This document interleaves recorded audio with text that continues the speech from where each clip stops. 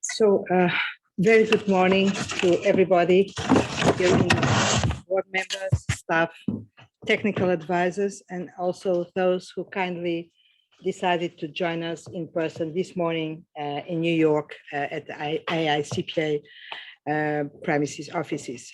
Thank you very much for being here on time. Thank you very much for your commitment to the IESBA board. I'd like also to greet all those who are attending virtually, board members, Félicien, hello, and Yao Shu, I think, but also all those who registered to attend and observe this meeting. You are very welcome to the meeting. I'm very pleased to welcome all of you to the September board meeting 2023. My sincere thanks and gratefulness to IESBA for hosting our board meeting this week, because the IESBA is holding its board at the IFAC offices, so we had to kindly accept the invitation and offer from IESBA to meet here. I'd like also to warmly welcome Tommy Furusawa, the PIOB board member. It's Tom's first IESBA board meeting. Tom has relatively recently joined the PIOB board. Tom, you're very welcome. From now on, you're part of the family, so feel very free and comfortable to make your comments whenever you feel it's necessary. And we are very much hoping that this relationship will, as usual, help the IESBA to take the right direction and understand the issues that sometimes we have in front of us. I'd like also to welcome Huawei from Japan FSA, the new JFSA observer who is replacing Junpei Kato, who attended the IESBA board meeting for the last time in June. Welcome. They are both, Tom and Huawei, joining us for the first time. Also, my greetings to Galen Hansen. Thank you very much again for your presence and for the support over time and still until the end of the year. Finally, I'd like also to welcome Lisbeth Austerman back to the board meeting. Lisbeth will be providing support to Luigi Nisoli as Martha Camerius, who is Luigi's technical advisor, is on leave for some time. So Lisbeth will be providing support to Luigi for some time as well. Many of you already know Lisbeth, as she's a former IESBA board member, so it's not a new face in the room. Welcome. I also take this opportunity to extend a warm welcome to the other international observers, as I already did, and the in-person observers, and to those who are here in person. So we have a very, very challenging agenda ahead of us this week, very packed, very demanding, with some projects which will deserve from us a very careful attention, sharp observations, and a readiness to make decisions and to come up with agreements when necessary and make these projects advance. We are heading to December. You know that in December, these projects will come to critical phases, where some of them will reach its finalization phase, like tax and the strategy and work plan that we hope both will be approved by that time, and the sustainability and experts projects will reach the moment where we expect them to be ready for exposure. So December, it's going to be a very, very critical meeting for us, but the success of that meeting and of the outputs and outcomes that we expect to have by that time very much depend on how effective we will be in this meeting, allowing these projects to make progress and allowing the task forces to be able to work upon the conclusions and decisions and guidance of the board in this meeting. So I encourage you all to focus as much as possible on substantive issues during our deliberations and to offer constructive, sharp, focused suggestions for possible solutions to some identified issues. And I'm sure that there will be a few. Of course, this is my opportunity to thank everybody, board members, task forces chairs and staff for the immense work that they have been doing and that they have done since June when we met for the last time. It has been a very, very busy summer for everybody, but for those working on these projects more than anyone. I'm very grateful for the time and the availability of all these people to the IESBA project, mostly when some of you probably had to give up from some holidays and some breaks to be able to provide your contributions. These last months since June have been, as usual, very intense also on outreach. Summer and did not allow us or did not make us stop in that respect. As you can see from the schedule of the outreach activities which have been which has been circulated to you, and I'm not going to describe everything there.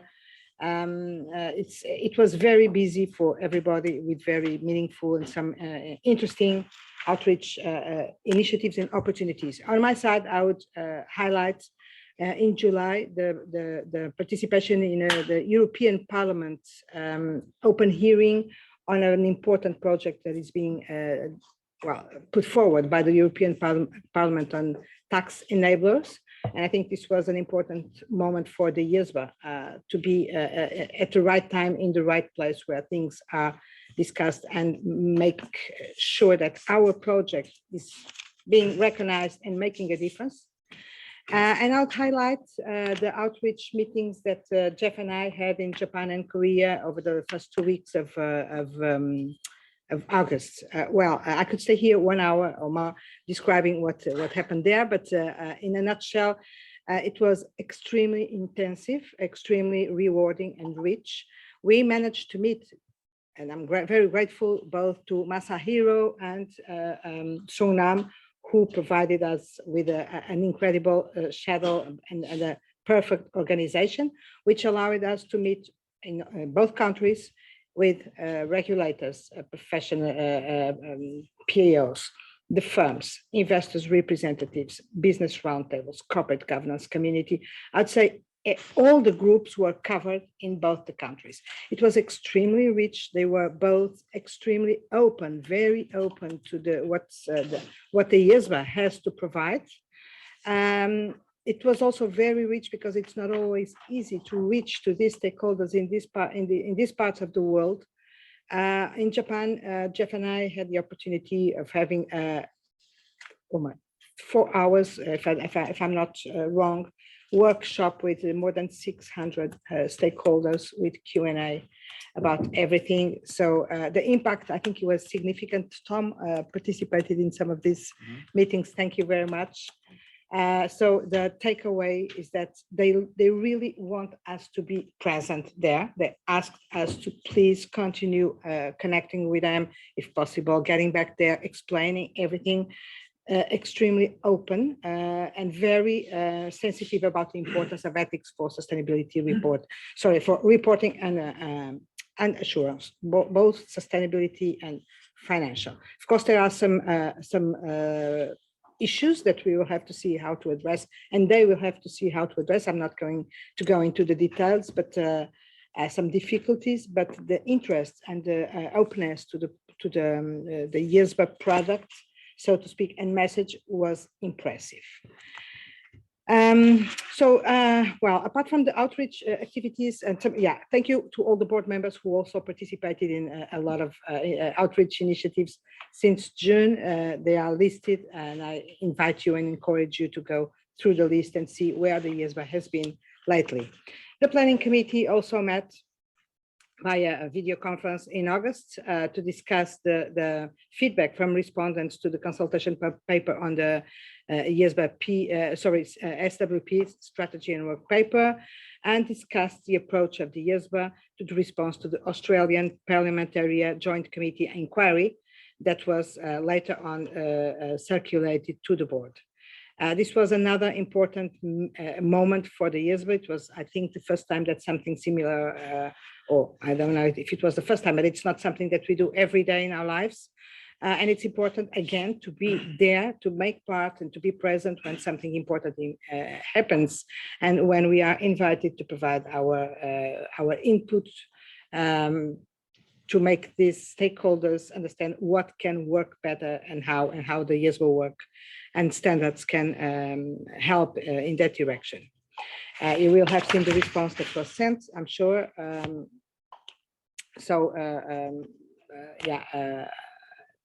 I think this is also a landmark for us. And finally, the CAG met 2 weeks ago, more or less. I will kindly ask Galen to provide some feedback about what that meeting was. It was not surprisingly, but it was extremely intense. I don't know if some of you had the opportunity to observe. It was very intense with very substantial comments and some comments that we will have to address and consider and see how to move forward with these considerations that we had. That was, as you know, the last CAG meeting, because the CAG will not anymore be part of this system, and we will have the Stakeholders Advisory Council that will, committee, replace the CAG. But anyway, of course, Galen is still the CAG chair until the end of the year, and will be making the journey with us until the end of the year. Galen, do you want to say something about the CAG? How do I? That's how I speak. Thank you. Yes, Gabriella, thank you very much. And it was a little bit sad. And at the same time, people are excited. Members of the CAG have the opportunity to apply to participate in the new SAC. And I expect that there are a good number of them that will probably want to do that and express that to me. So there was a lot of energy in the room. I think this was one of the best meetings of the CAG we've ever had. A lot of interaction, and I heard a great deal of support for the project. There were 4 major areas that we talked about in general: sustainability in both work streams, use of experts. We had a great discussion about, and then an update from Jens on tax planning. And I thought all of that was very, very positive. There was also the final session was on the strategic work plan over the 24 through 27. And one of the comments which I shared with Gabriella last night, and I think we agreed on it, was there was a lot of interest in the discussion of firm culture going forward, and possibly taking a look at that and the concept of what an audit client means within the code of conduct. So we'll see whether that has legs or not. But thank you very much, Gabriella. Thank you very much, Galen. And of course, this will not be the last opportunity to do that. But again, thank you very much for all the help, support, and contribution over these years. It's much appreciated. And of course, it's not the end of the story. You'll stay with us. So with this, I would invite Ken to provide any more administrative information or matters. Yes, thank you very much, Gabriela, and great to see the board again and all of you here. And as well, we have some participants online. Welcome to the meeting. Just a couple of matters. First of all, in relation to our Handbook of International Standards, the 2023 edition has been finalized. It should be printed and available for distribution to everybody who's in person at this meeting later this week. For those who are online, the printed version will be mailed to you. And as usual, if anybody would like additional copies, there is an ordering function on the board's website, so anybody can order however many copies they would like. And finally, let me just thank the staff team who've put in a lot of efforts to produce this handbook, and especially Jean and Astu, who've really corralled all the attention and all the resources that we needed within the team to get the handbook produced in time for this meeting. So that's in terms of the handbook. Secondly, we have the board social activity, which is a dinner on the Wednesday. You should have received the information from us via email. Just a reminder to hand over your contribution to ASTU by tomorrow if possible, during the breaks. So I think that's about it in terms of quick announcements, Gabriela. Thank you.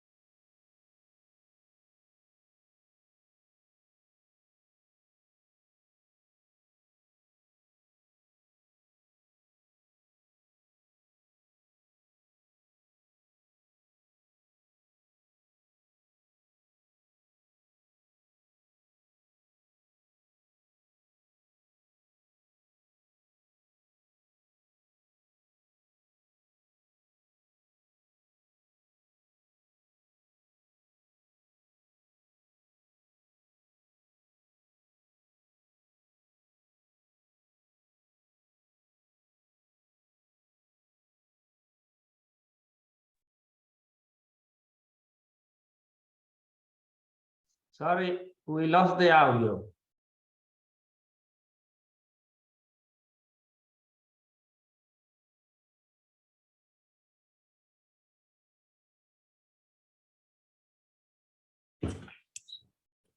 Back. Okay. It's back on. It's back. Yes. Fine. Thank you. I apologize for that. So I'm not going to take much more of the time of this board, but I'd like, of course, to thank Emmanuel and Mark for being ready and available to join us today. We want to keep this conversation with non-professional accountants and independent providers going forward. The staff has been having and quite intense dialogue with the IIF. I myself, I met with Emmanuel in June, I think, in Rome, and it was the start of a very good conversations and exchanges that we have been having. Ken, I think, Mark and John met with Matt in London as well, and others from AIF. So this is not a single interaction with AIF. It's the result of a continued conversation and dialogue that we have been having. And with this, without further ado, Emmanuel, Matt, the floor is yours. Thank you very much for being here with us. And we are very much looking forward to listen to you. Thank you.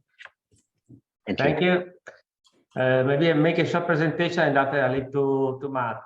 I'm Emanuele Riva. I'm the chair of IEF.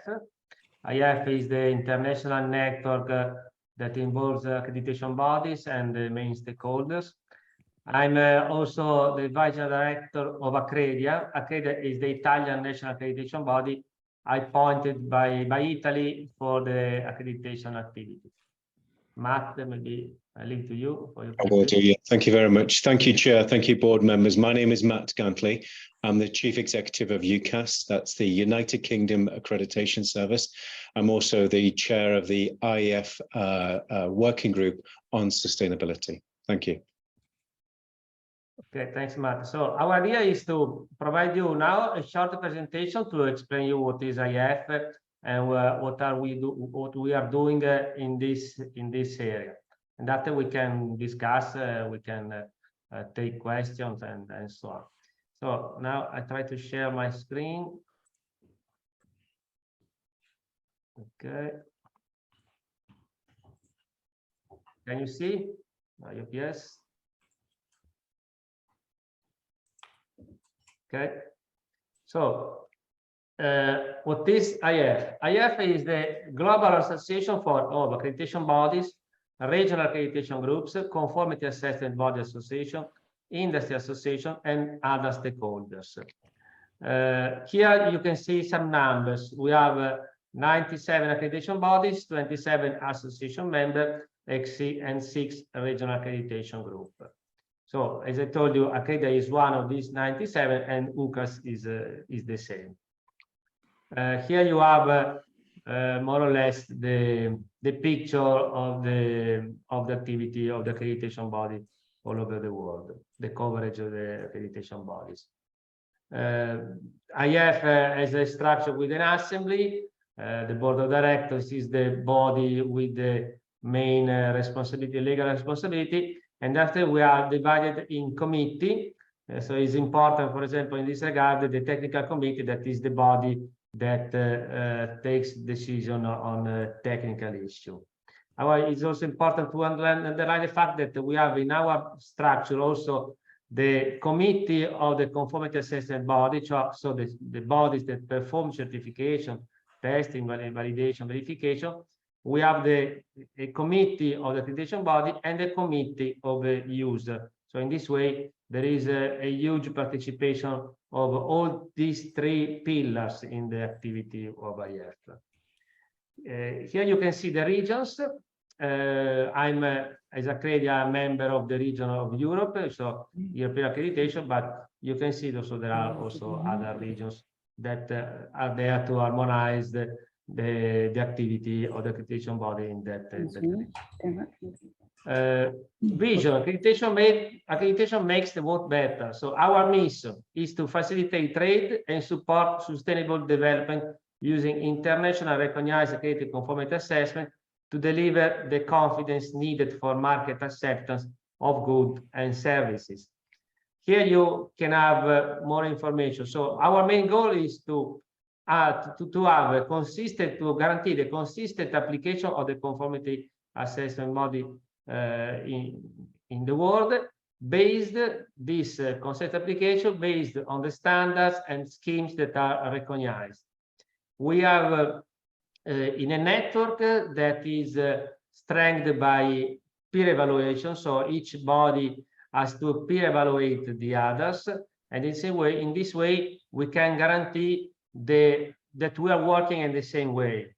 To give you an easy example, in Accredita, every few years, every 2-3 years, we have a team of 15 people, of people from all over the other countries in Europe, and someone from other regions. In this way, all the other partners can see how Accredita is working and if Accredita is reliable in its activities. And Accredita, just to give you the example of Italy, is under the supervision of the Italian government. So the Italian government has the duty and the right to control the activity of the accreditation body. In this way, we can guarantee that we are working in harmonized way, but that also we are working for the public purpose. So our mission is to work on the public purpose. How does it work? We work with the MLA, the mutual recognition. The mutual recognition guarantee the mutual acceptance of the certification. So we say certified once, accepted everywhere, because we can rely on a certificate issue in other part of the world, because the rules are the same, the competence of the people are the same, and so on. So this means that it's needed to harmonize the best practice.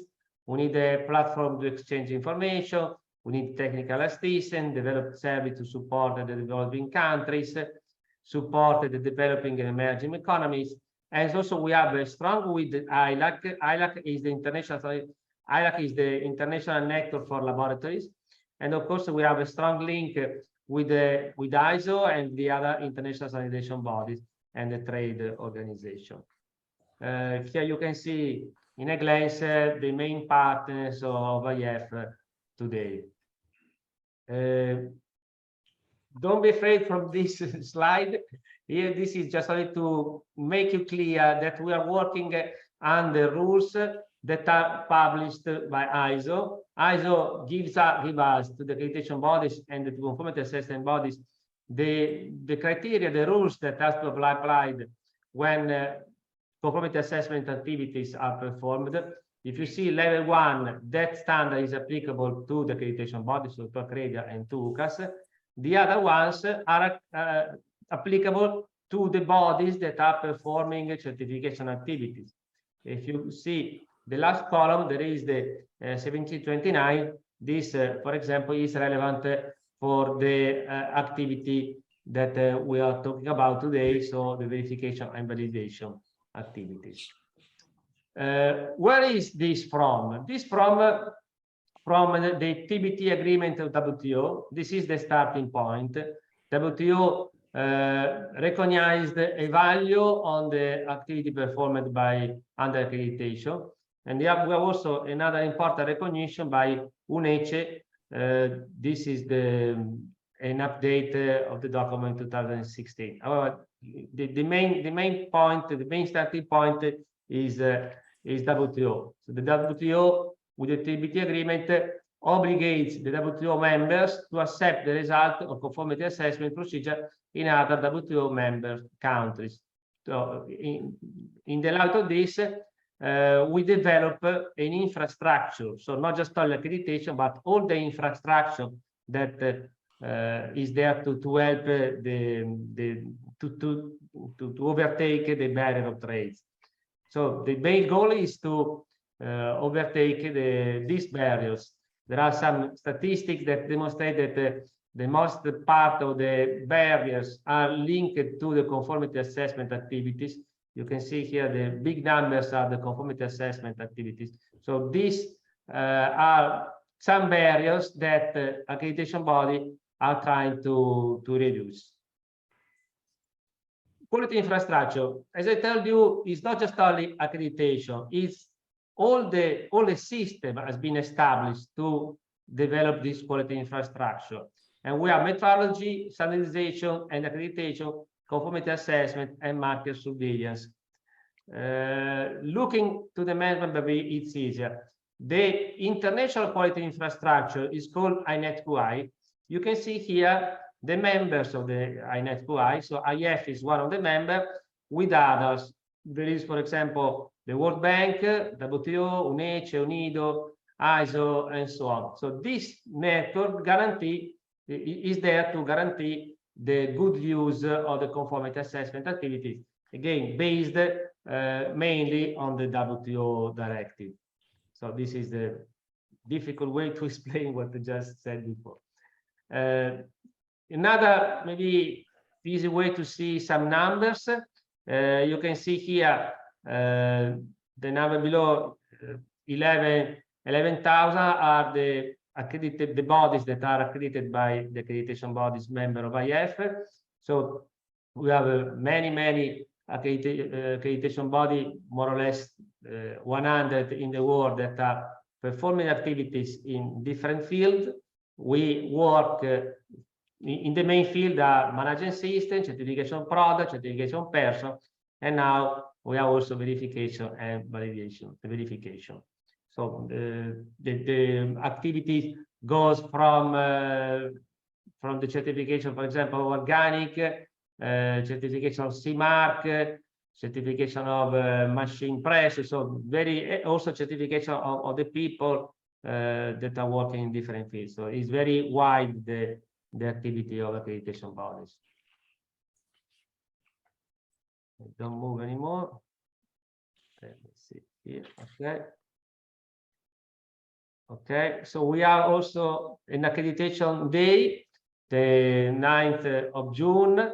is interesting because we are able to focus every time in a different focus point. For example, in 2021, the focus was on ESG, implementation of ESG.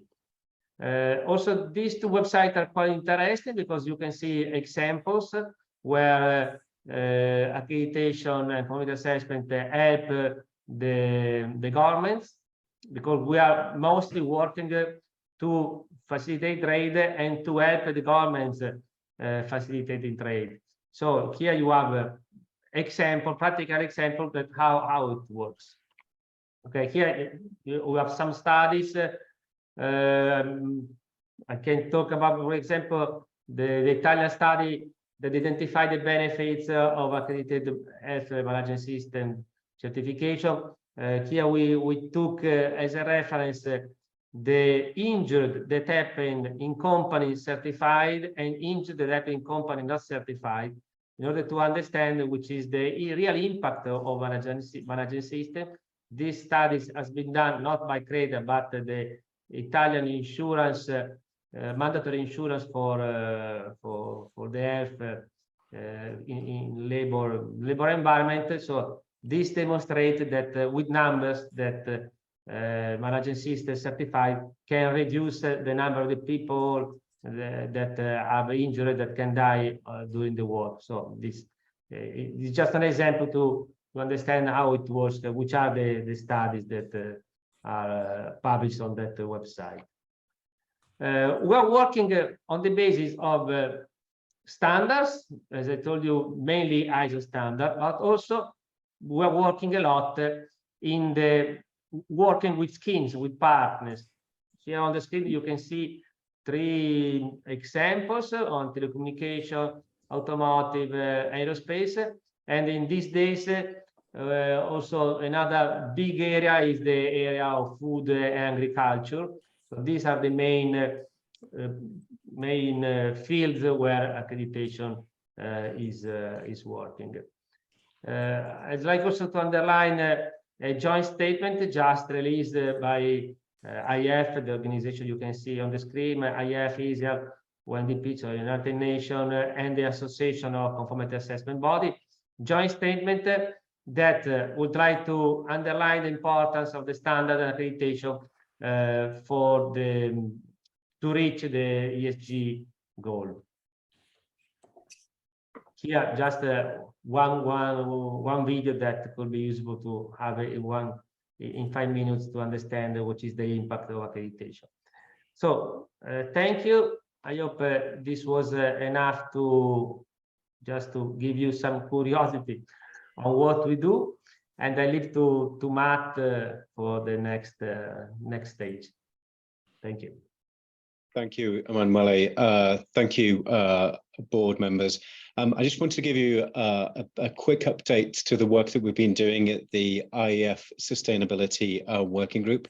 We've set out 3 key priorities, and they have specific work streams. The first of those, as Emanuele has already highlighted, is to ensure that there is greater consistency in the way that sustainability schemes are accredited across the range of accreditation activities that we cover, including inspection, testing, and certification. As Emanuele has already highlighted, we've been working closely with the ISEAL Alliance, which is the membership body for the high integrity sustainability schemes. We've also been working closely with the UNDP and have set out a statement of principles of which sustainability schemes will be applied. We're working very closely with the UNDP at the moment on the development of a new standard for the certification of the 17 Sustainable Development Goals. The second key work stream that we've been working on is carbon markets, especially voluntary carbon markets.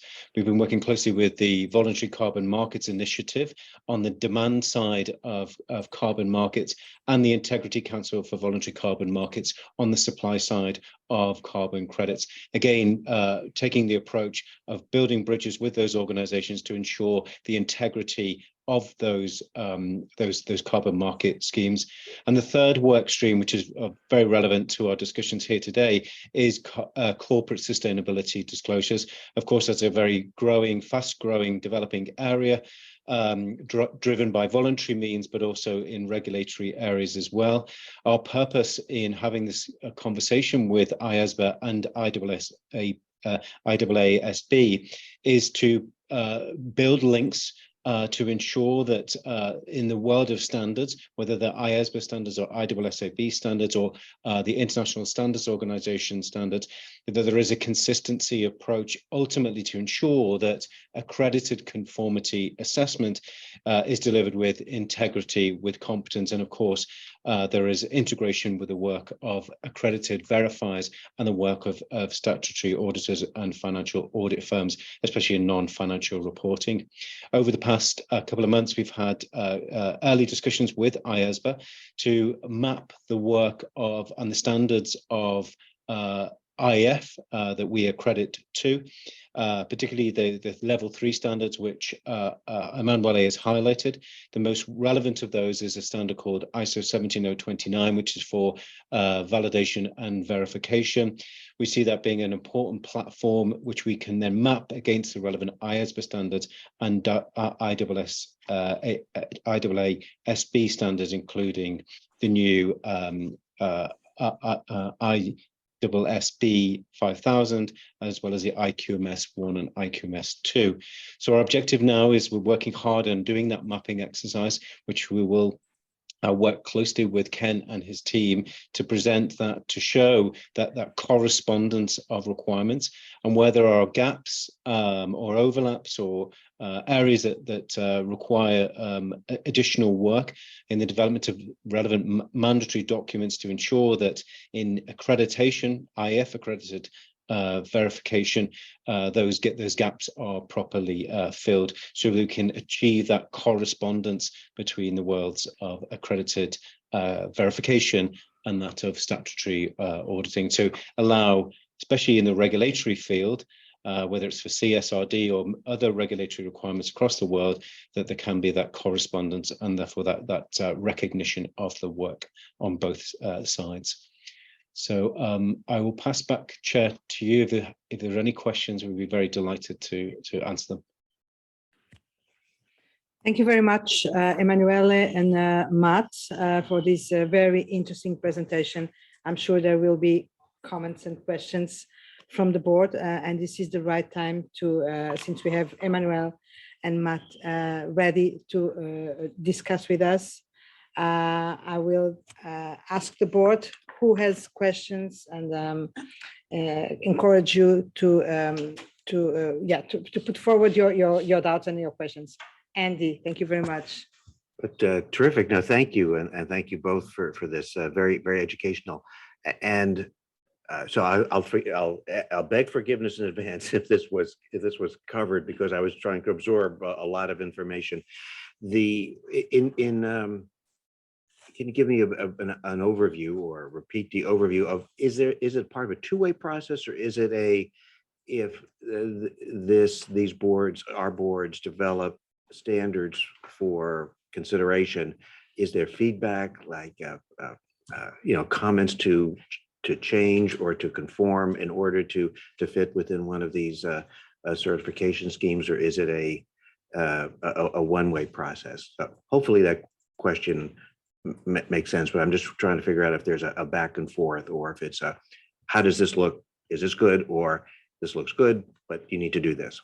Thank you. Emanuele, if I may jump in there to answer that question. Yes, I would agree. It needs to be a two-way process. I think in particular at the moment with the development of the standards, we see now with the exposure draft of the relevant standards, as well as the sustainability reference group, that there is the opportunity for accreditation bodies, as well as conformity assessment bodies, accredited verification bodies, to feed into the standards development process with IESBA or the IAASB. Also within the ISO field, there is development of ISO 14019, and the relevant competency standards that would go with it. And so we welcome the opportunity for feedback in the ISO standards to ensure that the relevant conformity assessment is compatible as possible between the two different fields. This might be a follow-up for us internally. When is this? It sounds like things have been happening, but when will our board, how will our board interact with those comments? Is that a procedure, or is that something for another day? This, and again, gentlemen, this might be an internal question for the IESBA folks. Thank you very much, Andy. I would say that it's a little bit early days for us to understand already when will this board interact with this feedback and what's the final product that we see. These close interactions and dialogue with the AIF, just like as with others, I think will help us. And when I say us, it's the board, but also IAF, to figure out how in the future we can set up something integrative, convergent as much as possible, just like Emmanuel and Matt mentioned. But this is a work in progress, I would say. One day along this well, not that long journey, because we don't have that much time, but that's what we are working for, is to build understanding, awareness, collaboration, with a view to make sure that we will have something on the table for us to discuss as a concrete framework for IAF, the board, and the integration of the two, or the complementarity, or whatever, of the two frameworks. But I don't know if Ken wants to add something, because he has been working more closely with the IAF. Yes, thank you, Gabriela. And I think this is a very good question, Andy. And what I would say is we certainly will circle back to the board. As Matt has indicated, we have been already having a couple of initial calls with his team at IAF. We have a more in-depth meeting around mid-October in London, at which then we will have perhaps a bit of a deeper dive into the mapping exercise that Matt and his team are working on for purposes of identifying areas of correspondence, or perhaps any gaps that might exist, and how then those gaps might be filled. And with the benefit of that meeting, we would be able, from the staff team, circle back to the board, most likely in December, to give basically some visibility to the board as to how we would be proceeding in terms of working with IAF, Matt and his team, with respect to seeking conformity between their standards and our standards. Obviously, all with the ultimate objective of really making sure that there is one global baseline, because I think all parties understand it is not in the public interest to have different standards that would apply to the same practitioners who are doing work in the same area. So all to say, Andy, we will be coming back to the board later on, but certainly we can have a further debrief, perhaps during the executive session after today's presentation. I wanted to highlight also the aspect. So we are aware that there are now more players that are working in the same area. So there will be accreditation body, accounting company, accounting firm. But we think that it's good, the competition, of course, is always an engine to get better. However, we cannot make a competition on the principles. So the principles, in particular, the principle on impartiality, reliability, transparency, so these kind of things has to be agreed.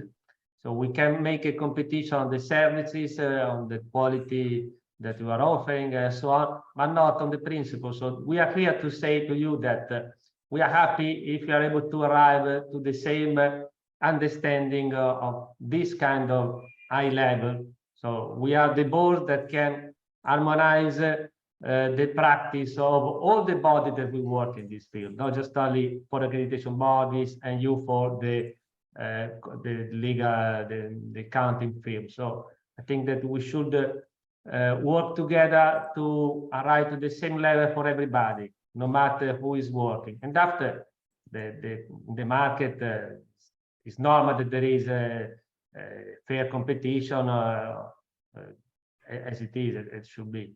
So, but whether the principle should be agreed together, and I think in a better way. No, thank you very much, Emanuele, and that's a very was very important clarification. Absolutely, it's we're not in competition on the standards per se, but it is also important to be aware that this board is developing, especially for purposes of sustainability assurance engagements, standards that will be usable and implementable by all assurance practitioners, not just the accounting, the auditors or the accounting profession. So the standards that we are putting in place now that we're developing will be usable precisely by any practitioner who is engaged to provide an assurance service in the area of sustainability reporting.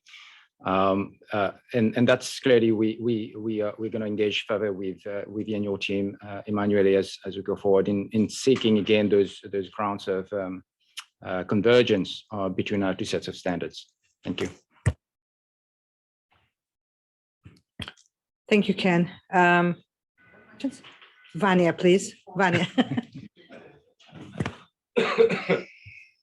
Thank you for the presentation. I found it very, very interesting. And I realized that you have accreditation right now for very technical aspects like airplane, automobile, and so far. And you are right now starting working with sustainability. And we are in the same ship, the world itself. So we need to bring sustainability in order to the same high level of quality that we have for technical information. So it's good that we are working together and learning together, and so we can see that the results are robust in the near future. It doesn't need to be now, but you mentioned the accreditation that you are preparing for United Nations Sustainable Development Goals. That's something that calls to my heart.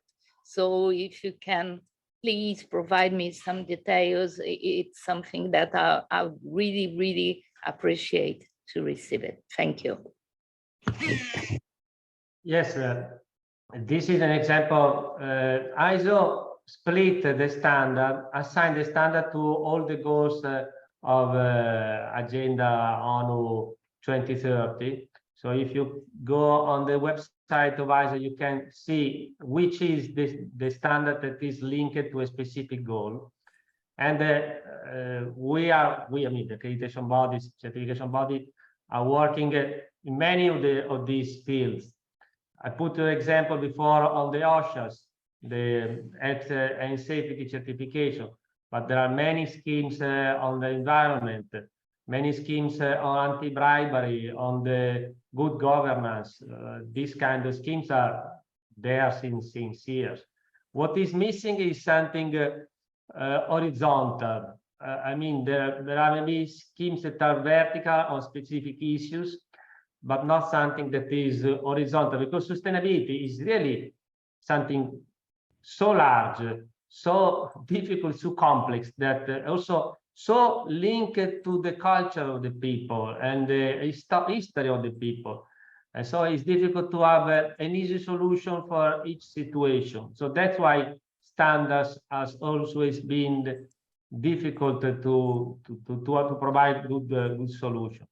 However, so we have many specific examples. For mostly the easier one are from the environment, from the greenhouse gas with the Kyoto Protocol, with the 40,001 for certification of marine system for environment, or for the certification of the environment linked to the product declaration, the environment product declaration, or the carbon footprint. So there are many schemes linked to the environment, because the environment is easy to calculate. It's easy to find the data in the environment. It's very difficult when you talk about the social points. When you talk about social accountability, is much more difficult. So in this area, it is more difficult to have schemes that are reliable. And there is a lot of greenwashing, ethic washing, I guess you know. And so also another thing that we are thinking about is to create a set of principles that should be mandatory when you evaluate something in sustainability area. It's not possible that maybe in my culture, I can consider sustainable something that is not sustainable in another culture. So it's very difficult to arrive to horizontal principles when you're talking about this kind of things. So also this is missing now, but this is not part of this work, but this is missing. That is something that we will have to focus on in the future, not to prevent greenwashing and ethical washing. Chair, if I may, just to add to some of the points that Emanuele has made there. IEF accredited testing, inspection and certification has been operating in the environmental field, sustainability field more broadly for over 3 decades in many management system standards such as ISO 14001, areas of environmental testing, whether it's air emissions, waste emissions, the contribution of chemicals within products, carbon schemes such as the CORSIA scheme for aviation carbon emissions, and many regulatory areas which call upon testing, inspection, certification, and verification. So this is an area which is a key strength, but with the development of sustainability and corporate sustainability disclosures, especially the regulatory driven side, we have now an onus on all sides to ensure from the standards perspective and actually the conformity assessment side and the assurance side that would come through statutory auditors that we have a consistent approach. And so that's our desire through the mapping exercises is for us at IF to look at the way that we operate and the standards of which we operate from the international standards through this relevant schemes and to the mandatory documents that we put in place to say, how do they map against the relevant IESBA and IASB standards, and to identify, as Ken said, the correspondence and the gaps. Once we've done that, we'll then identify to ensure what we need to do to ensure that accredited verification is in line with the relevant approaches that we'll see in the statutory assurance field.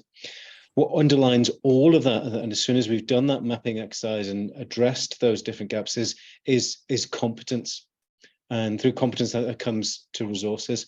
With sustainability growing at such a fast rate, we need to ensure that the world of accredited verification and sustainability and statutory assurance, there is sufficient competent resource, and there can be that cross-fertilization of that relevant resource. And by showing and demonstrating that correspondence of the approaches that we take, we can then address that issue of skills and competence together.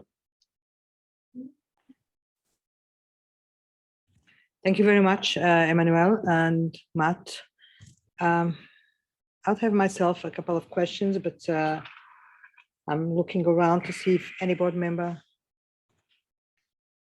Well, maybe, oh, sorry, Christelle.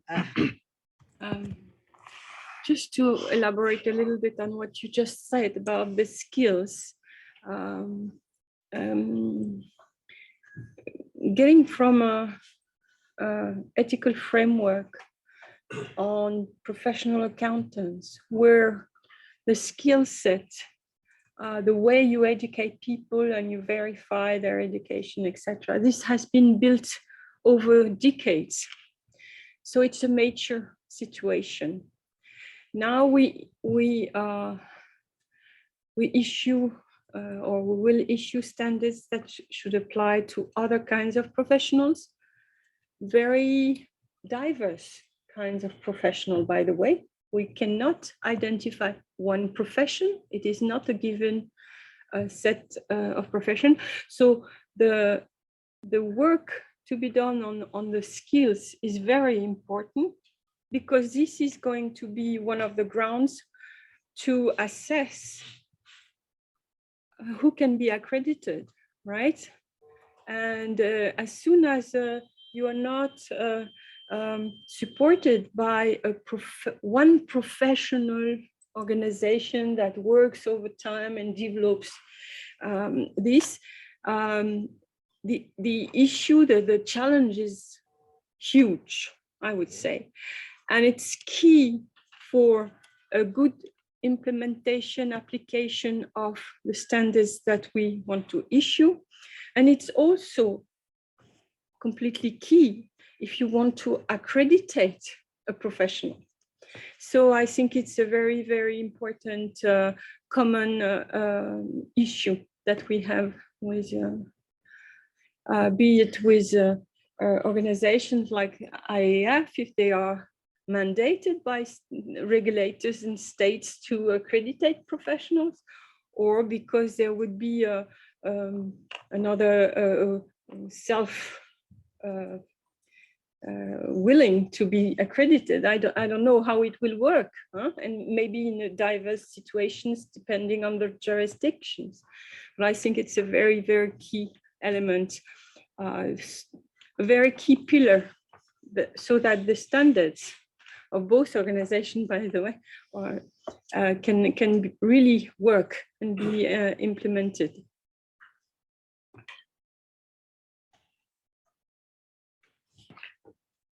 Thank you, Christelle. Well, I don't know if you have any reaction, but Rania, and then you, Emmanuel and Matt, can respond. So this is a very basic question. And just like to understand, technically speaking, what is an accreditation? I mean, I know what it means, like broadly, but technically, is it the same as what we refer to as an assurance engagement?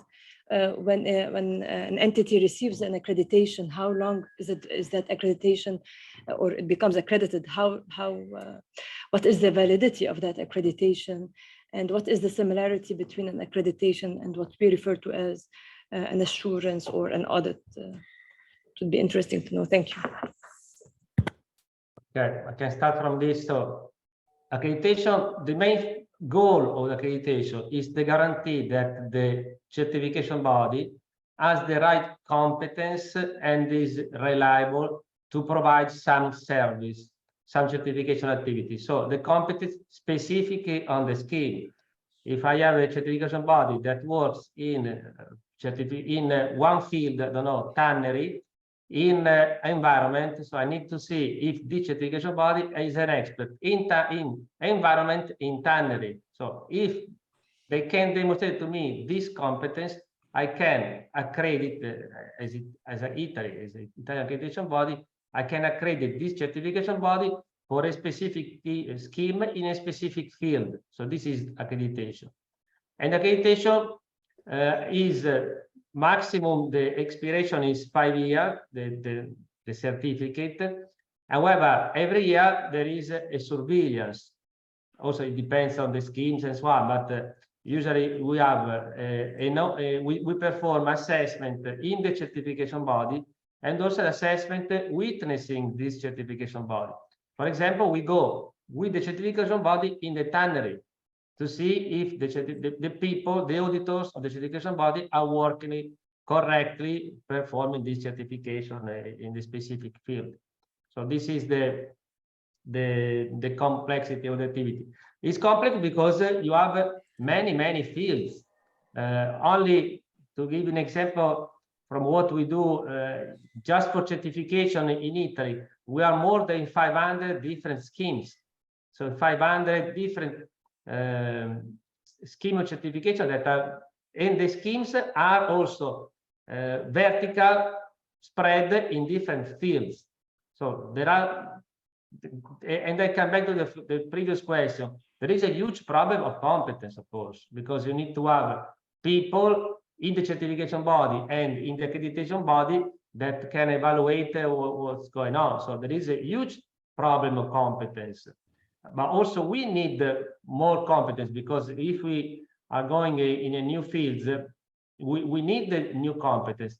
How we solve this? Usually we go to the standardization body, to the people that wrote the standards, because they have the people that have the competence specific to this requirement in the specific field. So we usually go to the standardization body, or we go to university or association of industry, this kind of organization. So that the team for the accreditation body usually is composed by people that are employee, or however that are full-time people, plus experts. So we work a lot with experts in the team to cover the specific field, the specific scheme. So this is how we manage. I don't know, Matt, if you want to give you perspective from England. Emanuele, I would agree with everything you've said there. So there's that initial assessment of the competence of the conformity assessment body, and then that certificate lasts for 5 years generally. But then there is an annual assessment, and as part of that assessment is both the office activities, so the competence in which that conformity assessment body operates, its systems, its procedures for delivering the skills and the training and consistent approach of that conformity assessment. And in addition to that, we will then do an on-site assessment. So they might be doing, for example, a forestry stewardship scheme, or a marine stewardship scheme, or a farm assurance scheme, social accountability scheme. We will then go on site and see them actually doing that sustainability assurance. So we see it both in their systems and processes, in the way that they operate as an organization, and the way that they deliver it on site as well. That's all part of the accreditation process itself. So. Thank you very much, Emanuele and Matt.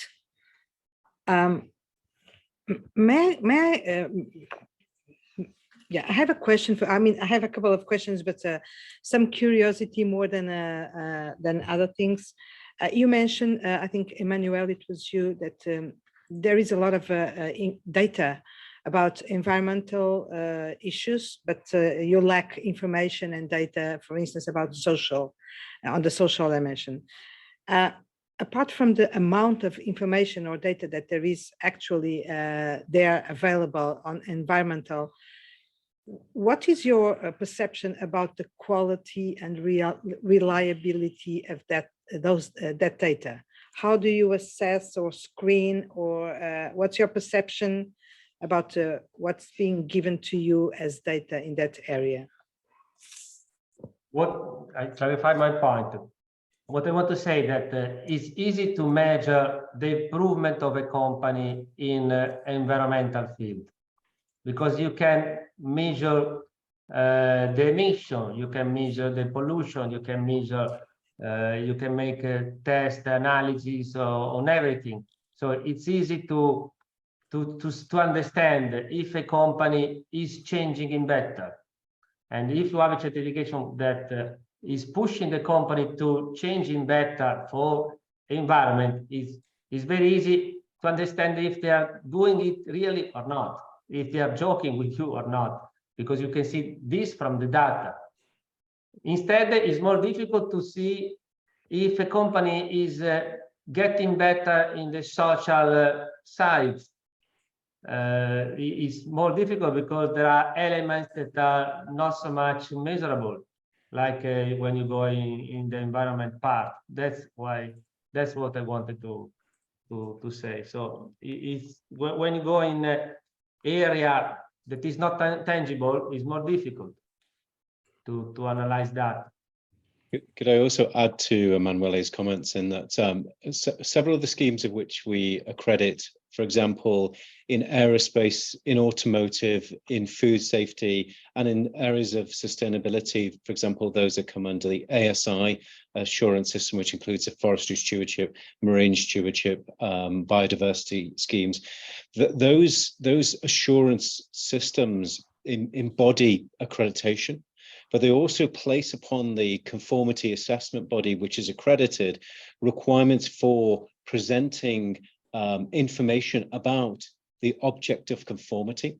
So, for example, the assessment report that they do on a forest, or for example, a farm assurance, or an inspection of an aerospace part, that assessment has to be placed onto a centralized database system. And that database system then collects information about that supply chain, and then the assessor, as well as the organization that is certified.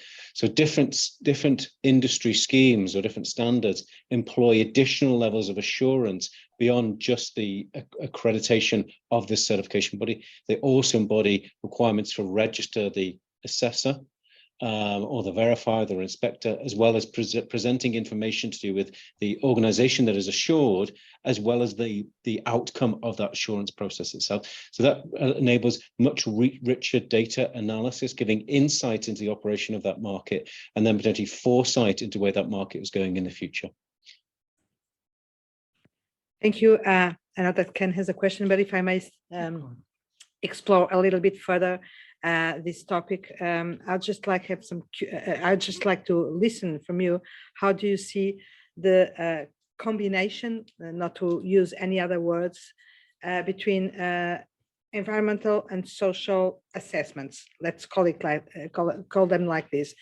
Do you think that do you look at these two areas separately? What is in my head is these very well-known situations where, for instance, a company is producing something which is good from the environmental perspective, electric batteries for the cars or whatever, but is possibly not respecting human rights, to put it on the most extreme situation or cases.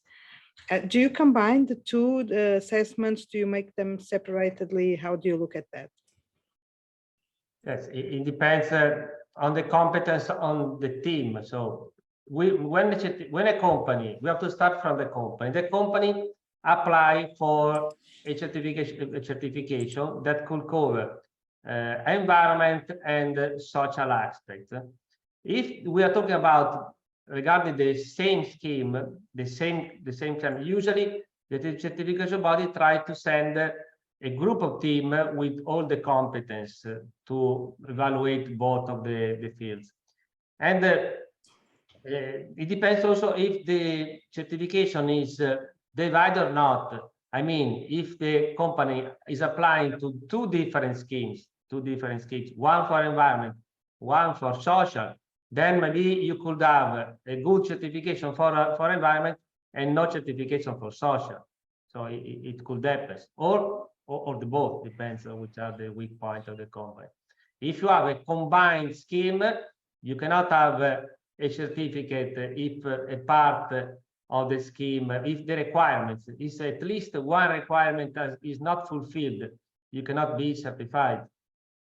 The easy thing I can say is that it's up to the assessor to tell you what is wrong. So if a company really want to reach a certificate, it's quite easy because you have the list of the things to be done, to be closed.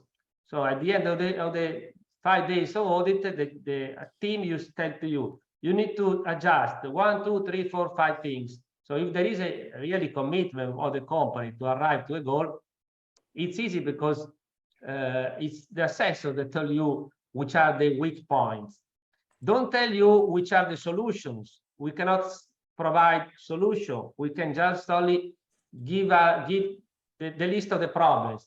I try to simplify, but just to make it clear. So we cannot provide consultancy. This is one of the key points in our job. We can just provide which are the black points, the weak points of the company.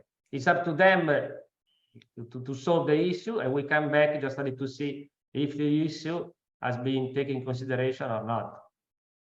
So this is how it works. So we issue non-conformity, and they have to reply to our non-conformity. Thank you very much. It was very clear. Thank you for that. Ken, sorry, Richard? Rich? Oh, after you. Thank you very much for the presentations. It's been very informative. I'm going to ask this, I may not be using the right words in that, but the people who are the assessors, are they employees of your organization or your member organizations? Or are they parts of outside organizations and companies who are brought in to do this work, to do the assessments? Could be both. I mean, it's not, there is no rules that says that the assessor has to be employee, full-time employee of the accreditation body. It depends on the volume of the activities. To give you an idea, in Accredia, we have more or less 600 people that are external, and we have 150 people that are full-time employees. Some of these people are also assessors, but we have also many people that are external, also because the scheme are so different that we need the support of people that are expert in the field. Of course, these people has to declare no conflict of interest in what they are evaluating. There is a strong activity to prevent any conflict of interest on the assessor for the at least the previous 2 years in the specific field, in the specific area. Thank you. So that was that last point I wanted to have a quick follow-up. So is there a stated policy or written protocols of what constitutes a conflict of interest they have to avoid for 2 years? Yes, there are different standards for different activities. So each standard has different rules. I mean, if you are talking about certification of management system, there are requirements. Certification of product, different requirements, and so on. And so also the scheme itself can establish different rules. If I have a scheme for aerospace, the aerospace agency can ask a different rule, because maybe for that field is important something. And so we accept, all the community accept the extra requirement set but that specific field. Also, maybe we can have something from the regulators. We could have some regulation. And in Italy, in Europe, there are plenty of regulation for in the certification. So we can also find in that regulation some extra requirement specific for impartiality. So it depends. There are general requirements, we can say, to keep it easy. General requirements that are basic one, plus extra requirement if needed for specific schemes. May I just add a little bit more detail to add to Manuele's point there that so let's take, for example, my organization, UCAS. So in the United Kingdom, we are appointed to our role through the accreditation regulations. We report to the Department of Business and Trade through an MOU, which sets out our priorities and the way in which we operate and the way that we must operate in a not-for-profit manner, ensuring that conformity assessment, as it applies to all different industries, but here, for example, in sustainability, is done competently and impartially. We employ around 330 staff in the United Kingdom, and we have around about 800 relevant technical experts. Those technical experts ensure the competence of the conformity assessment body that we're evaluating. Now, we accredit then organizations such as SGS. SGS has around 98,000 employees globally, providing a very broad range of conformity assessment from pre-shipment inspections to, of course, sustainability. When we do our accreditation of SGS, we ensure that they have the right systems in place for the integrity of their conformity assessment and the relevant competencies. And those competencies are evaluated against relevant standards, which are defined in international standards or relevant scheme requirements. And so as part of our process of working with IESBA and looking to use your professionally agnostic ethics standards is to say the way in which SGS or Bureau Veritas or Intertek, the way that they operate is appropriately competent to fulfill the requirements of corporate sustainability disclosure as defined by a relevant regulator or as from a voluntary perspective, but they meet the relevant IESBA standards because we've evaluated them against the relevant ISO standards, or where there's a gap, we've evaluated them against those relevant IESBA ethics standards. So that's the process of the mapping exercise we're doing, is to try and clearly identify what the requirements are and how that then gets down to the point of the relevant competence of the organizations or the individuals undertaking that sustainability assurance. Thank you. Very helpful. Thank you very much, Emmanuel and Matt. Ken. Yeah, thank you very much, Gabriela, and thank you, Matt and Emmanuel, again for all the insights you've been sharing with the board here. I do have 3 questions, if I may. Firstly, I wondered if you could explain to the board a little bit about how the enforcement side of the accreditation process works. In other words, if as part of the annual assessment of a conformity assessment body, the assessor or assessors identify, let's say, some issues of non-compliance relative to ISO standards or relative to whichever mandatory requirements you would have identified at your level. What are the consequences relative to enforcement? So that's number 1. Number 2, I just wondered if you can explain also the work you're doing at your level, at IEF level, as part of your sustainability working group, and the work that ISO is doing as part of its joint working group that, to our understanding, is working to develop ethics and assurance standards for corporate sustainability disclosures in order to finalize standards ready by December 24, at a minimum, to be able to support assurance work that's going to be performed by ISO practitioners within the EU. So how is your working group at IEF working with the ISO working group? And maybe related to that, what is your timeline at the IEF level relative to the mapping exercise? And how does that dovetail with the ISO timeline, which again is to our understanding, is December 24? Thank you. I start, Matt, and after I leave to you. But I started with the first question. It depends, of course, on the findings. However, it worked like this. The accreditation body raise non-conformity and concerns usually at the end of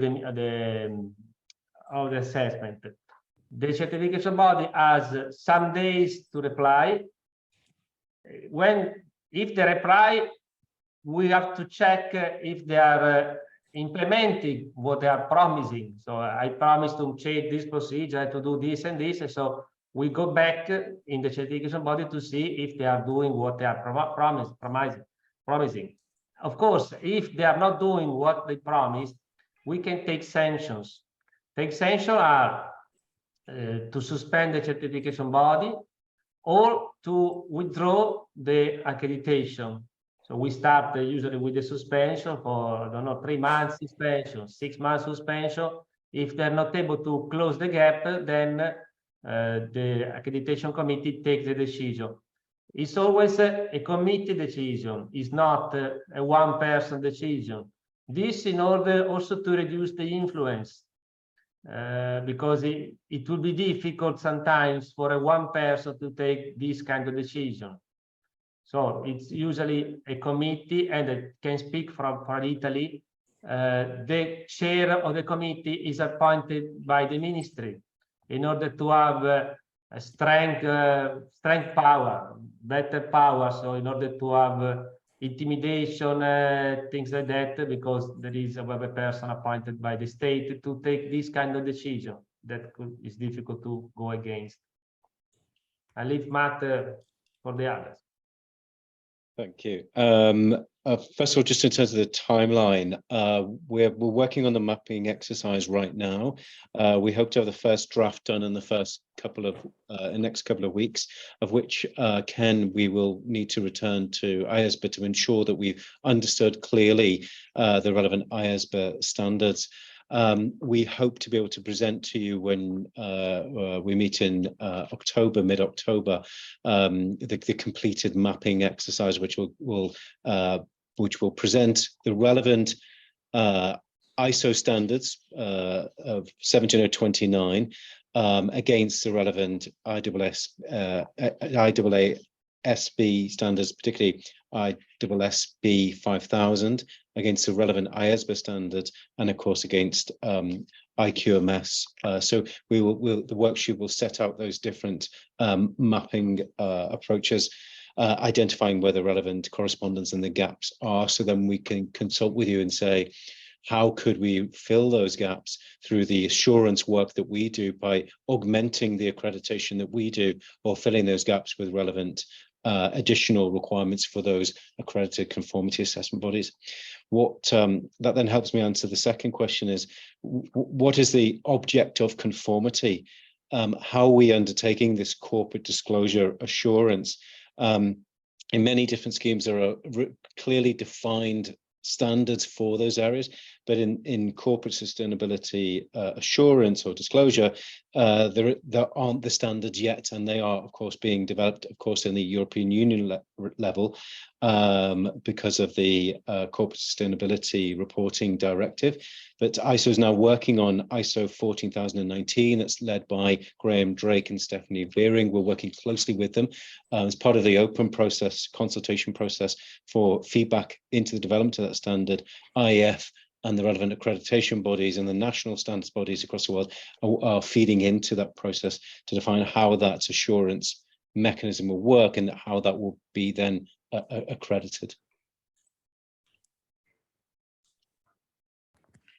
Thank you very much. I still have one question regarding the European framework. As you mentioned, there is already a very complete and robust framework which is being put in place with respect to sustainability reporting, and in the future there will be a sustainability assurance framework. How do you see the ethics standards and ethics and independent standards fit into that framework? Be it the IESBA standards or whatever. And looking at the existing framework and what we expect to be in the future, the assurance framework for sustainability, how do you see the ethics part or the ethics standards fitting into that system? Manuela, did you want to answer that first, or? If you, maybe I can integrate. I think that of course is a decision for the European Commission, and of course the work that's going on with ESRS and EFRAG that's working on this right now. What we would say, and there are conversations with the European Commission and our European counterparts, is that we should work to create a common framework. And we believe that the common framework here is the IESBA standards when they point to aspects of ethics in the operation of corporate sustainability reporting. And that hence is why we're undertaking this mapping exercise, is to demonstrate that accredited verification as we define it in the relevant ISO-based standards and ISO 17029 and ISO 14019, whatever those requirements are, and where there are gaps, that approach meets, with regard to ethics, meets the relevant IESBA ethics standards, because it's professionally agnostic, and we're demonstrating through that mapping exercise that we meet those requirements.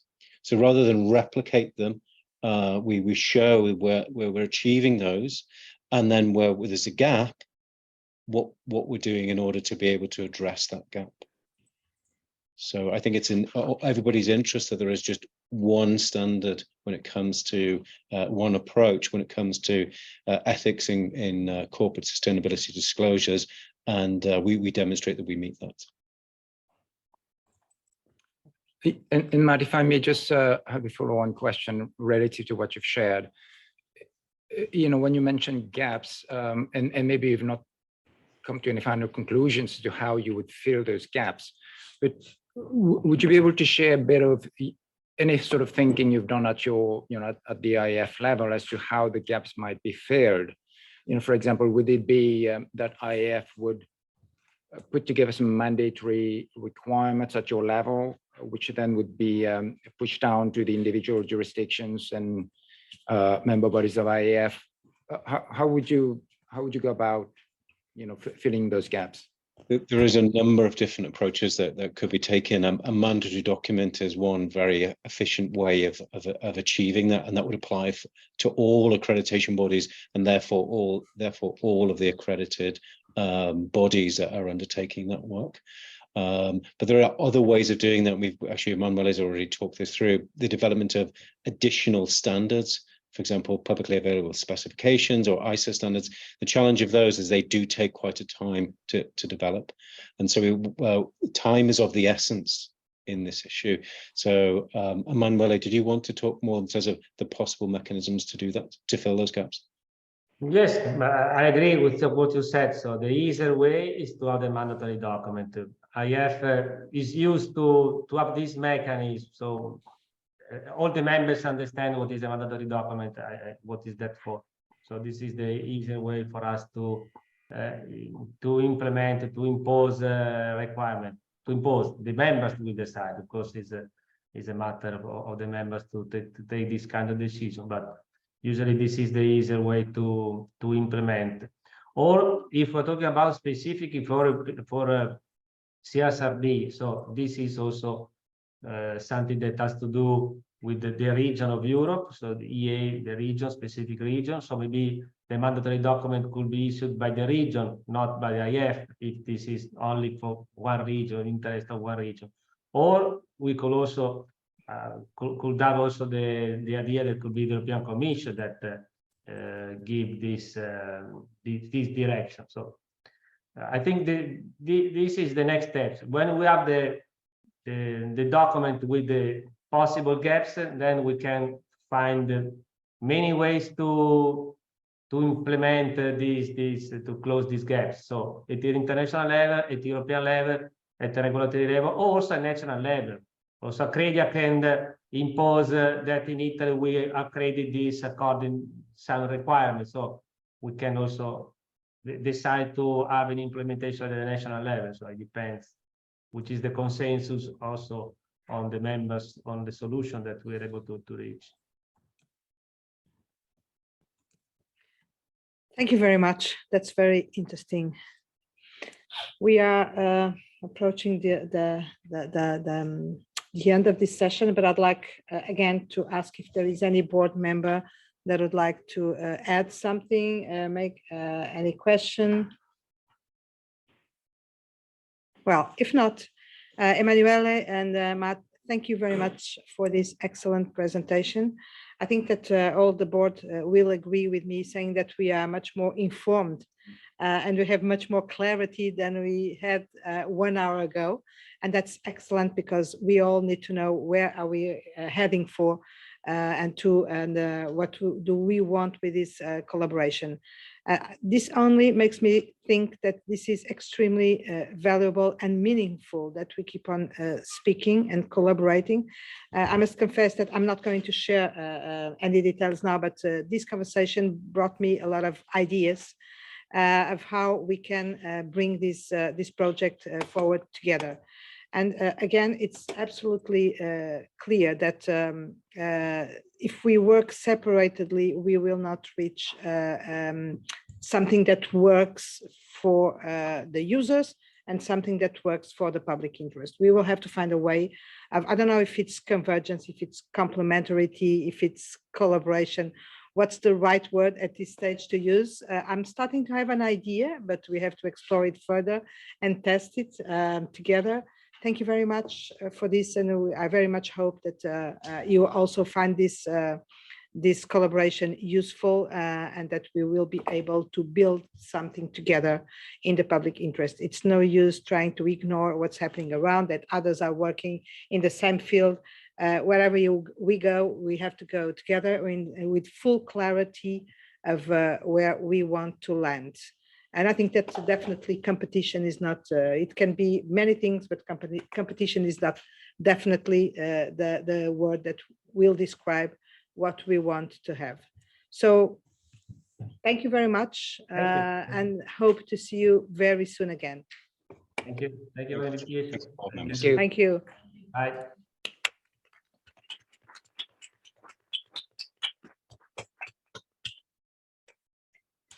So, well, a little bit 5 minutes earlier than schedule. So we are good for now. I hope that you found it interesting. I saw that at the start there was some, I was seeing the faces around the table and there was some perplexity, some probably about what we were hearing. But I really think that this is the way to go and that we have to keep on this dialogue with these entities, not only because not doing that can be very harmful and risky for us, but also because, frankly, I think it can be very helpful for us if we find the right way and the right construct to make these different projects to get together. I think that none of us has still the clear idea of how, but I tell you that for me, it was very insightful, and it made me have a more clear idea of what we can do together than this morning I thought we could. So I hope it was also valuable for the board. I don't know if you want to add something. We still have 3 minutes. Otherwise, we will break for coffee. Okay. Thank you. We will reconvene at 10:55. Okay. You got an extra 3 minutes break. You're welcome. Yeah.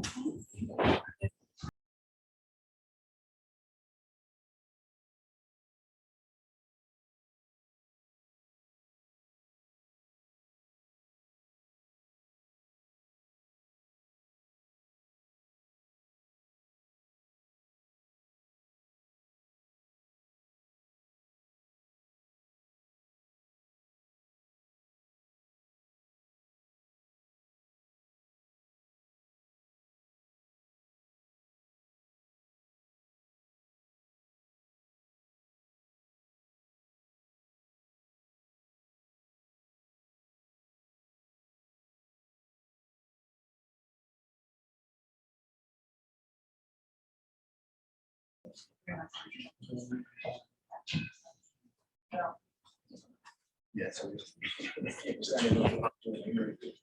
Welcome back to the room. Virtually. We will now start our session on sustainability, just to keep you with what the rest of the day will be. And it's quite simple. We will discuss the common issues on sustainability, the 2 sustainability work streams in the morning, and then we will start with the first read of the sustainability independent standards or independent standards for sustainability assurance. This discussion will start at this afternoon, will last until tomorrow morning. And again, I very much encourage you to be attentive to what's being presented. This is the opportunity for this board to make meaningful comments, to correct the trajectory if necessary and if as possible, because we have already made some robust decisions, and make sure that at the end of the day, we will have substantial conclusions and decisions on what the working group will present us, the task force, because we will start with the common issues. Let me also thank everybody for the comments that, or everybody, those who provided comments to the set of standards, the package that was circulated in August to the board. There were some very important and meaningful comments from board members, and I very much thank you for that, because we know that's not the best season and the best moment to be looking at this substantive package of standards. So thank you for that as well.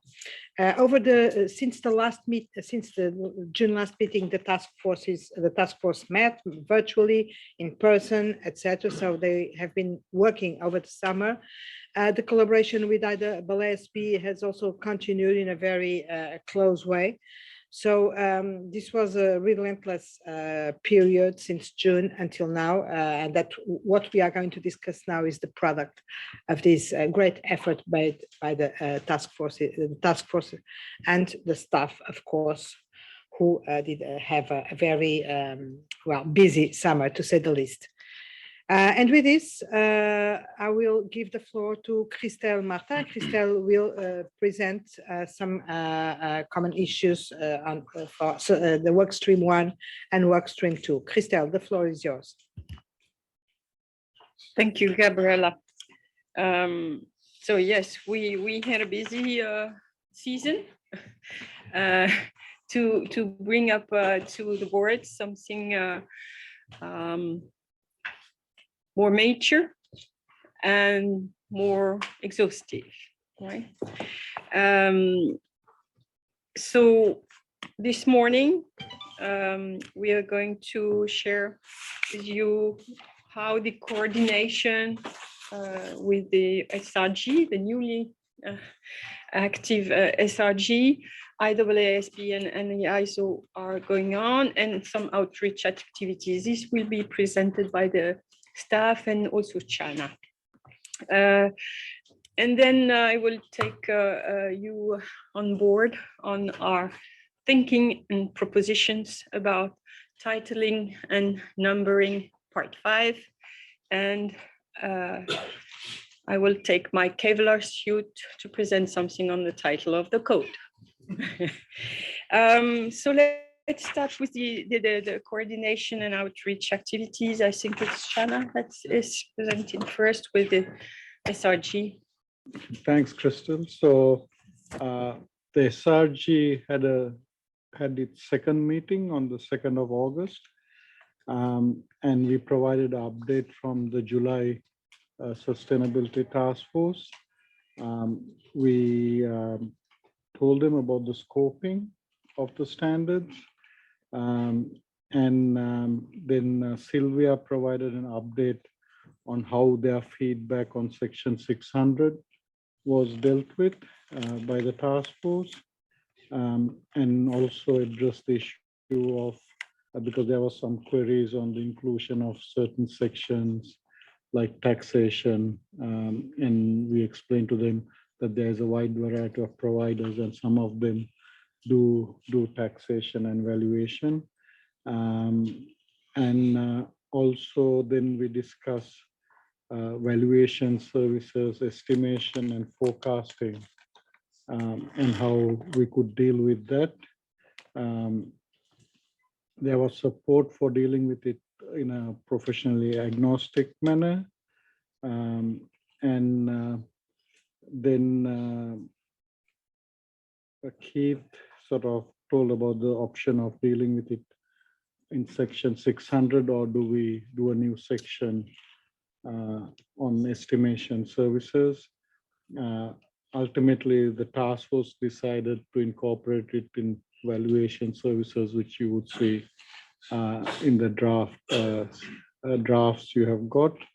There was also discussion from them about how would you advise and facilitate clients to pass the preconditions for assurance. I think there's a great risk of self-review in those situations. So we think the general principles in 600 would still apply.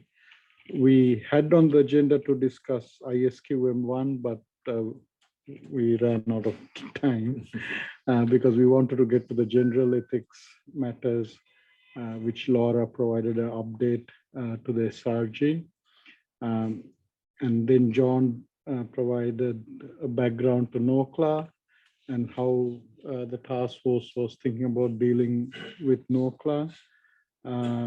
There was I think there was support for the auditor to communicate with the auditor, but there was mixed views on how you would communicate with other sustainability assurance practitioners about NOCLA and their knowledge about it. And there was a preference when you identify things like that for it to flow up the chain of the organization to those charged with governance. There was also discussion on the certification space, about human rights issues and how you would go about certifying that and the complexity. And then we discussed the next steps, which was we were waiting for them to provide some feedback on the independence for sustainability. We told them that the first read will be this board meeting, and a sustainability task force meeting is scheduled for the middle of October. And I think John is in the process of setting up the next SRG meeting for early October, so that we will get some feedback before we come to the middle of October meeting in London. So I'll hand over to John to provide some further information. Okay, thank you, Chana. So outside of the actual SRG meetings, we've had a really significant amount of feedback, which has been through via email. So I think we've had 6 separate requests for feedback and input from the Sustainability Reference Group. So on, the independent standard, the ethics standards for assurance and reporting. And more recently, we've provided them with the full set of standards, which was presented to the board. So we're asking them to now look at it in a holistic manner in terms of, because we've looked at various parts and they're asking them for feedback about how that looks from a more holistic perspective. So I just really wanted to stress the importance of the group in providing that feedback and that expertise. It's been really insightful and very useful for the for the task force. And also, a great deal of effort and time that they put in, obviously on a voluntary basis as well. As Chana mentioned, we have got the next meeting, which has been set up for the 3rd of October, and we anticipate that'll be focusing on some of the issues that come out of this board meeting. The other thing I wanted to highlight is we've now appointed the 10th member of the Sustainability Reference Group, which is Professor Kenneth Amaeshi. And he'll be representing Africa. So he was one of the representatives that was provided to IESBA from PAFA, from the Pan-African Federation of Accountants. And he was one of the members that we discussed at the June board meeting. And he's a professor in relation to sustainability finance, also an expert in sustainability in emerging markets. He's also a consultant and advisor.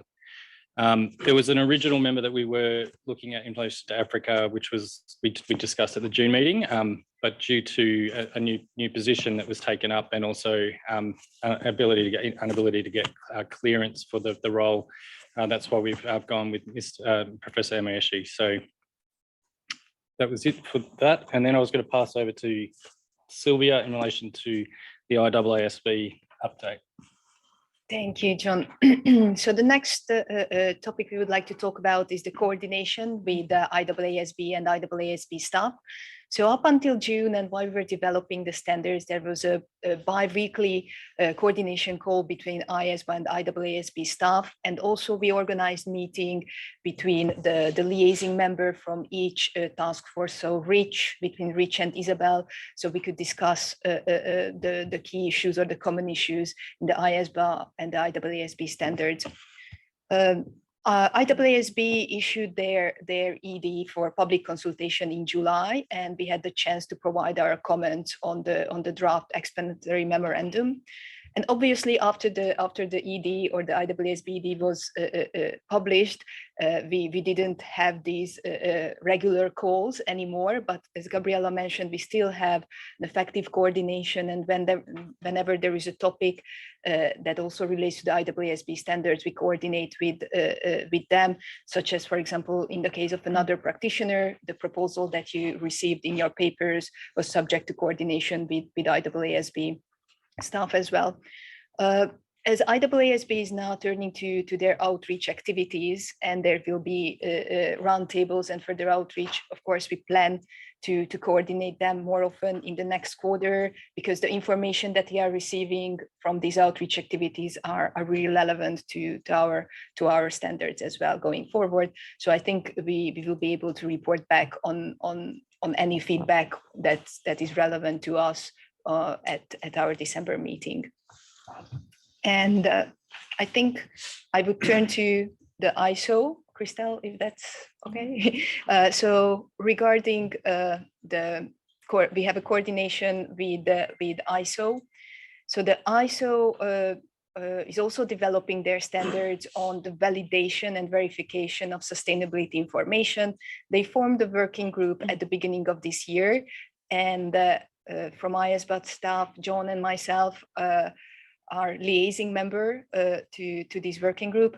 Unfortunately, the working group meetings coincide with the board meetings and the task force meetings. So we participate in the coordination via emails, and they are sharing their draft documents with us. My understanding is that the standard, they will finalize also their draft standards in December. And it will be subject to consultation. However, their due process is different from ours, so it's not a public consultation. It will be shared with the national members who will provide input on these standards.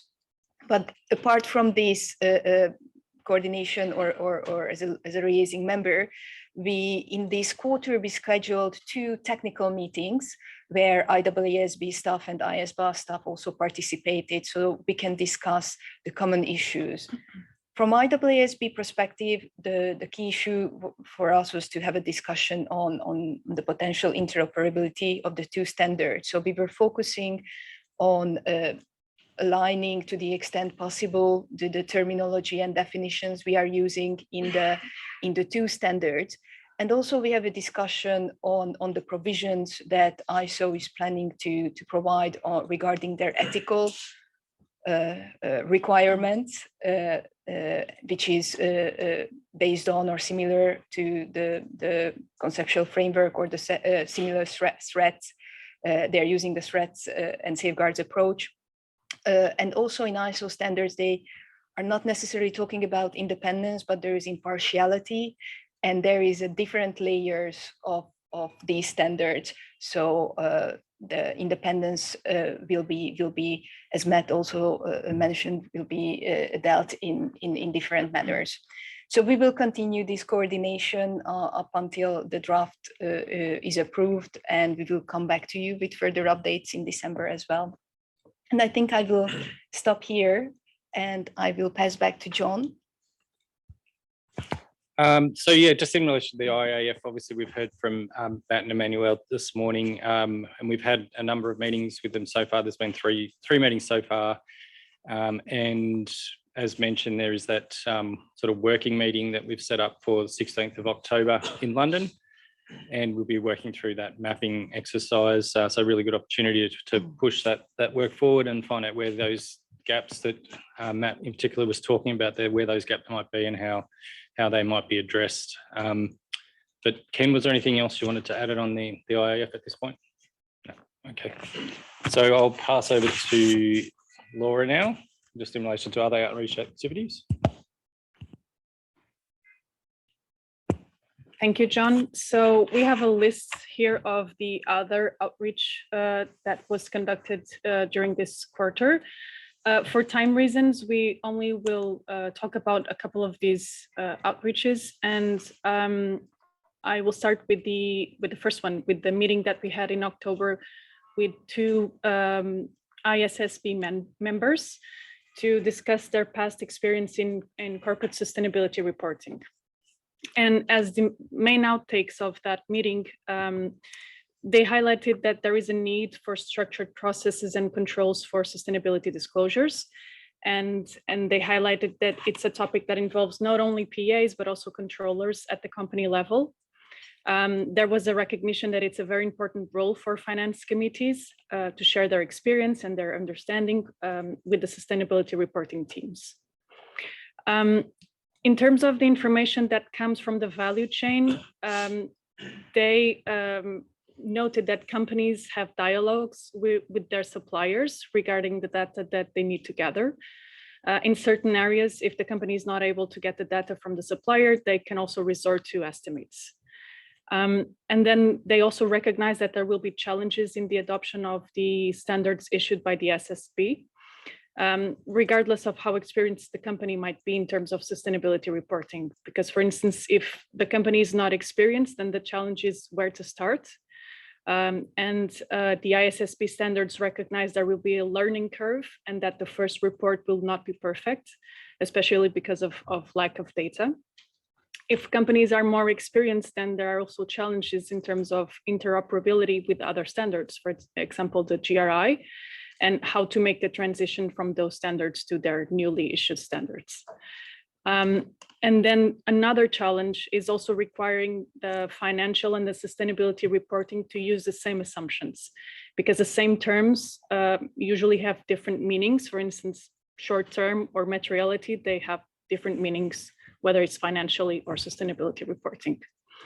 In terms of the link with the ethics standards and IESBA's work, there was a view that the route for IESBA to achieve the profession agnostic objective regarding sustainability reporting, it should be through PAs and finance professionals first, because they will become partners with sustainability professionals and eventually guide them through all those processes that are already in place for financial reporting, for instance, in terms of IT, governance, and etc.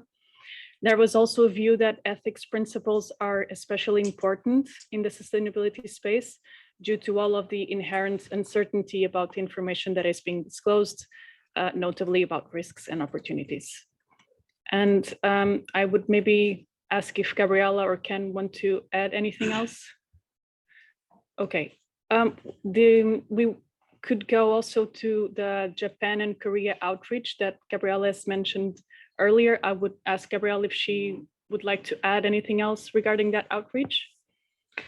Yes, I may very briefly. I think that I already gave you a brief summary of what this was, but I'd like to just reinforce the idea that the general message, both from the Japanese and Korean stakeholders, was of a high interest in IESBA's work and in knowing and understanding more about what we are doing. We again managed to meet with all the stakeholders groups, and this included also IFIA, IFIA representatives, and PIOB was there as well. So I think that we covered them all. Again, thanks to the incredible work in preparing these meetings done by Masahiro and Sunam. Thank you very much for that. But it's actually something that we should follow up on, because there was a clear, very significant interest in what we do. There are some difficulties, and I mentioned that a while ago. One of them is that in both countries, most of the preparers, not to say almost all of them, are not professional accountants.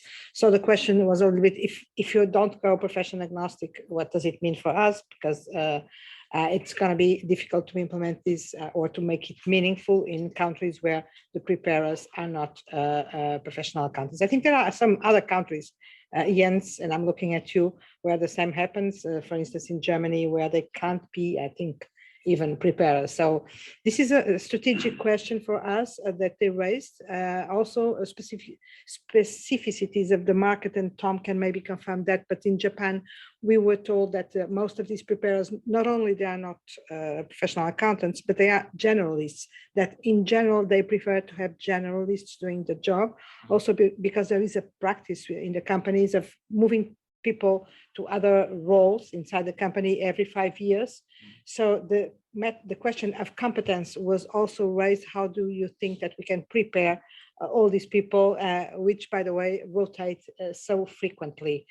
So, but this only shows the interest, the level of interest, because this concretely was a conversation with the local biggest listed firms, as far as I remember. Jeff can correct me, perhaps, but it was really insightful, rich, and there are some specific questions and comments that we will have to address, because we don't know or we didn't know that much about how in that region they address our work.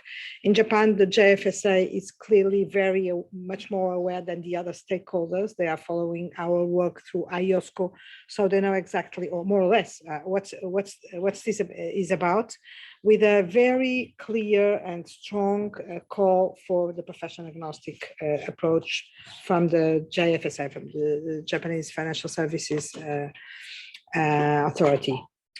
Jeff, do you want to add anything? Perhaps just one point.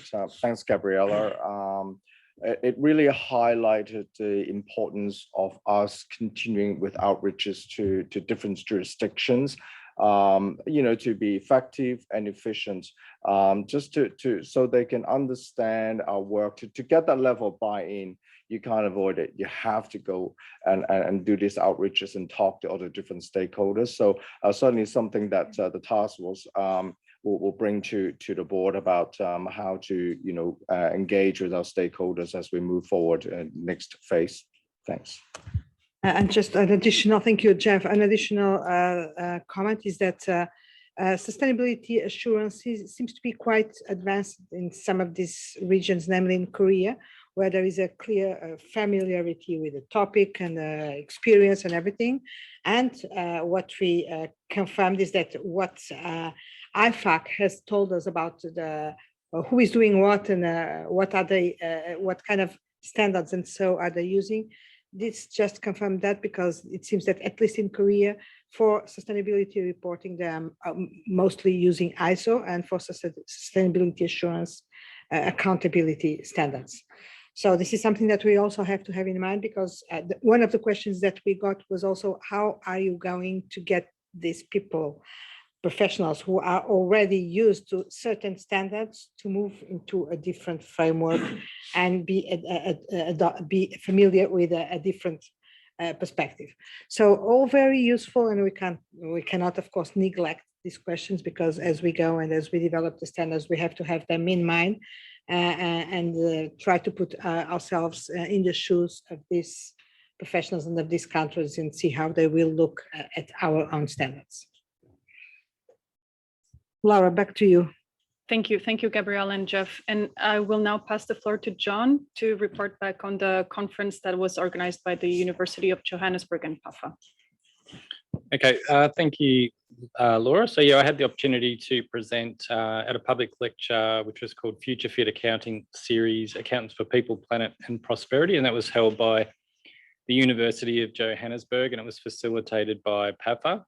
Other presenters were board members from the IESBA, the IASB and IESBA.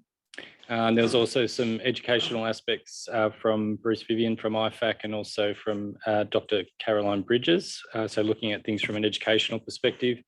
It was a really good opportunity to raise some awareness. So there was around about 100 odd academics that were in attendance online for the seminar.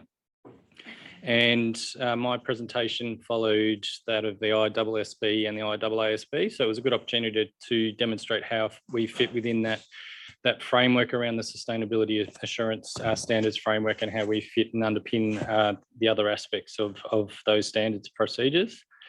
And yeah, the following week, I was also provided with the opportunity to present at the 10th USA International Accountants Conference for the Institute of Chartered Accountants of Nigeria. And again, just a really good opportunity to provide.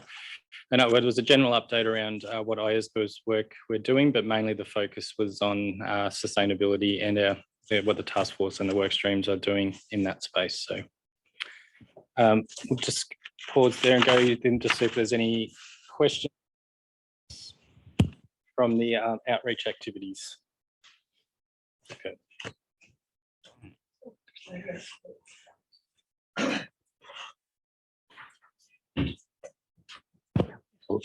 Thank you very much for the updates. Just one question, a little bit an elementary question, is that concerning the ISO is currently developing validation and verification standard, is that, and it is for the December 2024 or 2023. In that case, do you have a clear idea of the division of labor between the verification or validation and the assurance? Is it on the same field, or that clearly that you are working on the different field?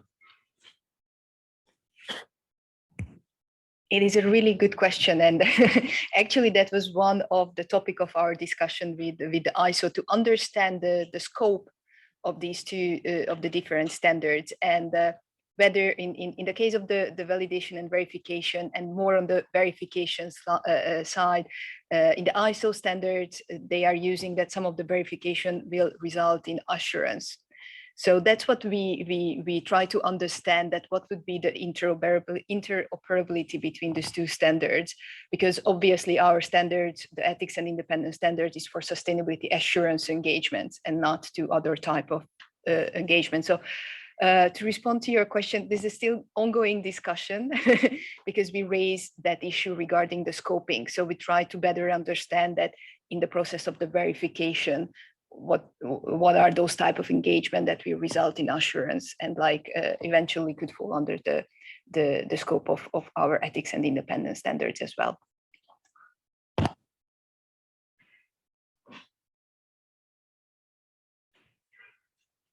Thank you. Yeah, I believe this is a very important topic we need to deal with in the future, because as Gabriel said, we had a meeting in Seoul with one of the assurers, and in response to a question whether they expect to have any difficulties in complying with our code in the future, the answer was no, simply because of their familiarity with ISO standards. So they don't understand exactly what I believe verification assurance means. So we need to deal with that. Thank you. Yeah, if I can share a little bit as to what one of the ISO documents, the draft documents, says relative to the concept of an assurance engagement. It is the ISO working group is working on two parts of the standard. The standard is 14019.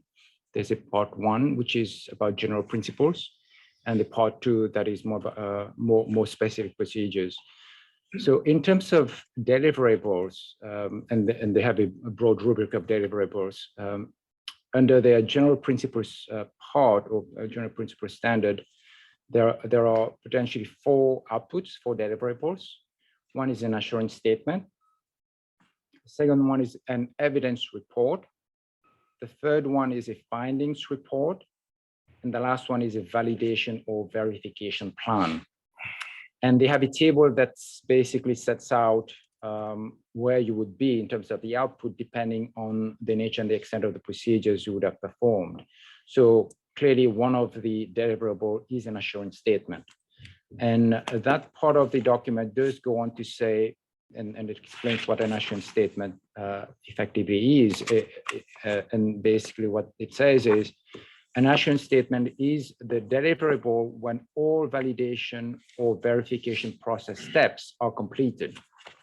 The assurance statement may be based on validation activities or verification activities, or a mixture of validation and verification activities, i.e. a mixed engagement.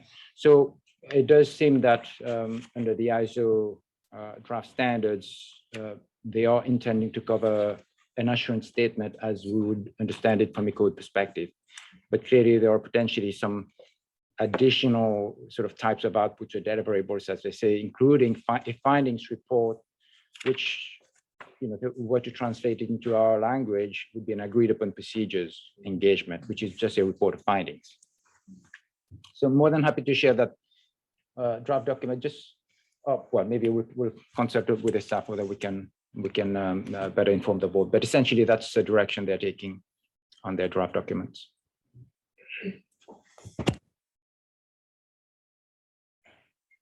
Okay, if there are no other questions, back to you, Christian, Yes. now. Yes, so Thank you. So the first point we want to share with you is our proposition on a title for part 5 of the code. So in our common work, we considered the standards that cover both ethics and independence, and that will apply globally. The fact that the standards are professional agnostic, and therefore there is no need to reference to professional accountants. Also, the fact that the ethics standards are proposed to apply to all sustainability assurance engagements and not those subject to the independence scope. We will talk about that again in work stream 2 sessions. But taking into consideration all these elements, the task force is proposing the following title: International Ethics and Independence Standard for Sustainability Assurance. This was the most streamlined we could reach, though it is a substantial wording, but I think it's clear. And if the board could give us their thoughts about this proposition, we'll very much appreciate. Thank you, Christelle. Thoughts from the board? Andy? No, thanks for that. It is clear to me what is meant by this, but I have asked others who are not of our world, and I've come to almost, well, no, I think to a universal agreement that sustainability assurance means assurance that the thing is sustainable, as opposed to the sustainability, the assurance on the information. And I realize this transcends what the IESB has as well, since they're issuing a standard on sustainability assurance. But I've heard word like validation listed, and I don't mean to make the title longer in terms of reporting on the assurance of someone else's sustainability information.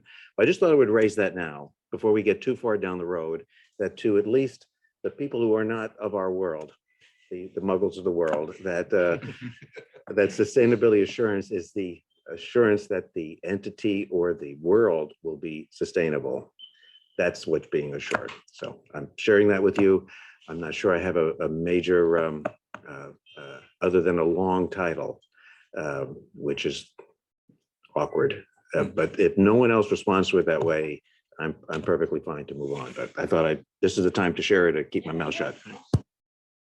Of course, and let me tell you, Andy, that this is an exercise that we should be doing all the time with almost everything, because it's so interesting that we probably didn't realize that for us. It was okay, but then you go to the outside world and they understand a different thing from what we have in mind. So thank you for that. It's not a minor comment, even if we all want to avoid long titles.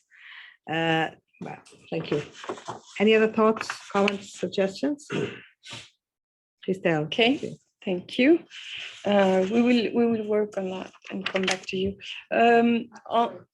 Yes? Yeah, Luigi, please.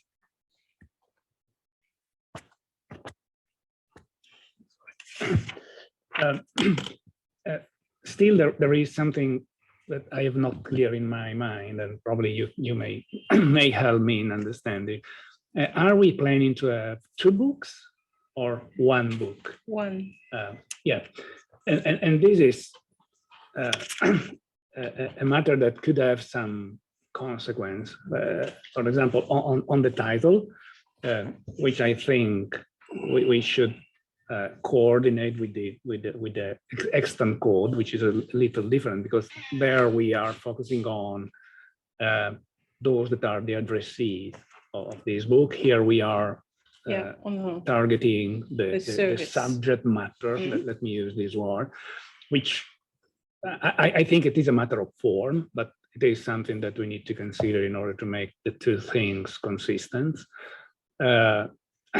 And another point, which is probably a matter of following discussions, I wonder whether, for example, we are thinking to have 2 glossaries or 1 glossary, because 1 glossary, in my view, is pretty difficult today because it is the sum of many definitions.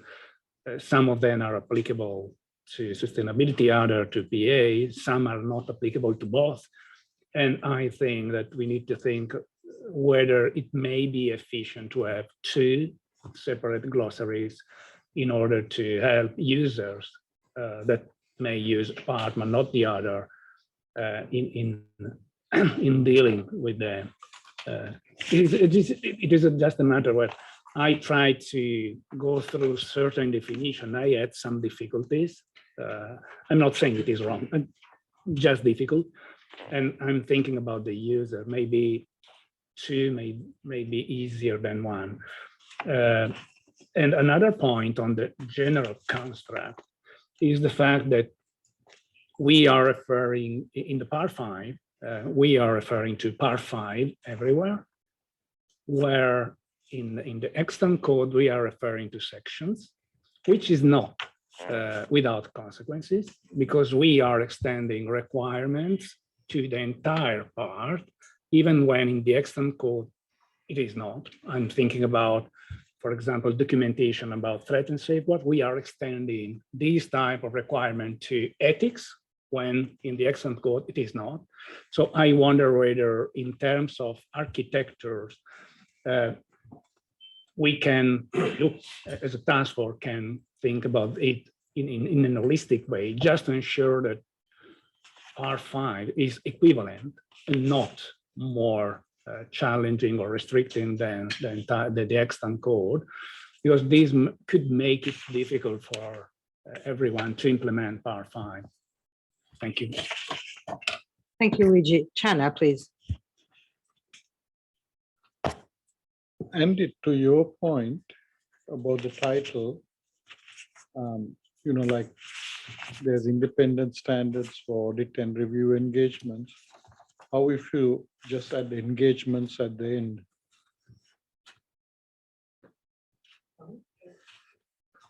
So we have independent standards for audit and review engagements. To Andy's point, how if we just add engagements at the end of the current title, proposed title, sustainability assurance engagements? No? No, because, and maybe Krista will come to this, but the ethics provisions are not addressing only sustainability assurance engagements. And I think that's a challenge.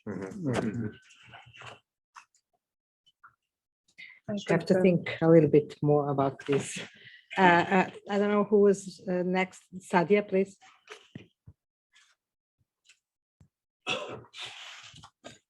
So I had a very similar thought to what Luigi was mentioning. And I actually would prefer 2 handbooks, not 2 different codes, but 2 handbooks. It's going to get a little bit heavy having all of it in one.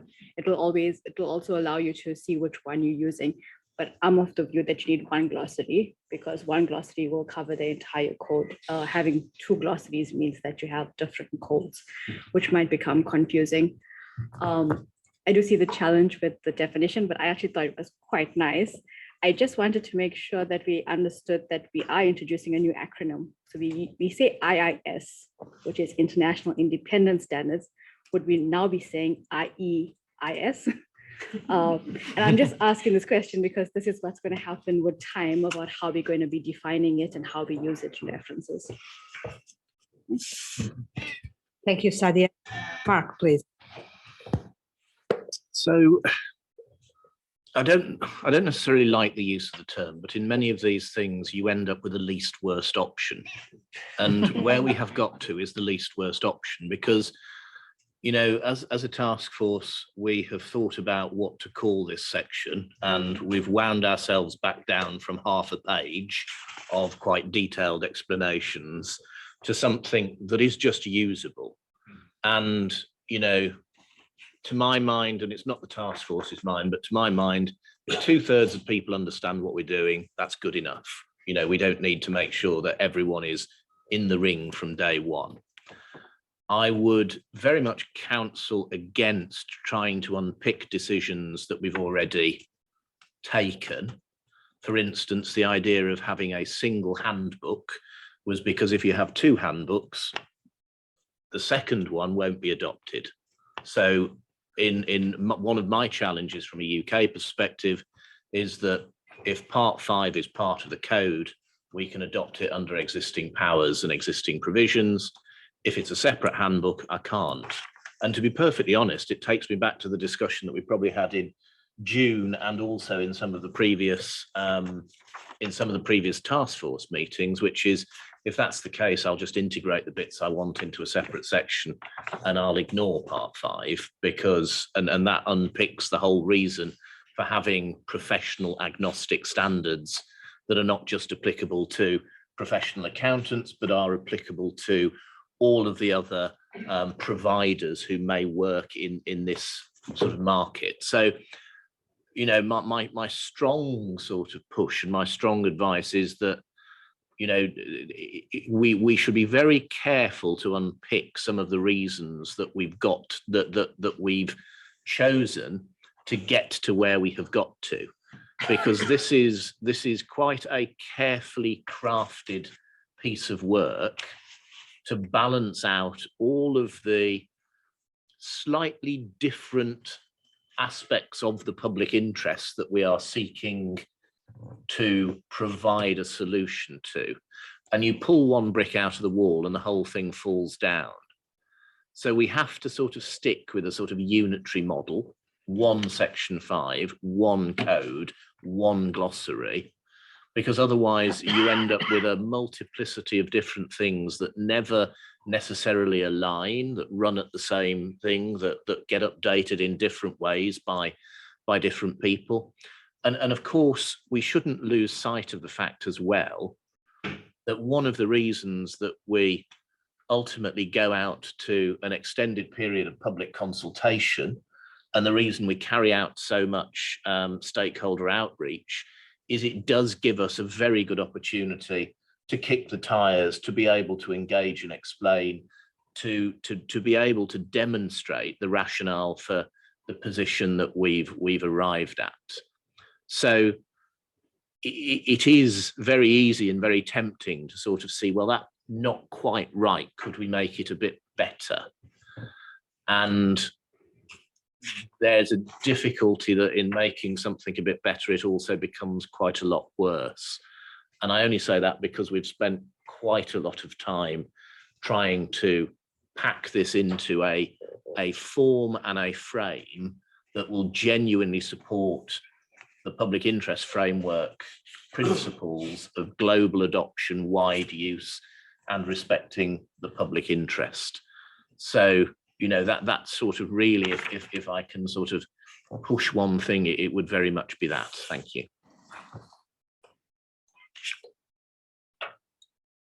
Yeah, very briefly, Madam Chair, if I may just at least comment on the point about the glossary. From my perspective, I don't see it necessarily as being impracticable to navigate around the glossary, maybe for two reasons. One is users generally won't read the glossary on its own, just as you would pick up a section of the code and actually read it in its entirety to understand exactly what the expectations are. As you come up with a term, that's when you would turn to the glossary and read the definition or the description, whatever it might be. So one combined glossary ought to work on its own. And if there is a term that is used in both the extent code and part 5, that term ought to be applicable as defined in both parts, so to speak. And secondly, basically our standards now are electronic, they are on the EIS. And all defined terms are underlined and readily accessible with your mouse click. And therefore the glossary is essentially only, you know, if you will, a container of the defined terms and the definitions. So with the EIS, you'll be able to pick up the definition as you need, as you are sort of applying the standards. So I think it shouldn't be impracticable in practice. I think it's, you know, the way we are envisioning it, which is one combined glossary, should work.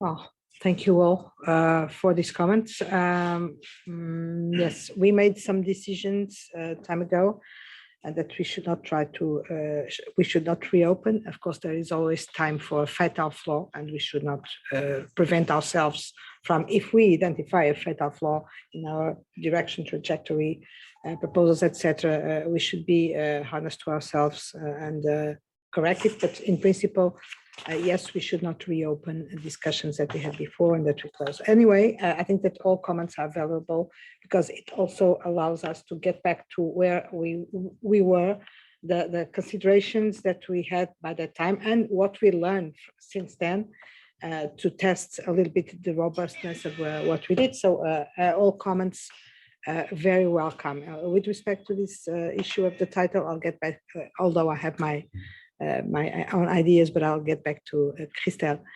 to wrap up and see what we should do about this.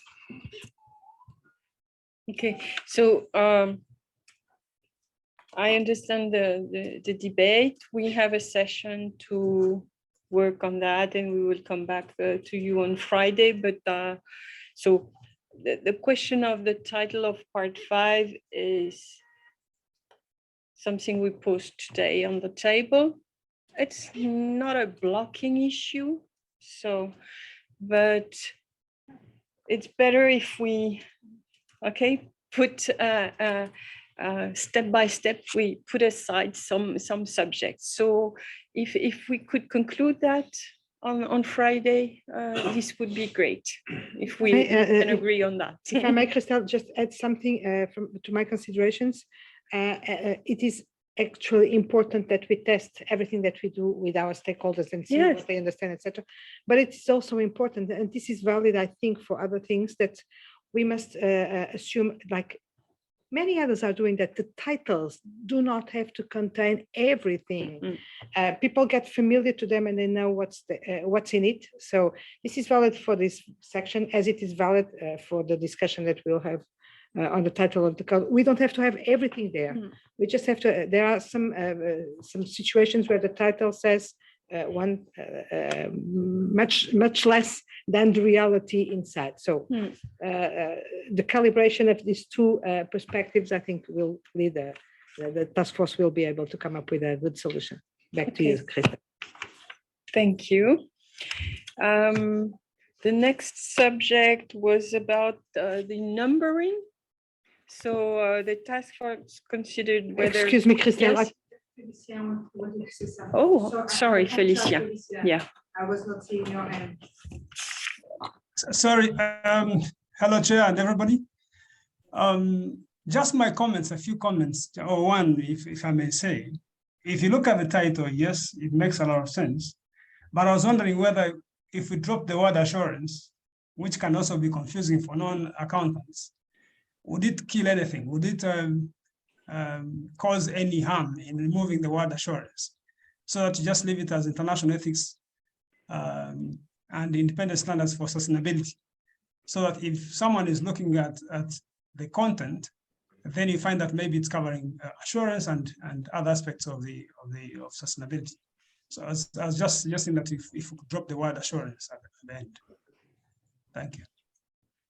Thank you, Felicia. And one more element for consideration by the task force. One more. Thank you.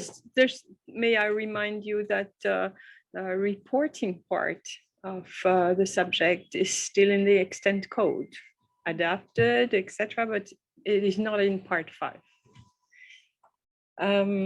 But point taken, Felicia. Thank you. So on our if it's okay, on the numbering, we considered 2 options. One, to go into sections starting with 1000, which would be sequential to the part 4B, which is with section 990, which is the last one for the moment.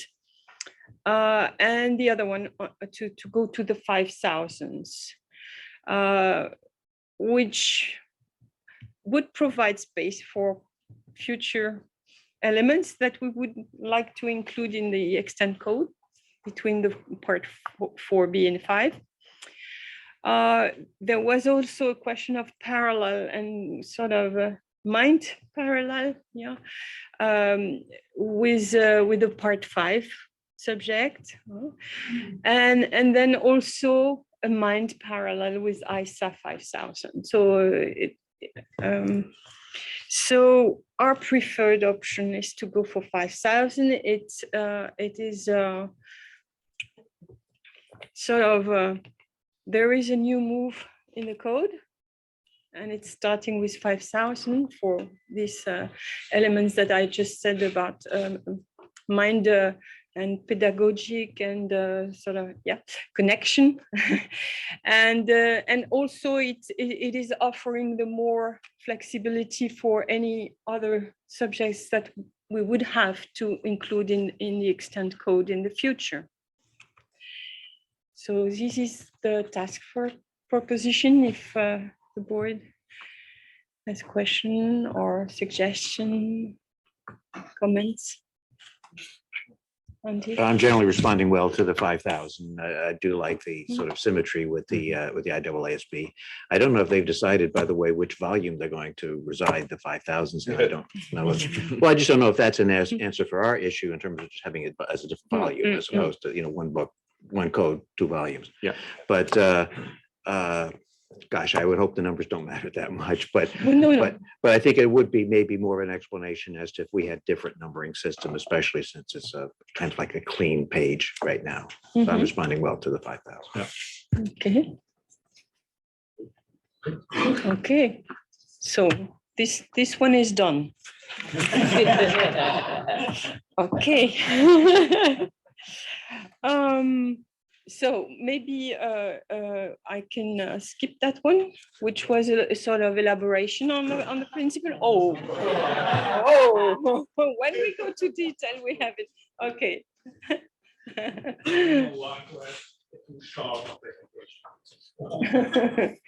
Okay. Reggie? I am in agreement with the number, of course. I'm still some concerns with regard to certain statements here, and for the reason I already told before. To ensure consistency, I think that the task force need to go through any reference to part 5 and ensure that they are not introducing additional requirements. Let me give you an example. Where in R460 we are saying a firm shall document conclusion regarding compliance with this part. Basically, the task force is introducing new requirements that are not present in the extant code, because shall document is something applicable just for the section relating to 4B and not to the entire code of ethics. And by making reference to part 5, you are extending to the entire code of ethics this requirement. And is it appropriate? I think that if the starting point was to have something equivalent, I think it should be reviewed and the reference should be much more focused on what the extant code is saying. Okay. So unless some elements were meant to be unclear or to need to be a little bit more specific, the principle was to be based on the same truth than the extant code. Yeah. So we will go through these you call them new requirements or more stringent requirements, etc., to see if there is a contradiction with this principle. Yeah, I just wondered, sorry, Priscilla, I just wondered, maybe one work stream 2 goes through the ethics provisions, and I'm not sure, Luigi, whether you've identified, let's say, a couple of instances where perhaps we are inadvertently extending requirements with the vocabulary across, let's say, ethics provisions when the extant code doesn't currently do that. I just wondered, as we're going through the text, if you could point to the specific instances you've identified so that we can better understand what might be some of those examples, because otherwise it's a bit, we don't have the text in front of us, so it's a bit difficult to sort of visualize. Without ensuring that I have identified all of them. No, absolutely, but Yeah. at least, whichever examples you've identified, I think that would help us better understand. Okay, but yeah. So my point was very similar to Luigi's, but I do think that it's a drafting issue that we need to have some kind of understanding, because equivalent is really helpful when you're looking at a 5,000 paragraph and you're looking, you already know the 400 section, you're able to understand it. There are instances that Luigi has pointed out that we went beyond, but there's some instances that we've asked for deviations from Part 4A. So there's both instances that we might want to take into consideration, and then it will help with readability if someone's able to identify which those paragraphs are. Okay, well done. For sure. Initially, we in each work streams, we were trying to have that on board. Each time we were changing things, it was very carefully. So not to change the meaning, but sometimes maybe we missed it. So we'll make that review. Just to elaborate a little bit, the fact that we use 5,000, we accompany that also with some principle in the drafting, which is to try to be the most mirroring the numbering of the sections of the extant code, so it's easy to compare, and it helps demonstrating the equivalence of the principles. So if we missed some, we're going to go through it again. And it was also so given the specificity of that part 5, sometimes there are sections that we don't want to take on board, and we leave them intentionally left blank. When we added, it is also very visible because we used the same section number with a letter like AB, etc. So this was to compare, to ease comparison. It would be useful for the PAs who well know the structure of the code, but it's also for regulators, etc., to make an easy comparison of what is included in Part 5 with the extant code and what it means in terms of changes potentially.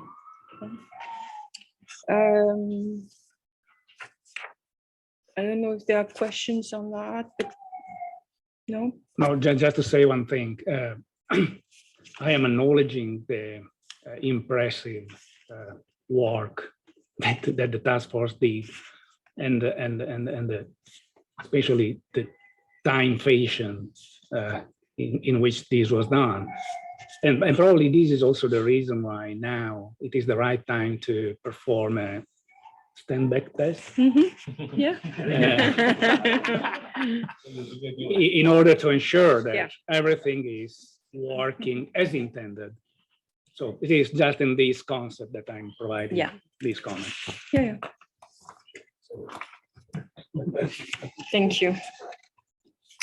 Okay, the last subject for the moment that we wanted to share with the board was the work the discussion we had in July in considering potential changes to the title of the code. We took into consideration the fact that changing that name would create potential jurisdictional issues in the implementation, notably when the code title is used in the legislation. Also the fact that if we just added words to the title, So not changing, but adding something to the title, it would make the title quite cumbersome. Also we considered that the code has an established title and brand. So when you touch to this, you should be careful, have a well thought analysis on the consequences and how to prepare this. Because such a change also you don't change the title of your main product yeah, every year or every 5 years, etc. So if we change, it should also be for with some sustainable way. On that basis, for the moment, the task force proposes not to change the title of the code, even if there are, even if it's clearly saying for professional accountants, even if it's not including the word sustainability, etc. But your comments and input would be very welcome, because I know it might be a little bit frustrating because Oh, thank you, Christelle. I'd like to hear the board about this, if possible.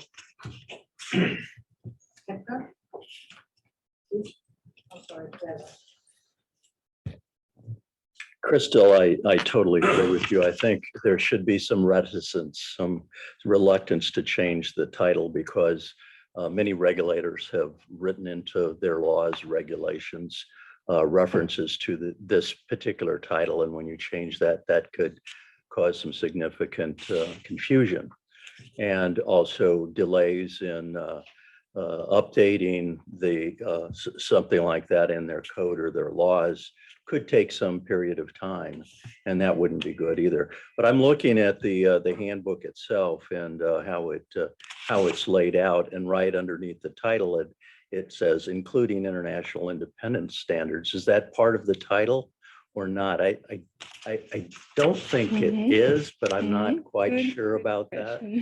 And could you add another line to include international sustainability standards? And is it always important that we tag the standards with the word international? I don't know the answer to that question. Probably Ken does, and he's fidgeting a little bit over No, there. no, absolutely. Well, the word international was absolutely crucial. Yes.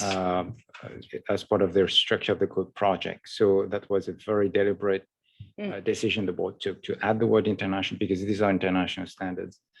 And to your earlier question, or is the phrase that follows underneath the main line part of the title? It is part of the title, international independent standard, including international independent standards.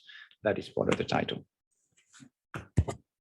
Thank you, Jens. So I was going to say exact same thing. Okay. Thanks. Jens, please. I also agree with the proposed old title, as the task forces are saying.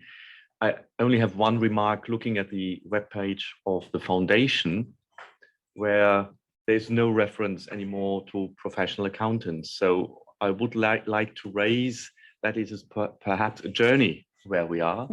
So it's not the end point, but at that stage, probably it's a pragmatic approach. But reading this webpage, it's only the title of the foundation is International Foundation for Ethics and Audit.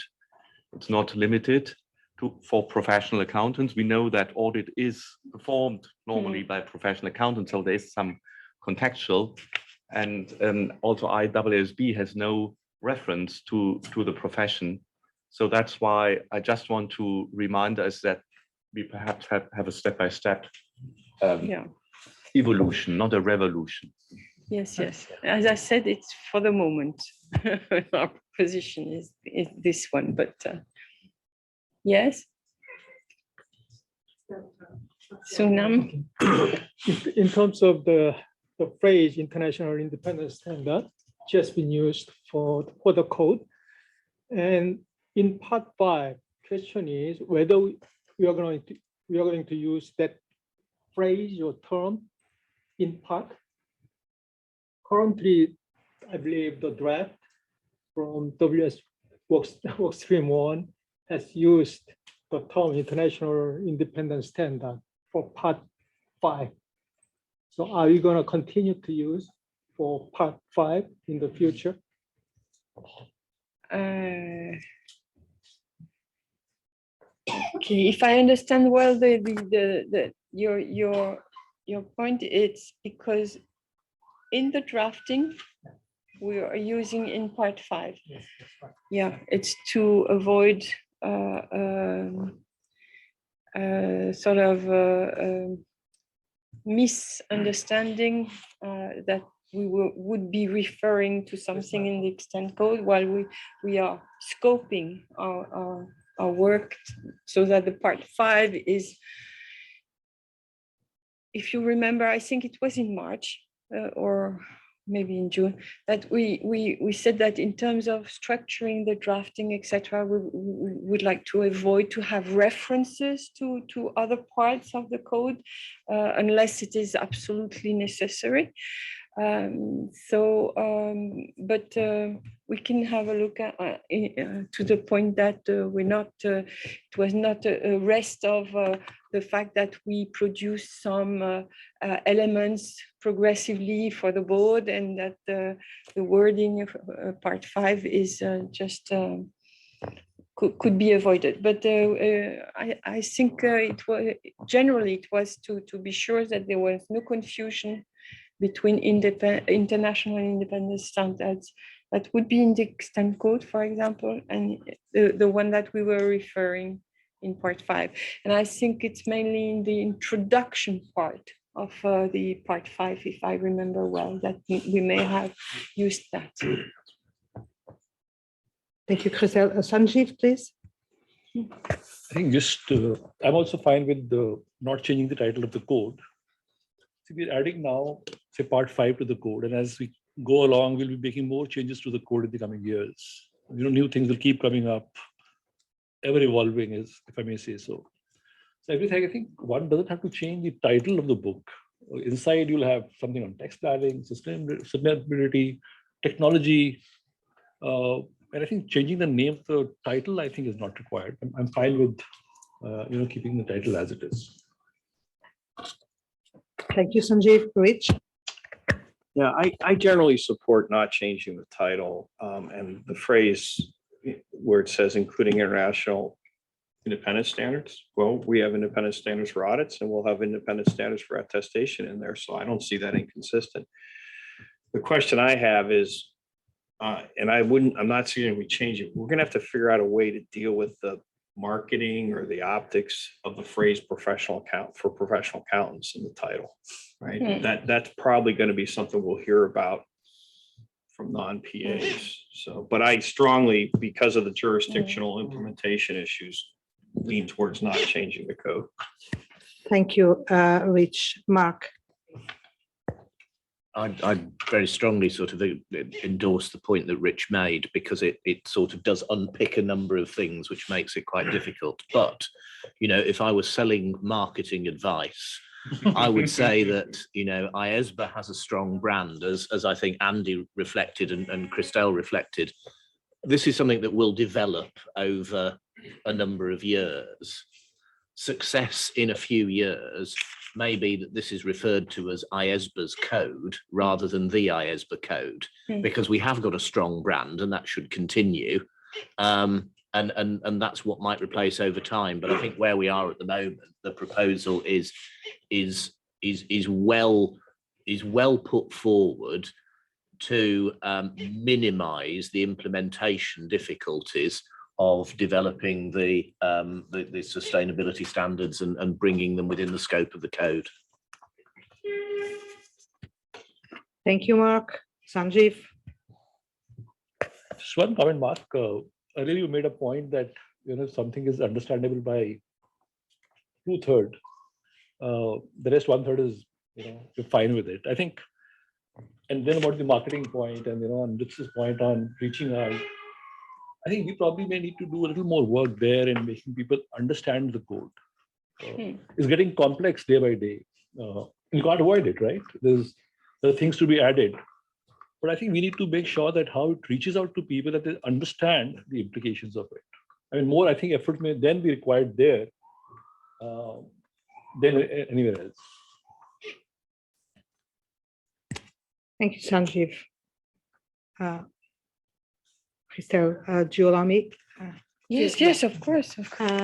Yeah, I see that the perspective of the board is clear. Sorry? Felicia. Felicia. Oh, sorry, Felicia. I'm so sorry. Sorry. No problem. Just to support the idea that we should not also change the title of the code.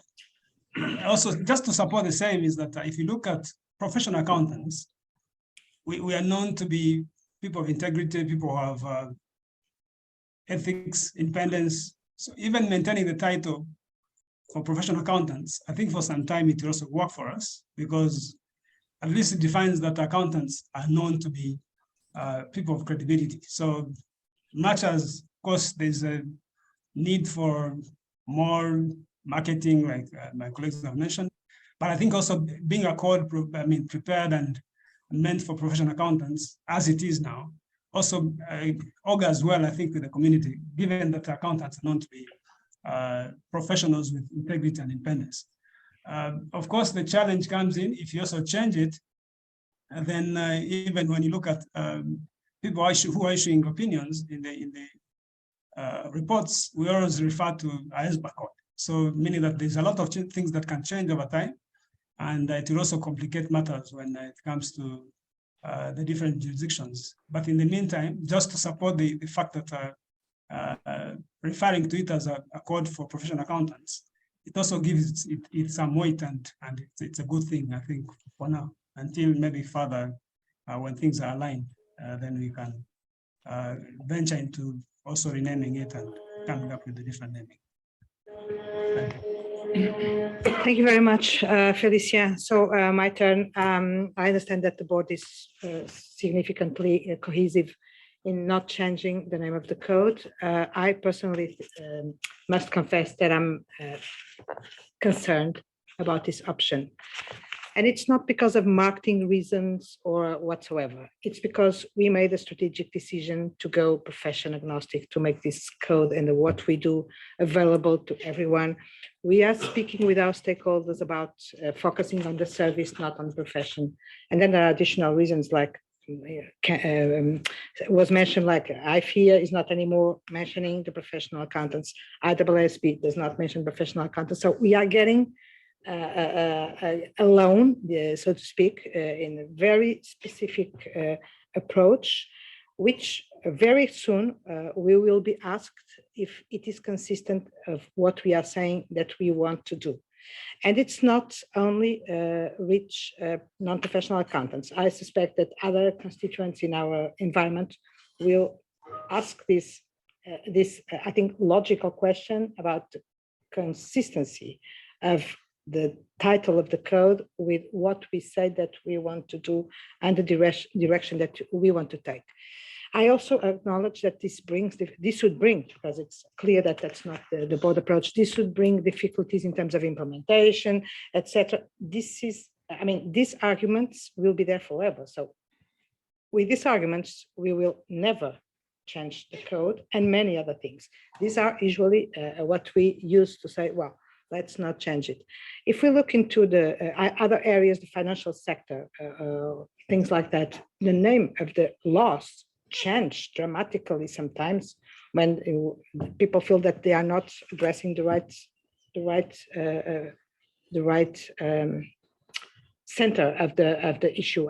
For instance, on securities regulations, many codes change from securities markets regulations or laws into securities law, because it was not the markets anymore, but the product that was mentioned. I'm just mentioning some examples. So it's not impossible. It brings challenges, of course, and it will be always a matter of balancing the benefits of changing. And this is the time to change. I mean, I think that this we have to have this very clear, at least it's my perspective, also in other decisions that we are going to make very soon, that we are really, sorry for the expression that I use so frequently, we are moving the elephant.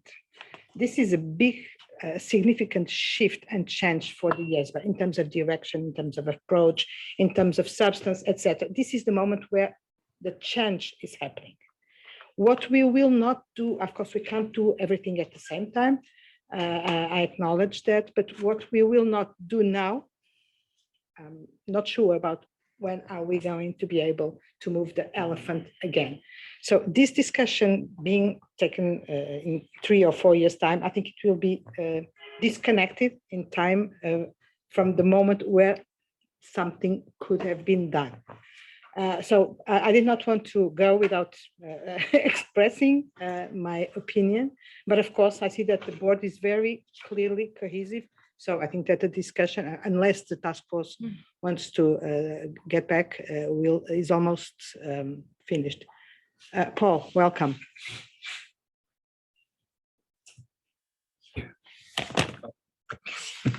So sorry about that. For me, just deep apologies for the late join. But just to reiterate, I very, very, very strongly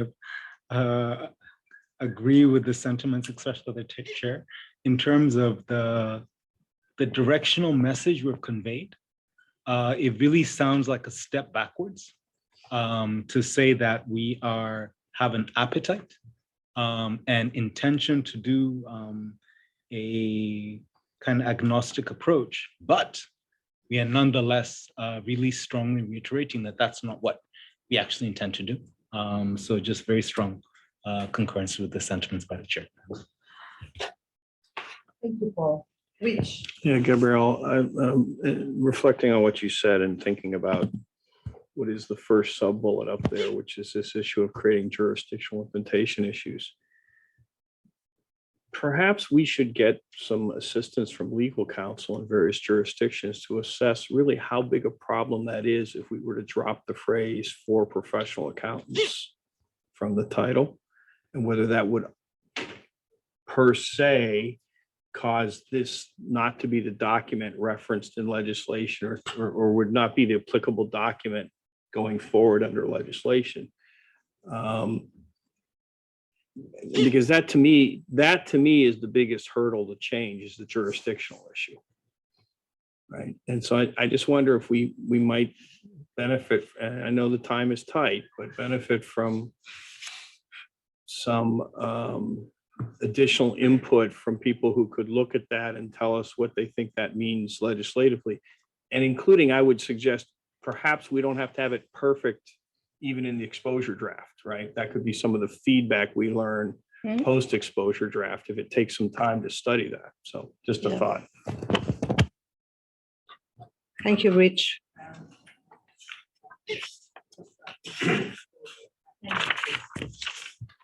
Yeah, I think I would sign on also to what Richard said. I think I'm very proud of where we're going in terms of the world is behind on sustainability information, sustainability reporting, and so I'm very proud that we are improving that, because this is probably for 20 years ago, perhaps we should have been there. And the baseline, I'm hearing no one wants to undo our baseline, which is capital markets require, and the people who invest in those capital markets, which are mostly ultimately people at the end, require reliable and relevant financial information. It's all the words we could put in on that. Part of our code being focused on professional accountants in its appropriate and why that's appropriate.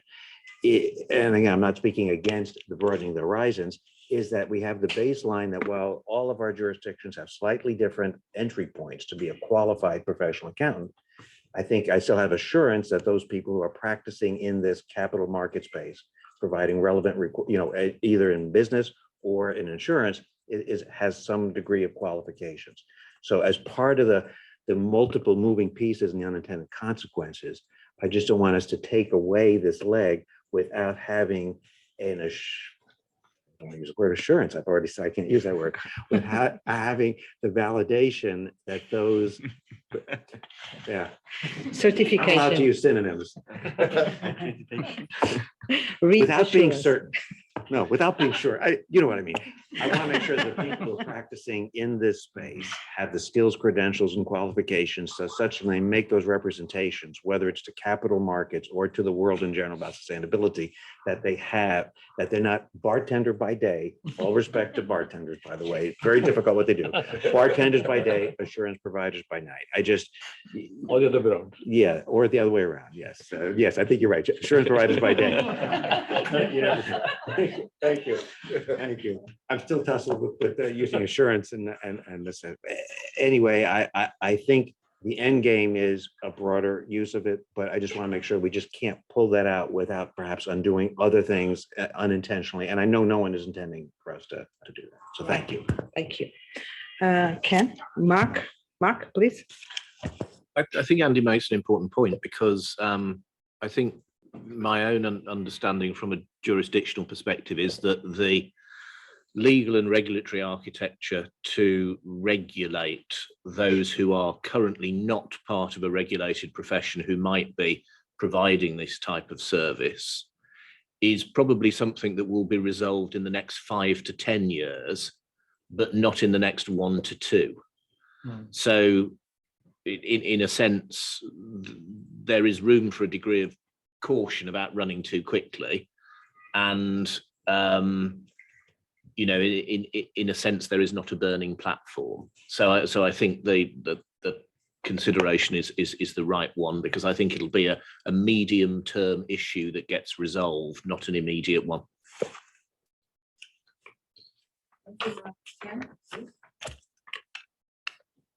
Thank you, Gabriela. Yes, my sense is just listening to the board discussion is I probably am in the same spot as Mark and Andy and others have indicated, that probably there isn't a burning platform at this point in time. But yes, eventually we might want to get to a position where essentially this is a global code of ethics for practitioners, regardless of which profession they're coming from, as long as it's performing the same types of service. So that's essentially the terminus or the destination we want to get to.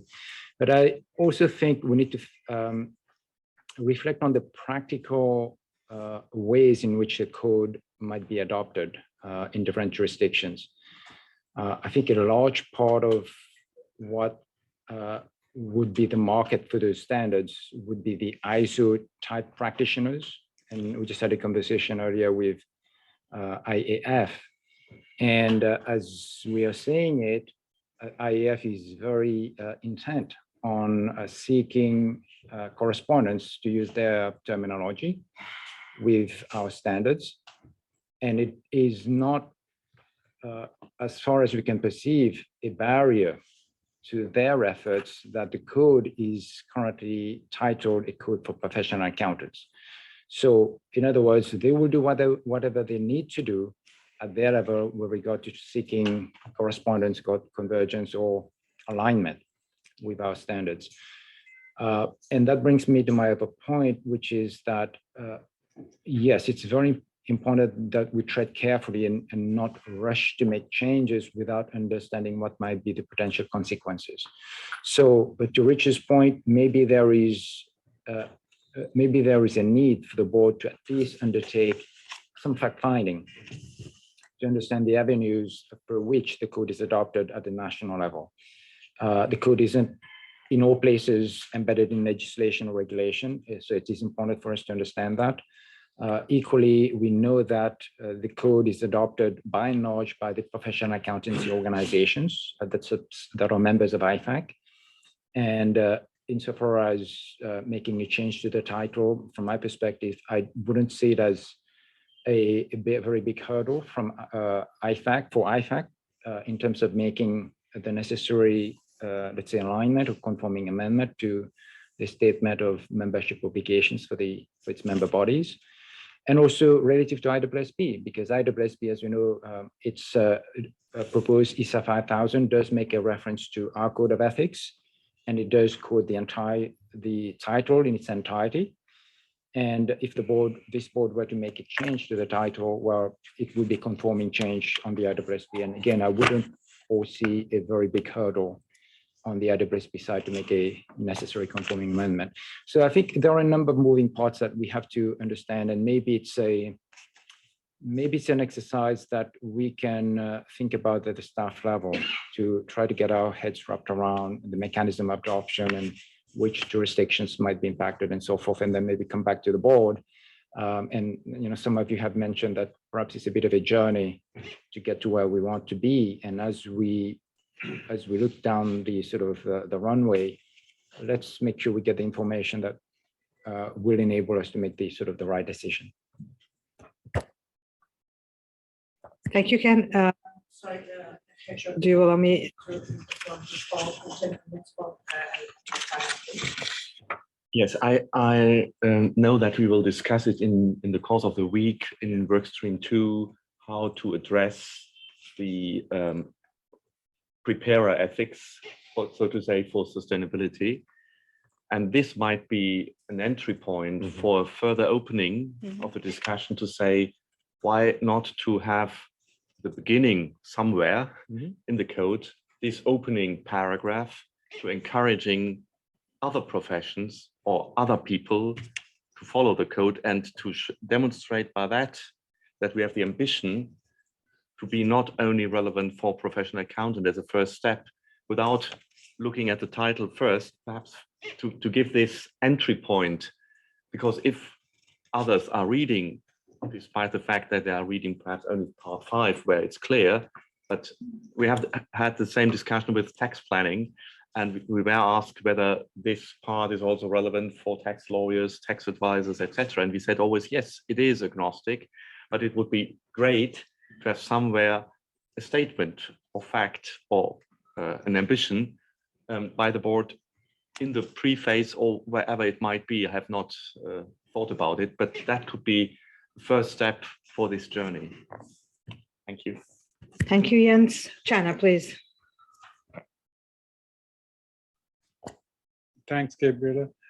So my thinking was a bit like Ken and a bit like Rich, with if we start identifying the countries that have it embedded in legislation like UK, Australia, and the relevant people are aware of a potential change to the name, because sometimes the relevant laws could be looked at every 2 years or 3 years, and the people in that jurisdiction will know when there's an opportunity.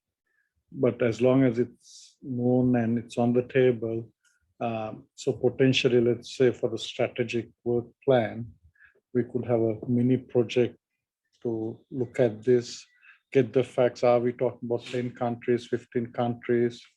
And like maybe, engage with those 15 countries and have it on their radar, then maybe it makes it a bit easier to make the change. But I am sort of on the page of Mark that it's not going to happen in the next year or 2 years.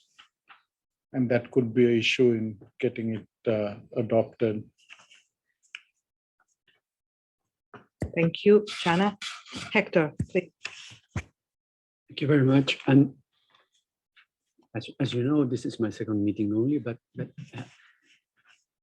if I understand correctly, this is bigger than part 5. Yes. This is, Yes. this is way bigger than part 5. Yes. And I'm not sure if it makes sense to look at this only in the scope of part 5. I think it's a strategic decision for this board in terms of how are we going to grow this code and extend its application. And I obviously see that we have a big power center by the fact that some jurisdictions have to adopt this in law for the professional accountants. So this is a source of power for this code in one sense. And if we were just a code of ethics by any other association, maybe jurisdictions wouldn't care much about our code, or they might recommend it as soft law or good practice. So there is something to lose by changing the title. And I do care about titles. If I see a title, vegetarian restaurant, I might not go even if they serve food, meat as well, because it's not what I'm looking for. So I don't know if this could be sort of a project in itself for this board in terms of deciding how are we going to turn this code into what we want it to be in the next, I don't know, 2 years. But it's way bigger than part 5. It's about tax, it's about technology, it's about other topics that we will be addressing in the coming years. Thank you, Hector. It's actually about our strategic direction. That's what we are speaking about. Rania. Thank you. So I am sorry I missed part of the conversation and I hesitated, but then I saw Hector. Actually, I mean, he really was speaking my mind. And I think that it's really about a decision, I mean, that the board has to take today. And I think we can all see the direction where we're headed. But I think it's important that we take the decision. I mean, how ambitious, how daring we're going to be. And if we want the world to know that, you know, we see that direction as of now. And because I think, I mean, very much to Hector's point, I think this is something that we're going to face in much of the discussions within this week. For example, when we talk about, for example, tax services, do we want to mention sustainability?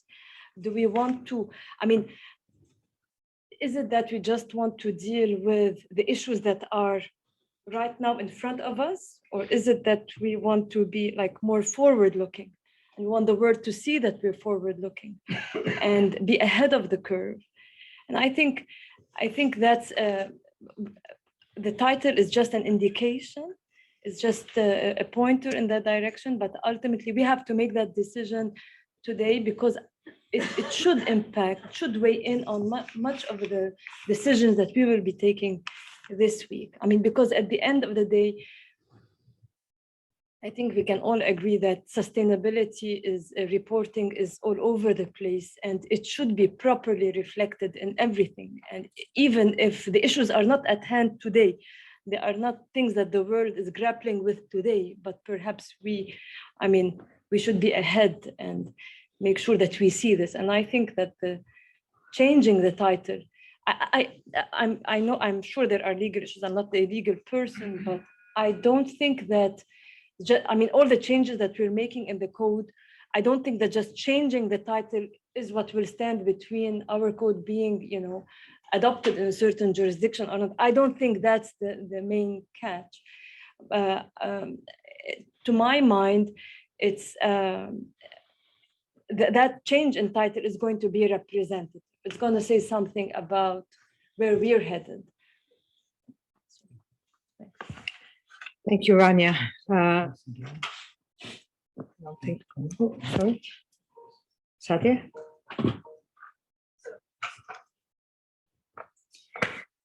I think we have to think about it in terms of how adoption will take place, which actually comes after this process. Because if you're only adopting part 5 of the code, then I don't think you'd call it for professional accountants. You'd have to call it something else. But if you are adopting the entire code, then you are a professional accountant because you wouldn't be adopting part 1 to part 4 if you're not a professional accountant. And then if you're opting to adopt the entire code, then that leaves you in a different limit. But that adoption process of how you'd adopt the process might lead to what you'd want to call the code. And in many jurisdictions, we say we've adopted the IESBA code, but we rename it. You put your jurisdiction logo, you call it the South African Code of Professional Conduct. But that type of thing, I think, happens outside of just renaming the entire code at this point. Thank you, Sadia. Well, good conversation. I'm curious to see how the task force will reflect these comments. Yeah, I think this is an important conversation. This is really strategic. This is not only about marketing or whatever. This is really strategic. And again, we will have questions because we are already having questions, and questions which go even beyond what we are discussing here, from stakeholders and sometimes from relevant stakeholders. So we should not take it as a detail. Of course, I'm not saying that we should do anything against what the board feels comfortable about. We should also address a little bit further this idea that, well, from the regulatory or legal point of view, it's going to be very difficult. I don't know, but for instance, again, sorry for the example, in the financial area, regulatory space, these changes happen, well, so many times, at least in Europe, and it takes a decision saying where it used to read like this, then it reads like, and then with time, the conforming amendments are done. So it's not a nightmare, I think, but of course we have to take into consideration the higher or lower agility of the policymakers, legislators, etc. So thank you for this. I think it was a very good discussion, that went much beyond the simple idea. Should we drop 2 words or shouldn't we drop 2 words? And again, whatever the decision is, I think that we need these discussions to reinforce our reflection about where we want to go, what we want to be in the future, and how we want to show to the world what the impact that we want to make. Christelle, back to you to close the discussion. I think I was right to say that I was going with my Kevlar suit. I think it was a very interesting discussion. I think there's this ambivalence between forward-looking, ahead of the curve, and protecting an asset, a strongness, a reputation. And I think as you said, it is a strategic decision, and therefore it should be based on very strong studies. Like we said, don't lose your ground, but mark for your strategy that everything is, I would say, valid arguments. Yeah. So as you said, at a certain point of time, the board members were cautious and agreed to be cautious. But they also agree that we are in a certain move, that there is an opening future, and that it may be to some extent now that we should express some strong signals. We are already doing that through the outreach. I mean, I'm sure that Gabriela is opening the world, right? Opening the windows, etc. So, but maybe there is a timing that we should reflect on, and I would say that we should reflect between now and December. Maybe we can assess a lot of aspects of what we said between now and then. Maybe some of the aspects should be part of the questions in the exposure draft to have additional input. And I don't know if this questioning in the exposure draft should be with a defined title to be proposed, or if it should be reflecting the analysis, meaning, okay, to what extent is it very important to have PA in the title, To what extent is it very important to have sustainability in the title, etc., etc. Maybe in a more co-construction, yeah, with our stakeholders. But I see that we have ambivalence and we have to address it, because now we are not in a position to decide right now. That's my feeling on the board discussions.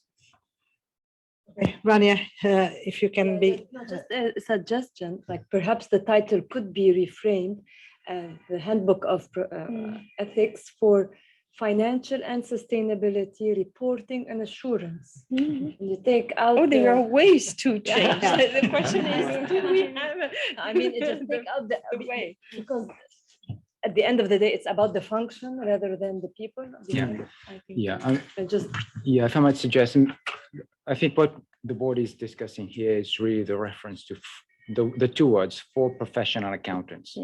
So I think I'll probably go with Christelle's suggestion of putting this issue out there through the exposure draft, through the avenue of the exposure draft, teeing it up as a strategic issue that the board has been mulling over, bringing in the relevant considerations that have been aired during this session, and helping our stakeholders understand a bit of the predicament or conundrum, if you will, that the board is kind of grappling with, and essentially seeking input as to what sort of challenges, obstacles there might be at their end at the jurisdictional level if the board were to go forward in terms of dropping those two words, and whether the board changes the rest of the title. I mean, it's up for debate, but at least really the two words that are at stake here are the words for professional accountants, and then seeking stakeholders' input. So as you say, Crystal, I don't think the board will be able to resolve this issue now, because for the reasons that Hector and others have said, this is a broader issue that transcends just this project and just part 5. And let us do our sort of homework. Let us get additional input from our stakeholders, and then be better informed. Hector. Yeah, Hector. Before we go to stakeholders, shouldn't we have a plan, our own plan and our own perspective on where do we want to get, what are the steps, what would happen if we do it, and then we decide to go for open the discussion to stakeholders. I think we would come to that conversation well better prepared if we do our homework internally first. Yeah. I was going to suggest the board can start already with that homework in our discussion on the strategy and work plan. We have that session on Wednesday. Yeah, right. That's a good place. Okay, Christelle, if I may close the session, thank you very much for this conversation. I think that this will not be, I think that this afternoon, we'll have to go through some similar questions. So, which only shows the consistency of what we are doing. But yeah, we'll see what happens this afternoon. So we will close now the session for lunch. It was supposed to be 1:30. Yeah, 1:30. So yeah, the boss says that you won't have 1 hour, and I'm happy with the indication. So 1:30, please. Okay. Yeah, have a nice day.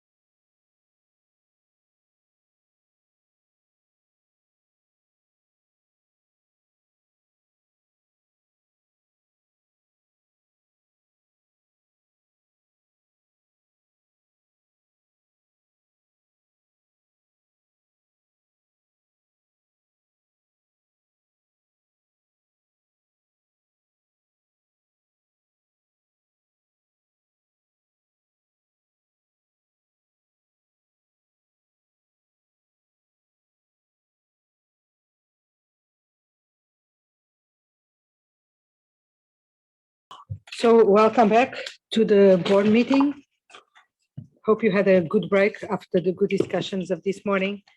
And I hope that the discussions of this morning will inspire the discussions that we will have this afternoon and tomorrow morning on the proposals that will be presented to the board by the work stream one on ethics, on independence standards for sustainability assurance.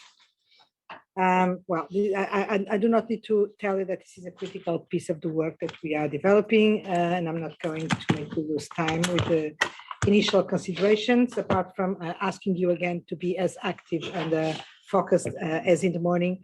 We will need all the attention of the board to address these proposals and take profit of this opportunity to make comments or proposals that will influence and leverage on the good work done heading for December and for hopefully the approval of these standards for exposure draft. Thank you to the task force, Mark, Keith, Sylvia, and the task force for the work done. And the floor is yours, Mark. Great, thank you. We've got some slides that we're going to spend really the next day walking through. But you do get to go home this evening. No, we won't carry on all night. And we're going to pass the baton backwards and forwards between myself, Sylvia, and Keith to cover things off as we work through. Really, so you don't have to get bored listening to me. So I'll start off really what we intend to run through. Where am I pointing this to? There. Oh, there we go. We're all right. So what we're actually going to cover off is what's happened since we last met. Just to make sure everyone's awake, of course, the reference to the feedback from the CAG is actually the September CAG, not the March one. Otherwise, we'd be going over old territory. And then we're going to sort of run through some of the key issues that we want to bring to the board's attention ahead of going through our first read later on in the board meeting. So there are a number of things where we will take you through a section by section review of some of the issues where the task force has perhaps spent most time considering the issue. And also, I think, to share with you some of those areas where we've drawn most heavily on the reference group as well to provide us with some input on some of those things that we wanted to test a little further. Because maybe I can check it. Put it on. It's on then.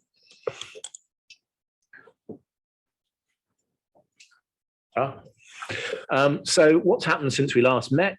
Well, obviously we took away the board's input on a lot of the draft areas that we had put to you in the previous meeting.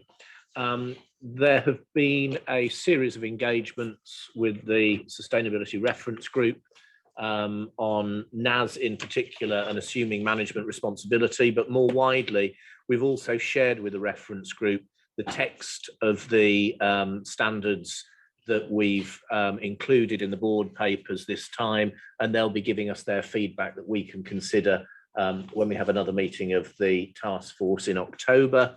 That's been helpful as well because some of the text in the existing code, so largely in the section 600 and onwards, we've had to think about how we tailor that for a sustainability context.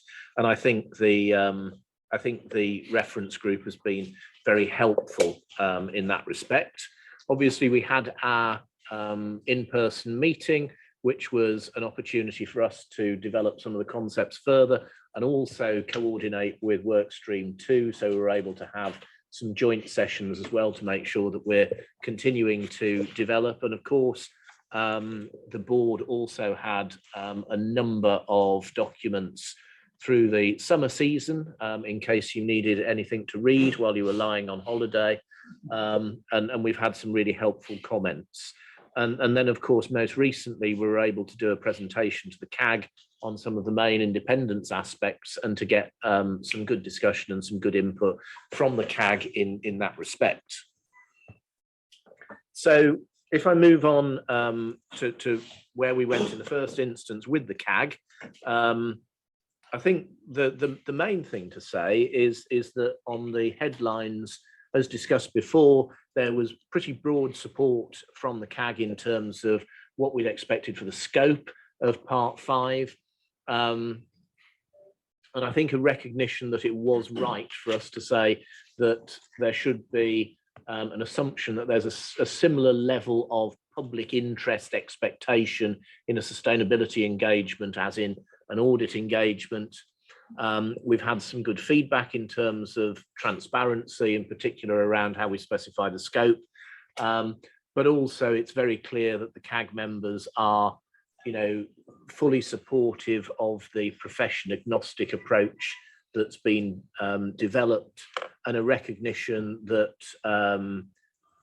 what we're trying to create is a level playing field where non-PAs are able to engage and use the standards in the same way that PAs could.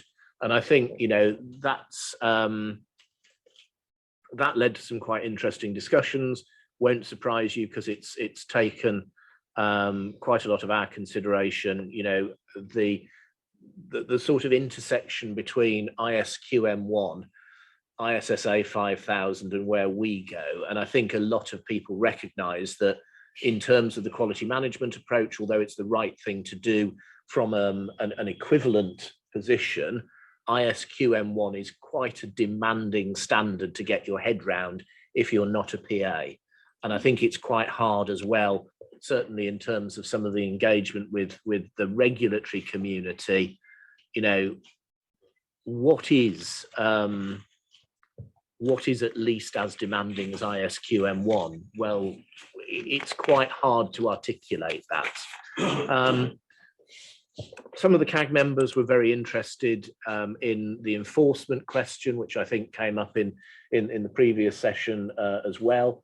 And one of the things that we were very clear on is that, the use of the code by non-PAs and any enforcement is a matter for individual jurisdictions. It's not for IESBA. So there was this sort of perhaps slight misunderstanding around the edges where people said, well, what's IESBA going to do to make this get used? And what are you going to do if someone does the wrong thing? And the answer is, well, we're not, but we're going to engage with jurisdictions. We're going to engage with our national standard setters. We're going to engage with the international regulatory community as a way of saying, well, here is something that you can use, but you have to determine that this is how you're going to use it and you're going to require it. Other things from the CAG, a recognition that sustainability reporting and assurance is developing fast, but in terms of its maturity, it's at still quite an early stage. And in particular, if you think about the maturity of reporting systems and key controls over those reporting systems, they're not as well developed and embedded as they are for financial reporting. So therefore, a number of the CAG members said, well, clients will often ask their practitioner, be it a PA or a non-PA, for advice on sustainability reporting, how to do it, how to get the information to the right level of maturity. What does this mean in terms of potential threats to independence? And how do we ensure that those are dealt with effectively through the additional material that we want to bring within the code? And I think we had a really good discussion as well about why is it that you've gone down a route where you've articulated how this works in a group context when ISSA is silent on groups.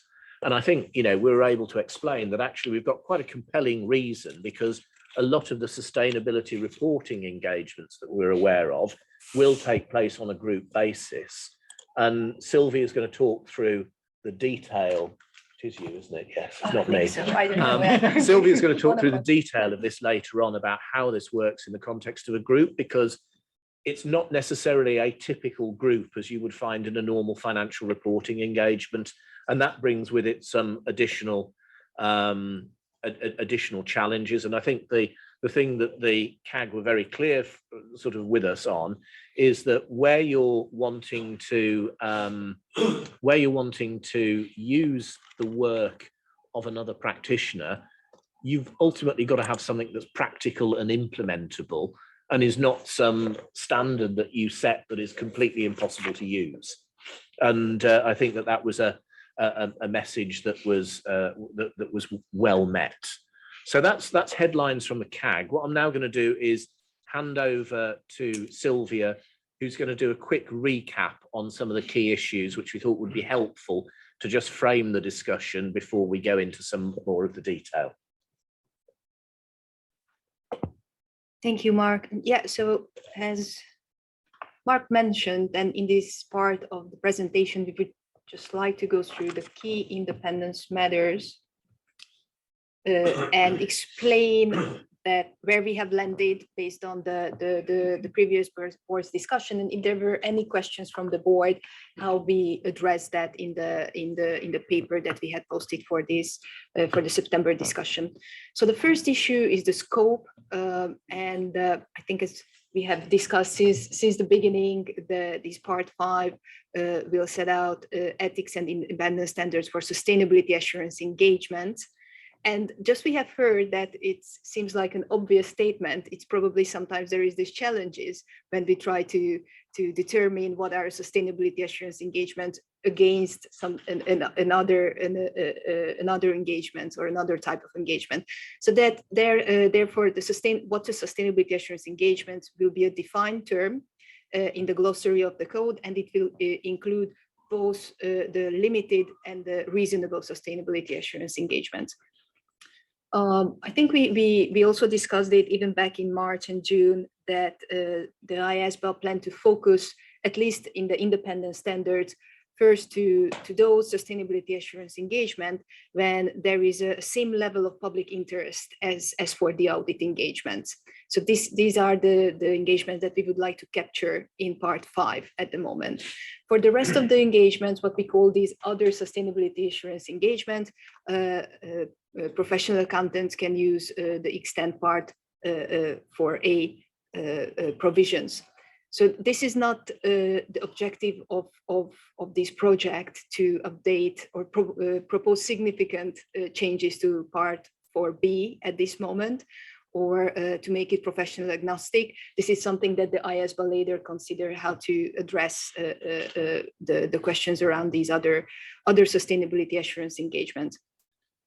Basically, this approach, by the way, this part 5, more stringent rules, is in line with the extent codes approach regarding audit and other assurance engagements, given that part 4A already includes more stringent provisions for audit engagements, and part 4B less stringent for other assurance engagements. So we believe that that's something that also equivalent to the extent codes approach regarding the audit engagements.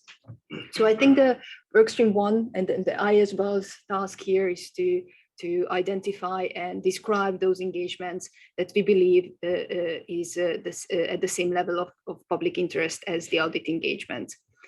The first criteria that we identified that we are focusing only on attestation engagements. So attestation engagements where a party other than the practitioner measures and evaluates the underlying subject matter against the reporting framework, the applicable criteria. And there are the direct engagements. That direct engagements will fall under part 4B. We got questions at the last board meeting on the determination and the definitions. These engagements, we believe that it's already part of the glossary and it's well recognized and understood engagements, but we will provide guidances on how to determine these engagements for non-professional accountants if necessary. Furthermore, the part 5 will set out further criteria. So part 5, the independent standards in part 5 will apply if the sustainability information is reported in accordance with the general purpose framework. Again, the general purpose framework is something that we defined in the glossary before, and the board discussed and agreed on this definition at the June-March meeting. The further criteria is that the sustainability information is required to be provided in accordance with law or regulation, or is publicly disclosed to support decision-making by investors or other stakeholders. So these are the point A and B that's currently in our proposal, and there is no change to these criteria since the June meeting. However, we recognize that there might be other engagement where law jurisdictions believe that they should require the application of Part 5, and of course that's a possibility based on our proposal as well.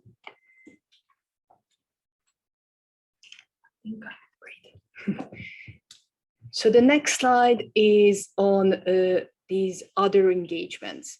So from board members as well in June, and also from other stakeholders, we received some questions for clarifications that what are these other engagements where we suggest that Part 4B should apply. So in the updated draft, so the draft that was circulated in September, you can see that we included an application material where we set out certain examples of the sustainability assurance engagements where we believe or where Part 4B will be applicable. Again, it's not an exhaustive list. These are only examples, and we try to be helpful with these engagements. Therefore, these are quite high-level examples that could be applicable globally. So first of all, we believe that professional accountants should apply Part 4B for sustainability assurance engagements where the sustainability information is reported exclusively in accordance with the framework designed to meet the information needs of specific users or entity developed criteria. So I think the solely or exclusively reported is important because we recognize that there might be composite engagements where the provider is using a general purpose framework, but maybe for some part of the information they are using an entity developed criteria. So if there is any general purpose framework involved in the engagement, of course, they need to use the more stringent Part 5 provisions. We also believe that we also provided an example that Part 4B apply where the sustainability assurance engagement, for sustainability assurance engagement where the report is reported in restricted use or there's a restriction to the distribution of the report, so the non-public engagements. During the consultation, we received the comments that whether we considered including direct engagement. We recognize, yes, there would be the case that if there is a direct engagement, however, that is not a typical example. So there wouldn't be a lot of direct engagements, and we try to focus on those engagements that would be the typical engagements. So the next topic is the quality management.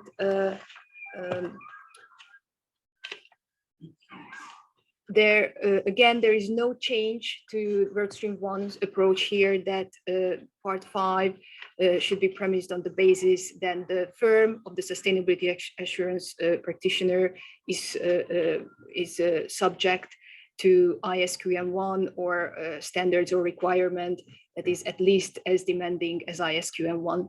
Once we presented this approach to stakeholders, including the CAG, we got general support that this is an important element, especially to create a level playing field for PAs and non-PAs.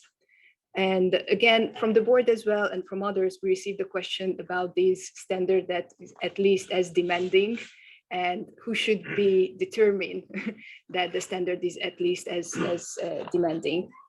So what we added, or we updated our proposal by adding an application material that would describe the attributes of a standard that is at least as demanding as ISQM1. And that's what you can see now in 400.3G. But again, it doesn't mean that it should be on the firm or others to determine whether the standard is at least as demanding. It's really on the regulators, on those who are publishing or promulgating the standards to make that determination. And the final topic is the determination of pi in the context of sustainability assurance engagements. So as I think we, even back in March or probably in June, the board agreed that part 5 would include different provisions or different regimes for clients that are public interest entities. This is an equivalent approach that we currently have in the extant part 4A as well. And the discussion was around how should we determine a pi in the context of a sustainability assurance engagement. Where we landed in June that in this part of this project, we will suggest that the providers use the pi provisions in part 5. If the entity is a pi for the purposes of the audit of the financial statements, or the specific jurisdictions determines that the entity is a pi for the purposes of the sustainability assurance engagements. So basically the approach was that at the part of the project, we are not taking it up to determine further pies other than those already in part 4A. However, jurisdictions can decide or can make their own decision how they apply the pi provisions in their own jurisdictions. Again, there are no changes to this approach. However, we received some questions in June as well and during the early consultation that these criteria that the entities apply for the purposes of the audit engagement would mean that if the auditor decides to use the pi rules in part 4A voluntarily, it would mean that the provider, the sustainability assurance provider, would also need to use the pi provisions in the context of the sustainability assurance engagement. As we have communicated before, that it wasn't the intention, so we don't believe that the voluntary application of the pi provisions by the auditor should mean that the entity is a pi for the purposes of part 5 as well. And what we did in our proposed text in paragraph 400.13, as you can say, that we say, or we are including the specific reference to the paragraph that describes the 4 types of pies. So what's already in the definition. So we believe that would restrict the application to those specific 4 cases and wouldn't include the cases when there is a voluntary application of the pi provisions. So again, it is not a change to the approach. It's really just some refinement to respond to the questions we have received regarding the clarity. And I think I would pause here. If I can. Yes, I can pause here, and I will take some questions, but not really about the approach that we already discussed, but whether the board members are happy with the way we responded to the questions we have received regarding the proposals. Thank you.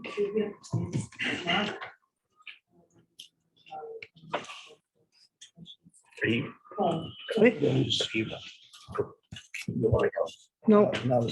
Can you hear me? Yeah. Okay. So, sorry. in a nutshell, thank you, and Paul, the floor is yours. Thank you so much for that. Maybe just on the last point around pi, and that where pi provisions are voluntarily applied at audit, they need not be mandatorily applied for the sustainability assurance. Aren't we hardwiring inconsistent reporting by saying that? Should, as soon as someone is assessed against pi for any reason, shouldn't there be a reason automatically that all assessments are consistent with pi?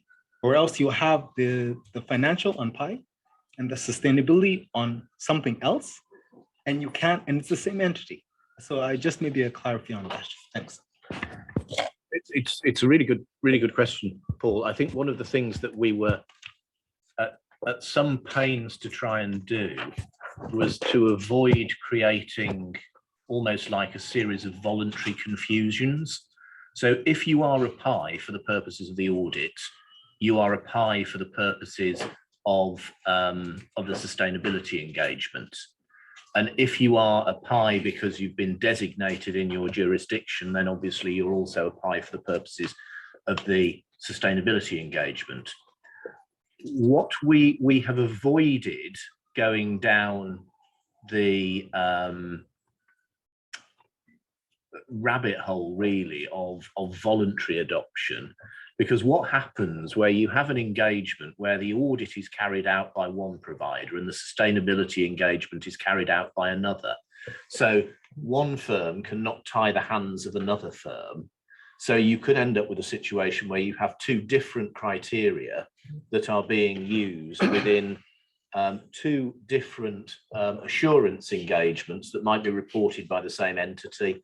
So therefore, what we've done is very much tied this in to the existing provisions in the code. And we're also mindful for the fact that all of the work that was done around ETGA as well only comes into force from 15 December 2024.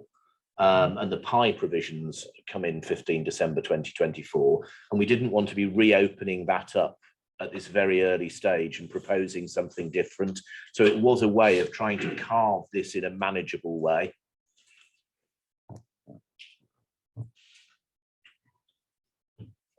Okay, thank you. Mark, please. I will start from this point and I will start from this point, then I would go back to IESBA 1. It is clear the intent. I wonder whether there is something to do in order to make it more clear. And in particular, when referring to 422, we are referring to, let's say, the minimum requirement for PIEs. And we could have two situations. First of all, these requirements could be adopted differently in jurisdictions. And therefore, in doing these requirements, we are not recognizing this different thing made in different jurisdictions, additions, for example. So I wonder whether there is something to clarify in this respect in order to say that if a jurisdiction decided to consider something more or differently, these are the PIEs that should be used, the PIE definition that should be used. Also, where someone could read this reference as, let's say, just the PIEs for sustainability are just this one, unless it is clarified in the jurisdiction implementation. So there is a risk of less clarity in my view. So I would recommend the task force to clarify this point.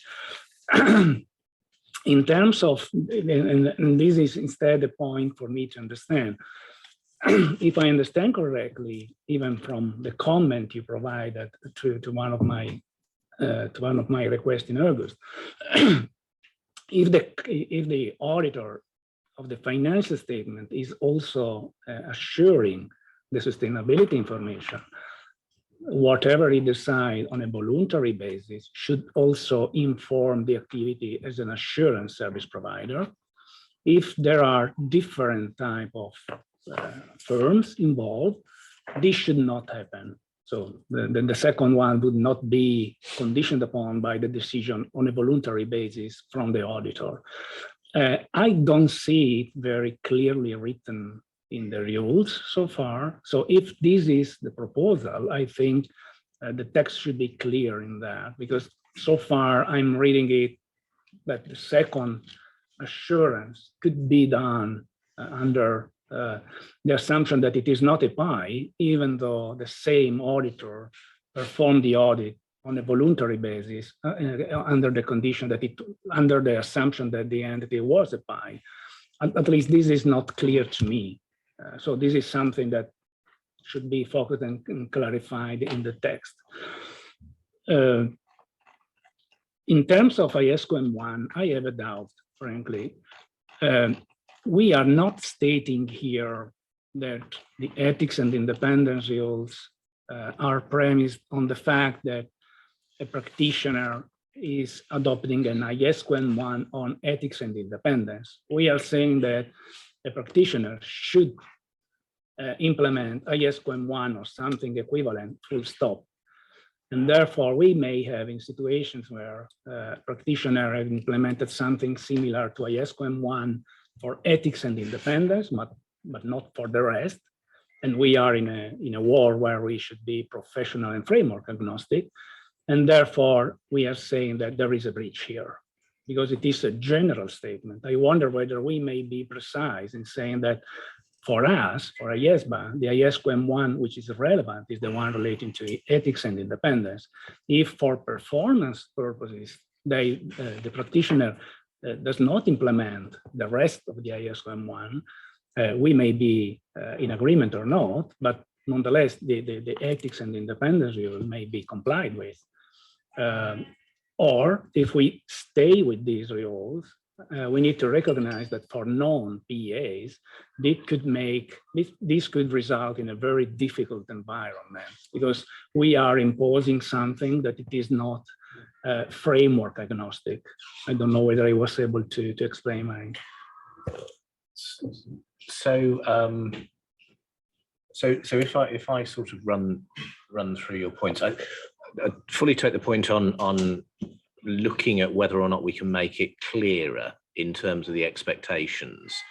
And I think one of the things that we have used to quite good effect in some of the things so far is to actually supplement the text with a bit of an illustration, a diagram that actually shows how it works, because sometimes those are more helpful than yet more words trying to explain it. So we will have a look at that. But I absolutely agree with you on the where you have an engagement that's provided by the same, two engagements by the same provider. Obviously, there is only a single view of independence. You can't be independent for one and not independent for the other. And of course, that's you can't have the sort of passporting of requirements where there are different providers from one provider to the other. It can only effectively the only way you would have any sort of ability to do that is if the entity that was commissioning the work said, we want you to use the higher standard. So I think that is sort of likely how we will move that one forward. I think that the point you make on ISQM1 is a really challenging one. And I think we all recognize this, and I'm genuinely very interested to see what feedback the IAASB gets in its consultation. But I do think that, if a provider decides to assert compliance with a quality management framework, it has to assert compliance and deliver on all of that framework, not just part of it. And the way in which we've currently framed this is you would adopt ISQM1 or something that did not fall below the level of ISQM1, but you'd still have to have a quality management approach. You couldn't just say, I'm only picking out the relevant bits of ISQ, because you take quality management effectively as a firm-wide package. You don't take it as a list of things that you can opt in and opt out of. So I think it'll be really interesting for us to see what comes out of the IAASB's outreach and their consultation, because I do think I share what I take to be your concern, which is if you're not a professional accountant, it is incredibly difficult for you to assert that you have complied with ISQM1. And it's also very difficult if you're not a professional accountant to be able to evaluate something that is no less stringent or no less demanding than ISQM1. So, we will have to be alive to that. But we've done this very much to ensure that what we're proposing for the code is in alignment with ISSA 5000. Can I, and I'm in agreement with that. My only worry is that if we go in this direction, we need to be aware that it could be very challenging for non-PA to implement the entire ISQM1 while we are speaking just about ethics and independence. And this could result in, let's say, issues in the implementation phase for non-PAs. So I'm fine to say that, of course, because I'm coming from the PA organization, but we need to realize that if we want to have something professional agnostic, framework agnostic, this is something to think about again. I will not say that we need to change, but it is something that we need to think about very carefully. And I think the other thing that you highlight very well from the question there is, of course, for the PA community, there was an implementation period of over 2 years from when the PIOB endorsed ISQM1 to when it actually became effective. So even PAs who are long experienced with dealing with quality management arrangements, they had a 2-year run-up to be able to do that. And it's right to highlight the fact that if we expected that a PA would take 2 years to be able to do all of the necessary things, if you're a non-PA, you're not going to be able to do that, overnight. But I think that's something that we'll have to continue to engage with the IEESB over. I finished my comment, sorry. Then I will stay silent for a while. I know that the wording you used in the task force is aligned with ISA 5000, but I'm still struggling even on other section about the concept of sole practitioners and member of a firm.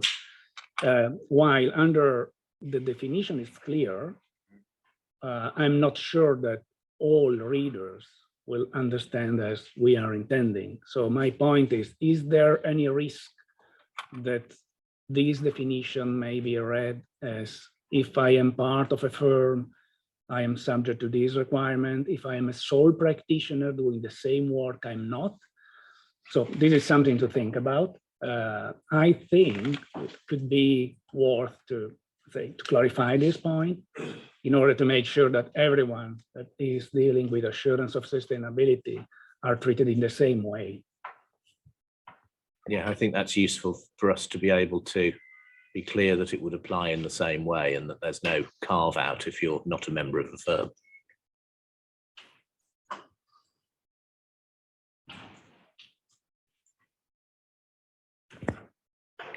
Thank you, Luigi and Mark. Ken, I think that you were the first, but I don't know if you want to come now. Well, Sorry. thank you, Gabriela. My comments really on precisely the couple of matters that we're discussing now that Luigi has raised. Maybe on the latter point, at least from my understanding of the code applies to sole practitioners, as it does to a firm that comprises a number of individuals. And for that matter, if a sole practitioner is in effect a firm that constitutes only one individual, as it were. Relative to the point about ISQM1, I do recognize in effect the question Luigi is raising as to whether non-PAs would be able to step up to the expectations in terms of full compliance with the entirety of ISQM1. And that is going to be a question that's going to be out there. If anything, the fact that we're moving into the area of statutory assurance now is going to bring basically sunlight in this space, because as you know, there have been a lot of questions that have been raised in terms of how non-PAs have been actually complying with the assurance standard that IESBA has had for a number of years, ISA 3000, and with that, the related quality, previously the quality control standard, but now the quality management standard.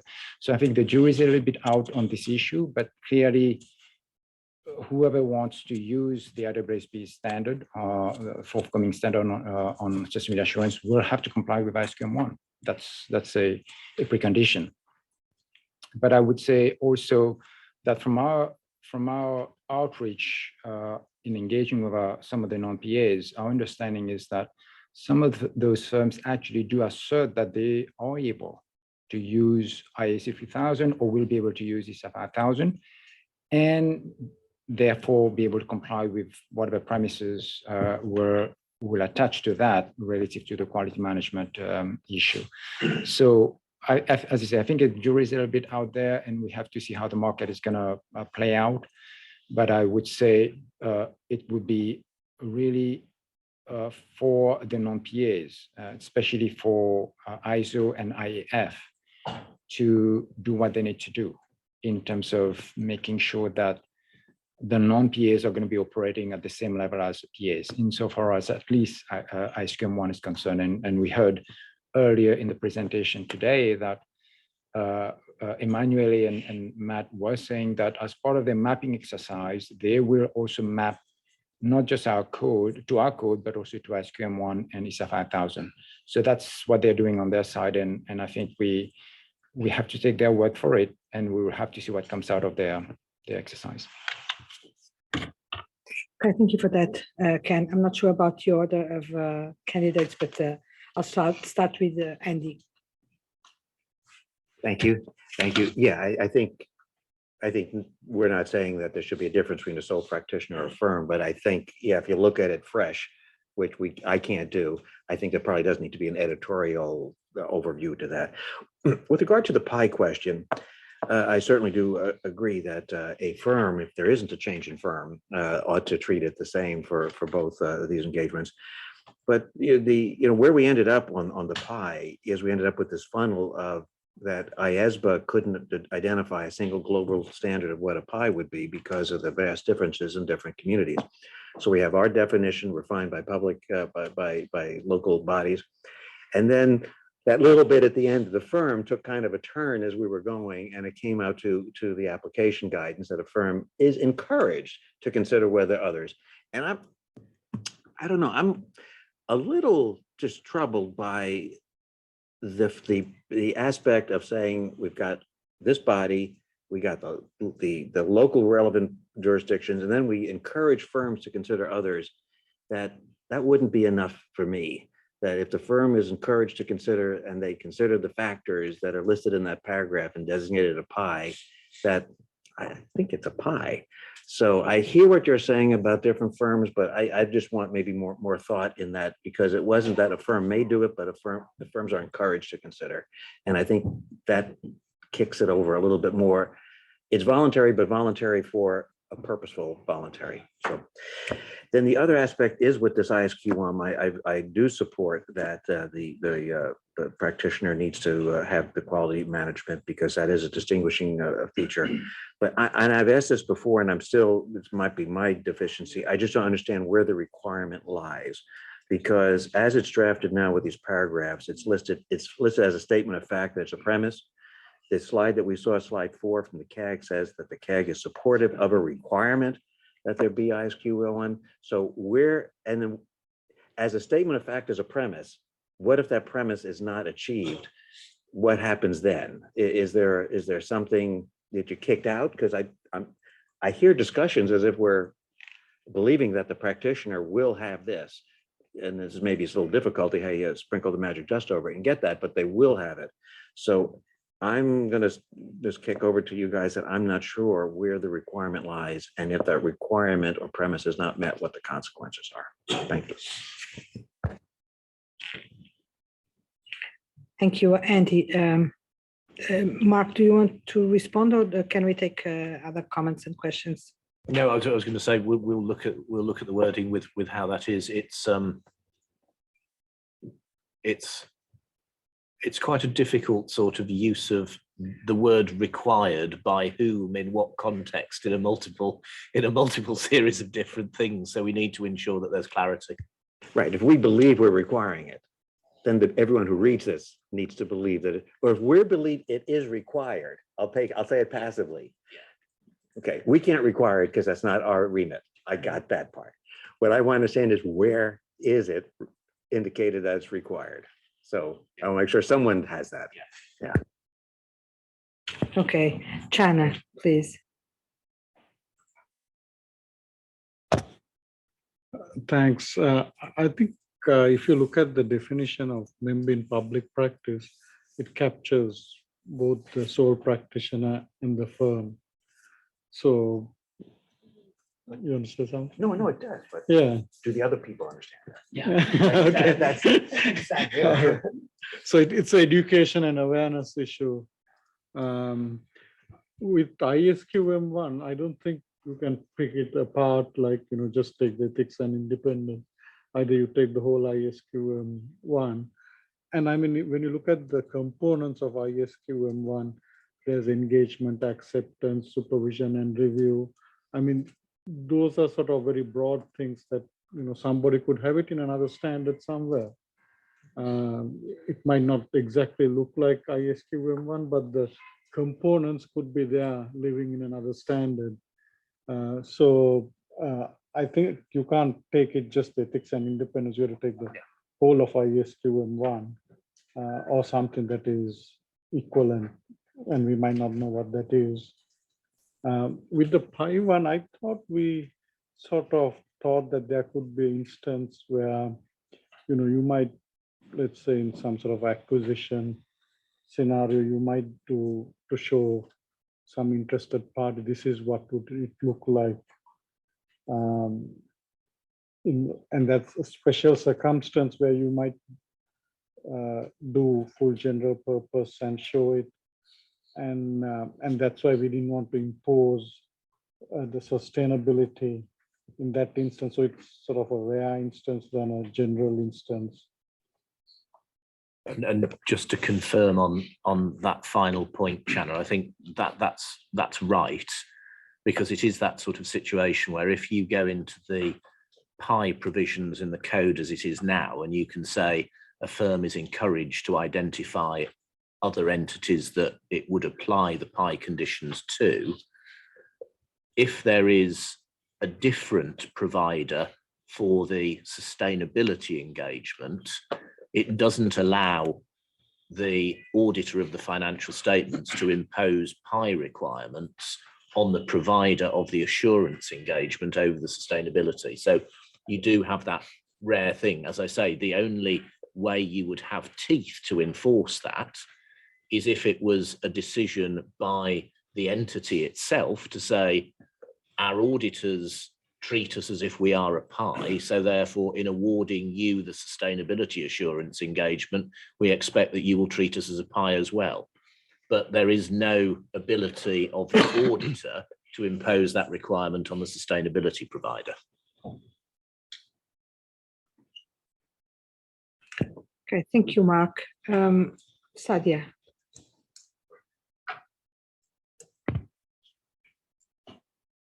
I appreciate that none of this here is easy to solve, even though the comments might seem easy.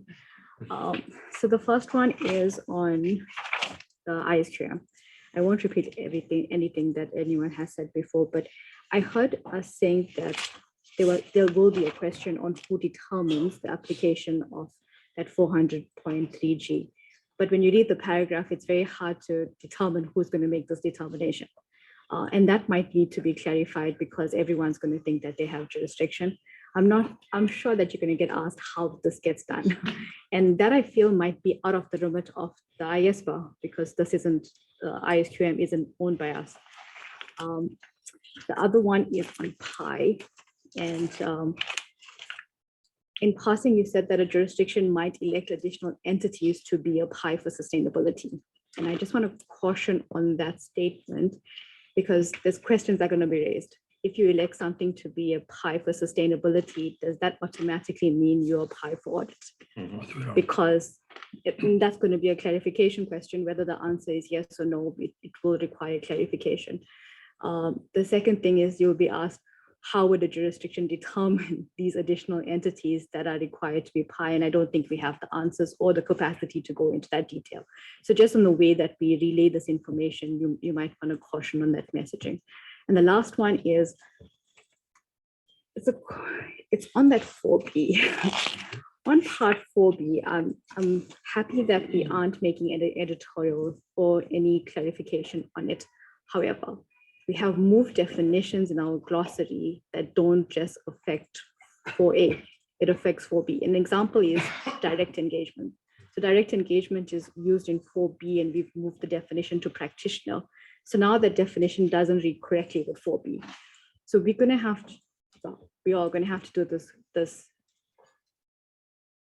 read of 4B to ensure that nothing has changed in 4B, and the clarification we're putting into part 5 reads the same way in 4B. So people read it the same. Thank you. I think, you know, on the first two parts, absolutely, and we'll have a look at about that. I think the most difficult thing is if you ended up in a situation where you got a divergence where something was a pie for the purposes of one, but not for the purposes of another. And you would live in hope that jurisdictions were sane enough not to do that, but there's a risk that they don't. I think we can take a degree of comfort because explaining that a consistent level of independence applies is possibly slightly more straightforward. On the 4B thing, I agree that we'll have to look to see whether we have created anything that requires any sort of conforming amendment, but I still think that in a sense 4B generally is outside of the scope of this project, but the board will need to decide, you know, when it wants to look at 4B and how quickly, because I expect as we go through any sort of consultation or an exposure draft, we may get quite a lot of questions. And Sudhir, thank you for your point regarding the direct engagements. We will have a look at it. It wasn't our intention, but I recognize now what's the point there, and we will see. So just 2 points on what you've said. The pie definition, sometimes the definition of pie isn't determined by the audit regulator. Legislation and other regulators might determine it to be a pie for sustainability, which might create unintended consequences for the audit. So that kind of clarification might need to be determined. The second one was on, as we're going through consequential amendments, and I thought I'll put it up front, are we going to be exposing consequential amendments? Okay, thank you. And sorry, just for the clarification, so for both part 4A and part 4B, that will be part of the exposure draft. Okay, thank you very much. Tom, please. Sorry. Tom. Thank you very much. And the part 4B type of engagement is a sort of issue. Because the a little bit an elementary and the standback type question is that what is the coordination between the workstream 1 and workstream 2? Because I think that the workstream 2 covers the part 4B type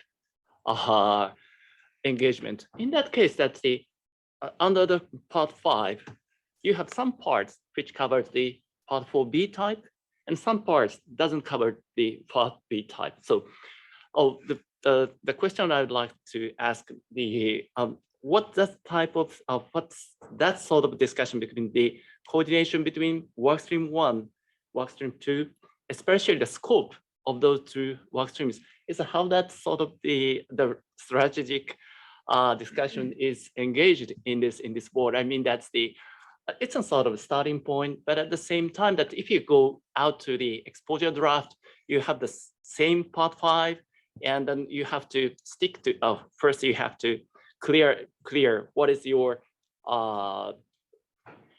objectives, or what is your core trust you would like to protect. So then you have to clarify what is the part work stream 1 and work stream 2. From the other part of the people, it's very difficult.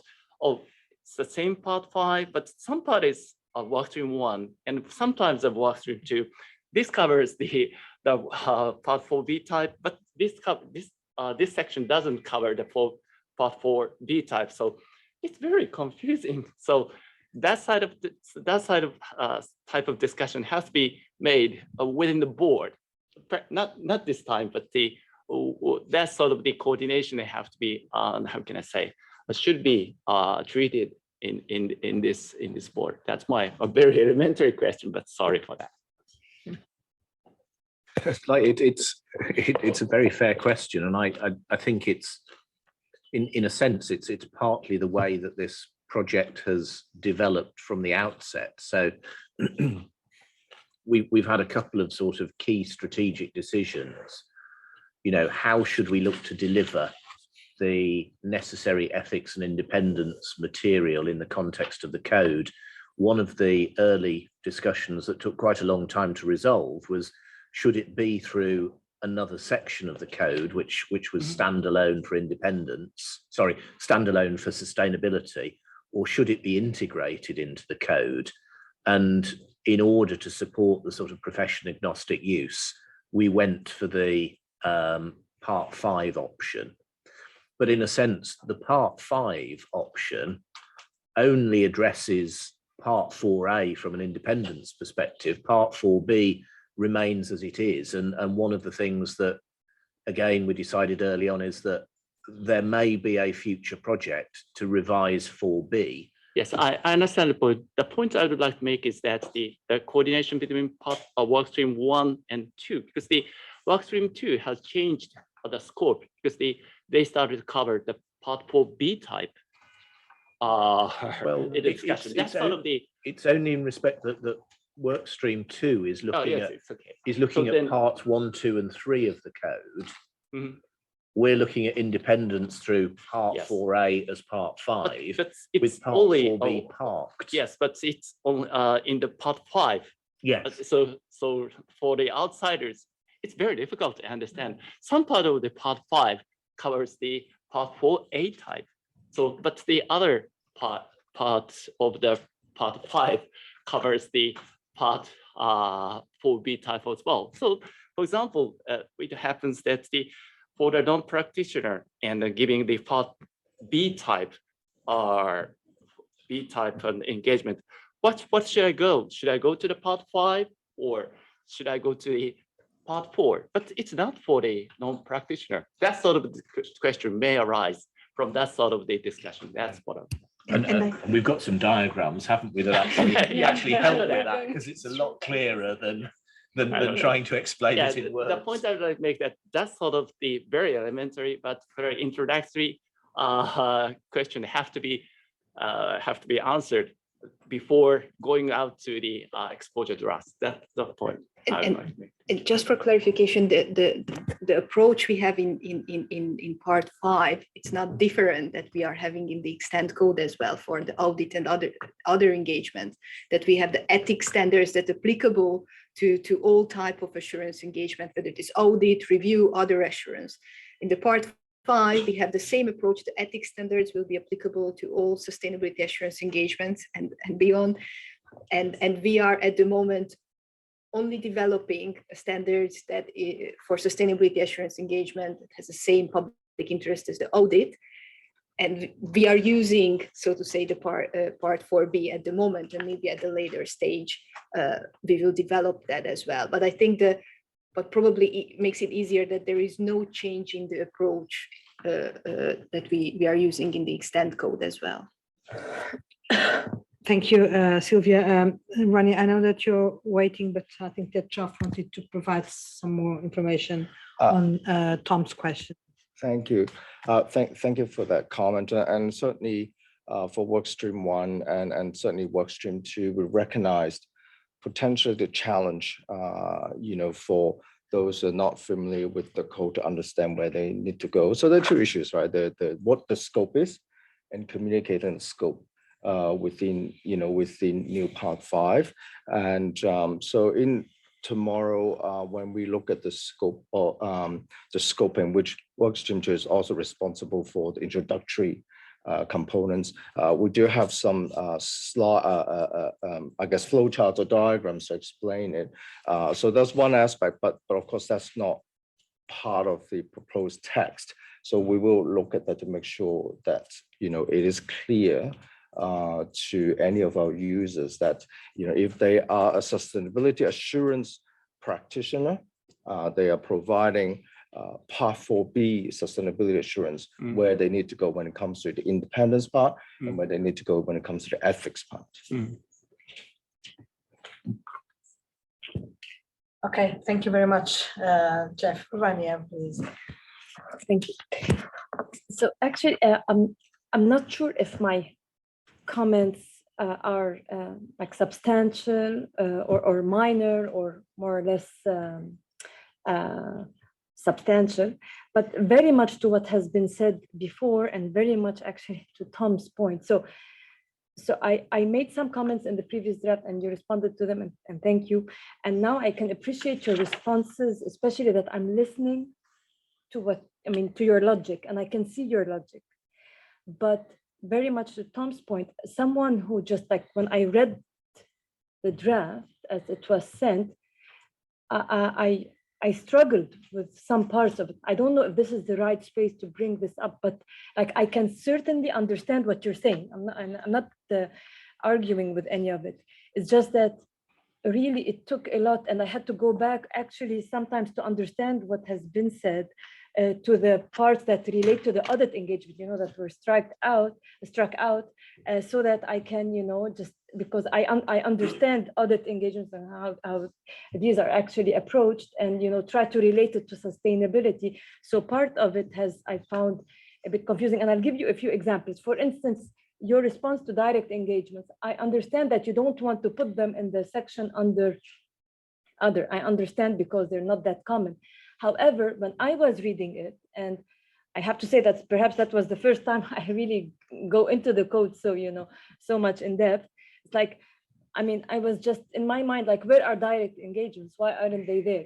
Because you had mentioned them before. So for someone, it felt a bit confusing. And then, for example, the discussion on ISQM one. So I'm not sure if I'm missing anything here, but because like earlier it was said that the sustainability practitioner can be a firm or an individual, but then when we talk about the discussion around ISQM1, it was like all the time the reference is made to firm. And so sort of, I'm not sure if I'm missing anything, but then what about if it's not a firm? And so, and then there's also, I'm not sure if we got to that part yet, but then there's the whole discussion around engagement team and sustainability engagement team. Yeah, okay, good. Okay, because that was like really, so I'm not sure if, all I'm saying is that listening to what you're saying, it makes perfect sense, but I'm not sure for someone who is not familiar with this kind of narrative and this kind of vocabulary, if they read it, if it's going to be easy for them to absorb and how onerous it's going to be to actually implement this. Just a point I thought I would make. So the honest answer to that is that I've spent 15 years reading the code, and I find so. But genuinely, it is difficult because it is ultimately a document that has been designed to meet a technical need of a profession.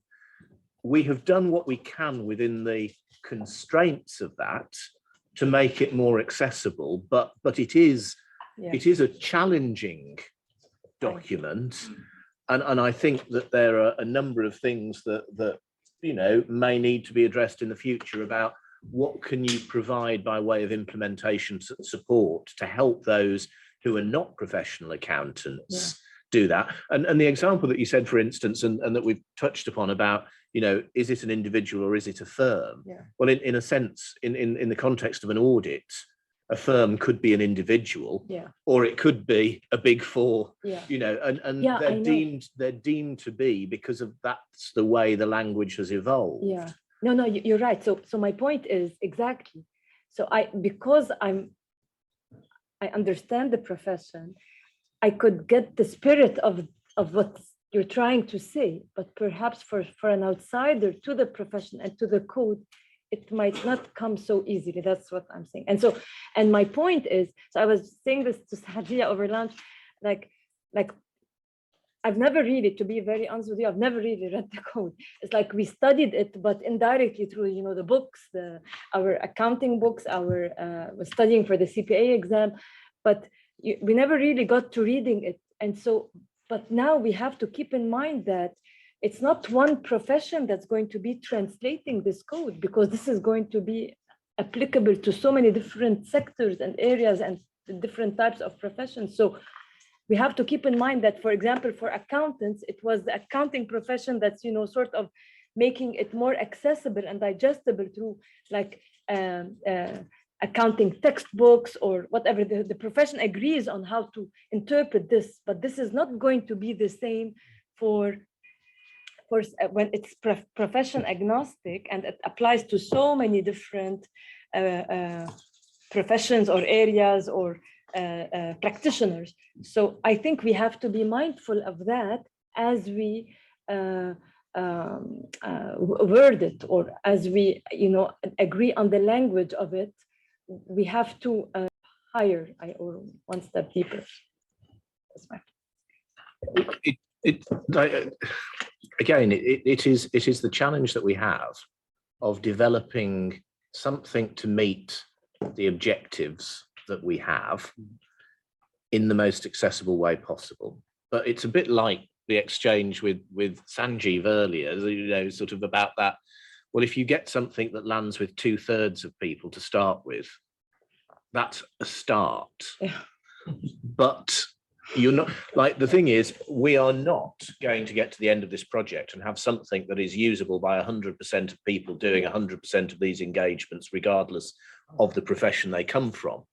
And indeed, you know, if we look, the code has been built up over many years and people have got to work with it and learn it and understand it. And it's the same point as the point I made about ISQM1. You know, global audit firms have had 2 years to get used to it and to make it work. So we have to be very realistic and very careful in communicating how this works with people who have not worked with the code before, because you're not going to come in from a standing start and say, I'm complying with the code, because some of the things you need to be able to demonstrate that you've put things into place to be able to do that. And that is going to be a very careful piece of messaging and education that goes much beyond the delivery of the text. It's something that, you know, will be an ongoing thing. Like, you know, sort of Vanya and I sit in the IESBA Sustainability Standards Advisory Forum, and they've issued their standards and they've got their effective date, but they're sort of saying that, you know, for the next 3 years, 75% of their effort will be on implementation support. Like, delivering the standard is not the end of the road at all. And so I think we have to sort of move away from thinking we are going to deliver something that is going to be 100% there.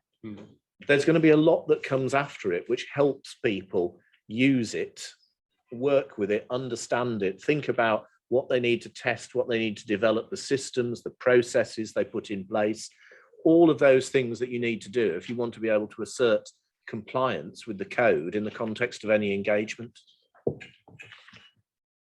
Thank you, Mark. If you allow me just a comment on this very interesting conversation. I think that, of course, both you are very right. I agree that this is not the end of the story. It's probably the start of a much more challenging story, which is how are we going as a standards board to ensure that these standards will be implemented, adopted, enforced, etc. And that we can't do everything in one take, and that this is the product. What we have now, the code is the product of many years and many work and much work and etc. But that should not prevent us. And I'm not saying that is the case now, but that should not us prevent from making things from start as simple as possible. Because if the challenge ahead is so big, it will be a little bit less. If we manage to get things a little bit more simple from start. So it's again a big challenge of finding the balance of what we can do, but not postponing everything for the next stage if we identify any opportunities of making things simpler at the start. Again, I'm not saying that this is the case. I think that this is the message from Rania and Tom as well. Let's see if there is anything that we can or not, most probably do in a way that it may make the next phase less burdensome for stakeholders and for ourselves, having to translate everything to those who will have, for sure, difficulties in understanding that. So I think that's it. Luigi, please. Yeah, and I would like to provide one of the example that I mentioned this morning, where using the word part is introducing some lack of clarities. For example, in the paragraph 403b, you are saying that law or regulation may also require the application of this part to sustainability assurance engagement. I think that this part should be the independence, international independence standard in this part, because the World Stream 2 made it clear that at least the ethics part is applicable for every and each engagement of this type. So if you do not have this when using the term part, you may have an unintended consequence here.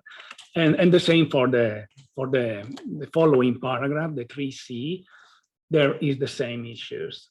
So as I told this morning, I think that it is worth revising each time where part is used in order to make sure that the resulting meaning is exactly what you have in mind. Thank you very much, Luigi. Yes, indeed, you're absolutely right. That was our intention. And I think in some places, we already using that instead of this part, the independence standards in this part, because that's our intention, that we would like to use it only in the context of the independence provisions. Probably when we were coordinating with Workstream 2 and their new proposal, we didn't pick up that each and every paragraph. But I fully agree with your point, and we were aware of that fact, and that was our intention from the beginning. So we will pay attention to use it consistently everywhere and not to refer to this part when we are only talking about the independence provisions. And you have to remember, Luigi, that Part 5 existed before there was anything in it. so it was a convenient way of describing what we had. Okay, good point. Thank you. Hector, please. Just briefly going back to the previous point,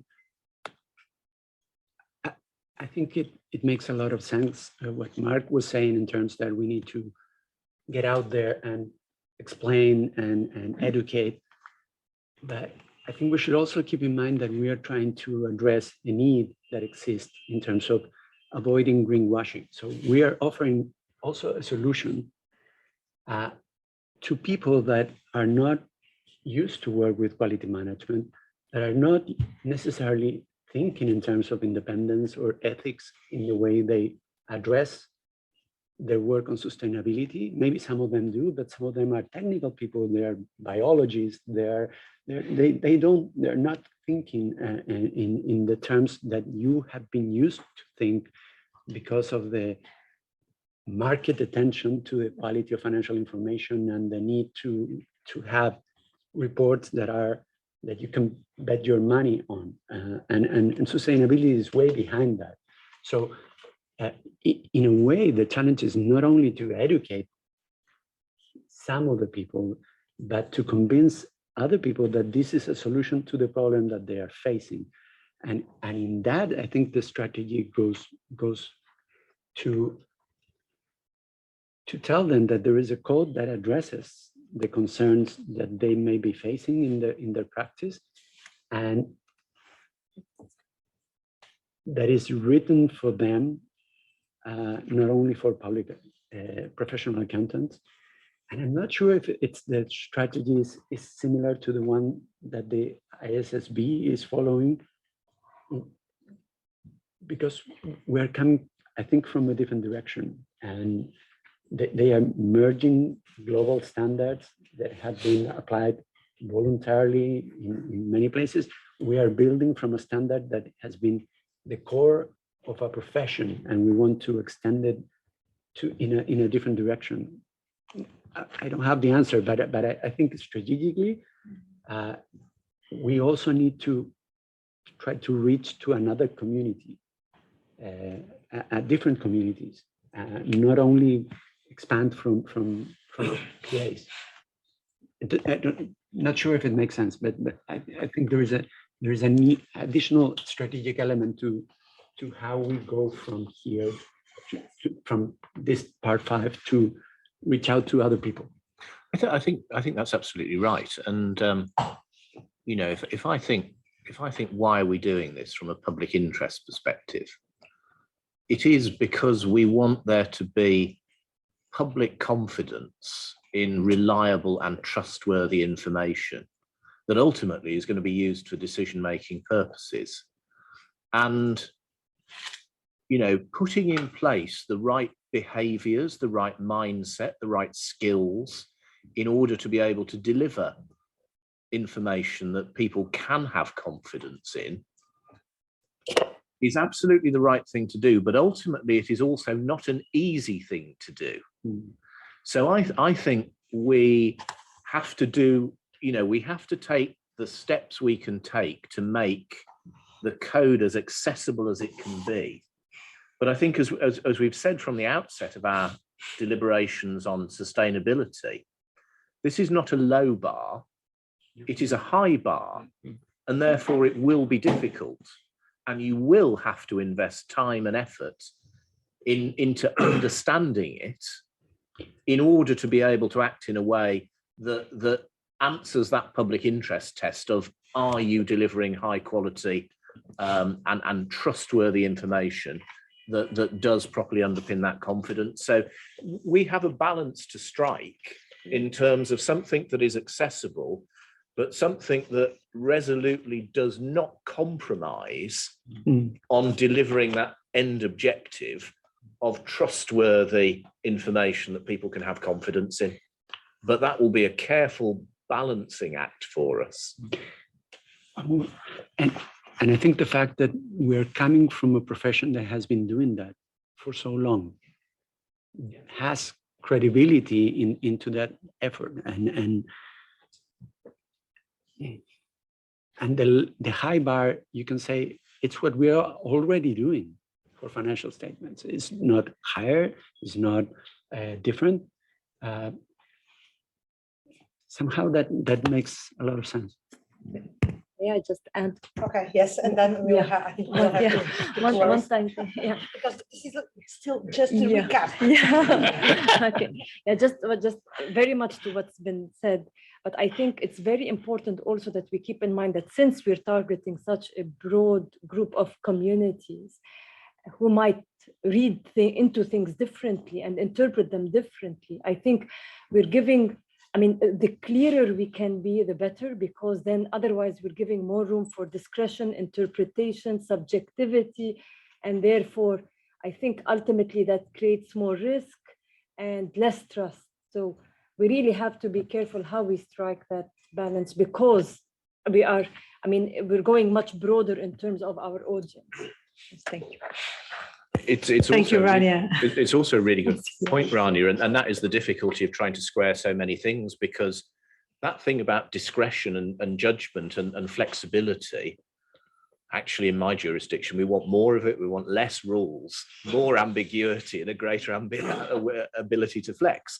But in other jurisdictions, they're much happier with a rules-based approach that has, and the thing is, we've got to develop a code that can deliver both. Yeah. So we've got an even harder job. So no, it's a really good point for us to bear in mind. I'm sorry, now Chana, you have been waiting for quite some time, and then we have two more, and then I think we have to move forward. Yeah, I mean, my start, leaving aside sustainability, I think we need to take faith in what the code already has, right? I mean, it has been gone through global due process. Firms such as Rich Luigi, you have systems built on the code. So I think we have to take faith that people do understand that part. The other thing is time. We don't have time. We are pretty much out of time. And then going to the thing about, we are trying to keep the same bar, that this is the same as for audits. And that's why the equivalence matters when we look at equivalent sections, whether it's 400 in part 4A or 400 in part 5.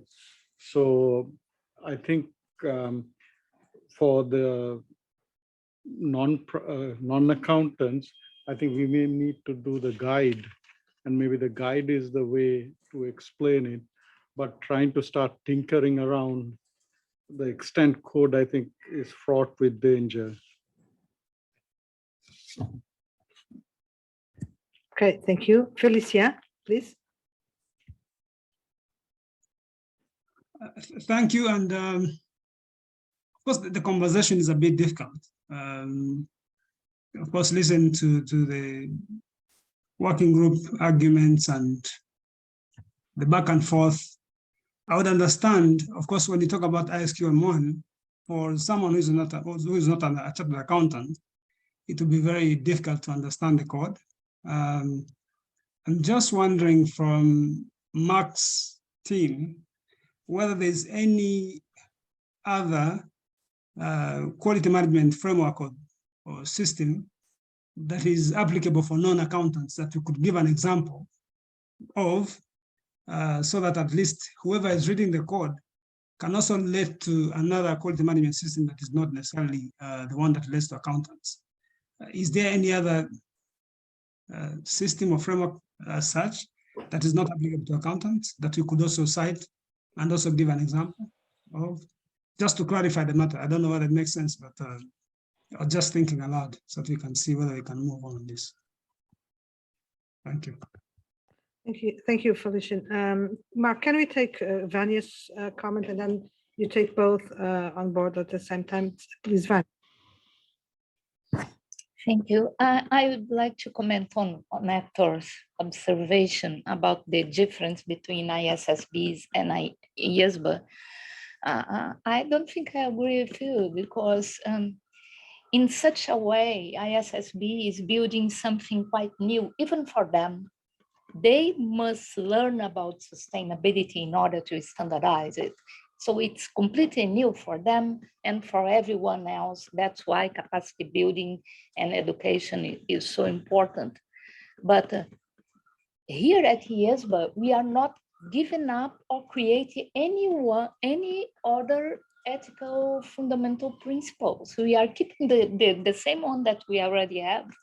So what we are trying to do is to show how what we had applied to financials can also be applied to sustainability. So it's much more a question of communication that an exercise of communication that we should do. And it is complex and difficult. I am not reducing that, but I do not agree that we have a much more difficult task than they do, because we are dealing with what is already there. So we are just extending that for other circumstances. But yeah, that's just an opinion. And you know, sort of obviously on both of those comments, I think it's just very important for us to sort of continue to consider the narrative in which the code sits in and the work that we're doing sits in. And, you know, we can't lose sight ultimately of what is the objective we're trying to deliver and how is the best way to deliver it. And I think, you know, in doing that, we have to also remember Channa's very valid point of one thing we don't have is time. You know, we will develop proposals, we've got proposals, we'll continue to refine them. We shouldn't fear exposing those to public consultation, because public consultation will allow us to improve them. And that has always been, you know, a principle of the way in which this board is engaged. So I'm very comfortable with that. But I suggest, if you're okay, Gabriella, that we move on to Sylvia's next chunk, which is very straightforward by comparison. I expect us to canter through this very quickly. It's so straightforward that we probably won't have questions. We will have. I'm going to make yes. Then we will move on to the next part. This was only, as Mark mentioned, was a recap. So we are moving to to the parts where there is actually a new proposals from workstream 1. And first we will focus on the independence considerations for individuals. And that part I would also like to start with a short recap. No recap. Take it as read. So the provisions in part 5, there is provisions in part 5 that are applicable to the sustainability assurance team. And who are the individuals in the sustainability assurance team? It's going to be involved in the glossary. And the determination is in line actually with the determination of an audit team. We can talk about sustainability assurance team and group sustainability assurance team. It's really based on the same approach. So the sustainability assurance team members, firstly, those are who are on the engagement team. And this is also defined in the glossary. Engagement team members are all leaders and staff performing the engagement and any other individuals who perform assurance procedures on the sustainability assurance engagement. So this is a term that in the glossary, and we didn't actually develop a specific term of engagement team for only sustainability assurance engagements. We decided to have only one assurance team definition that will be applicable to every engagement in the code. So the audit, the review engagements, and the sustainability assurance engagements as well. However, the sustainability assurance team goes even beyond that, and it includes any other individuals within the firm, network firm, or component firms, or other individuals engaged by the firm who can directly influence the outcome of the sustainability assurance engagement, or where applicable, the group sustainability assurance engagement. So this definition is in line with what we have for the audit engagements as well. We will define these terms in the glossary. And in section 400, we will provide further application material to help the determination that who is an engagement team member, who is a sustainability assurance team member, but these individuals are basically all subject to the code, and the provisions in part 5 are applicable to these individuals. Where we go a bit beyond what we currently have with audit and what we have considered, that the reporting boundary for sustainability assurance or the sustainability information could refer from the reporting on financial statements. And financial information may include information from many other entities within the entity's organizational boundary, and also up and down in the value chain. This is not this is not the same as for the audit engagement. So in this case, the engagement team may need to use the work of another practitioner. These other practitioner, they can use their work not only for entities within the value chain, but also for entities within the organizational boundary, and may also consider using other practitioner, not only in the case of group sustainability assurance engagements, but other standalone engagements as well. I think the primary question on how we address the work or the independence implications for these other practitioners is whether whether they are under direction or supervision of the engagement team or the firm. As ISSA 5000 includes several requirements for the engagement leader, and one of the requirements is that the engagement leader needs to be sufficiently involved in the assurance work carried out.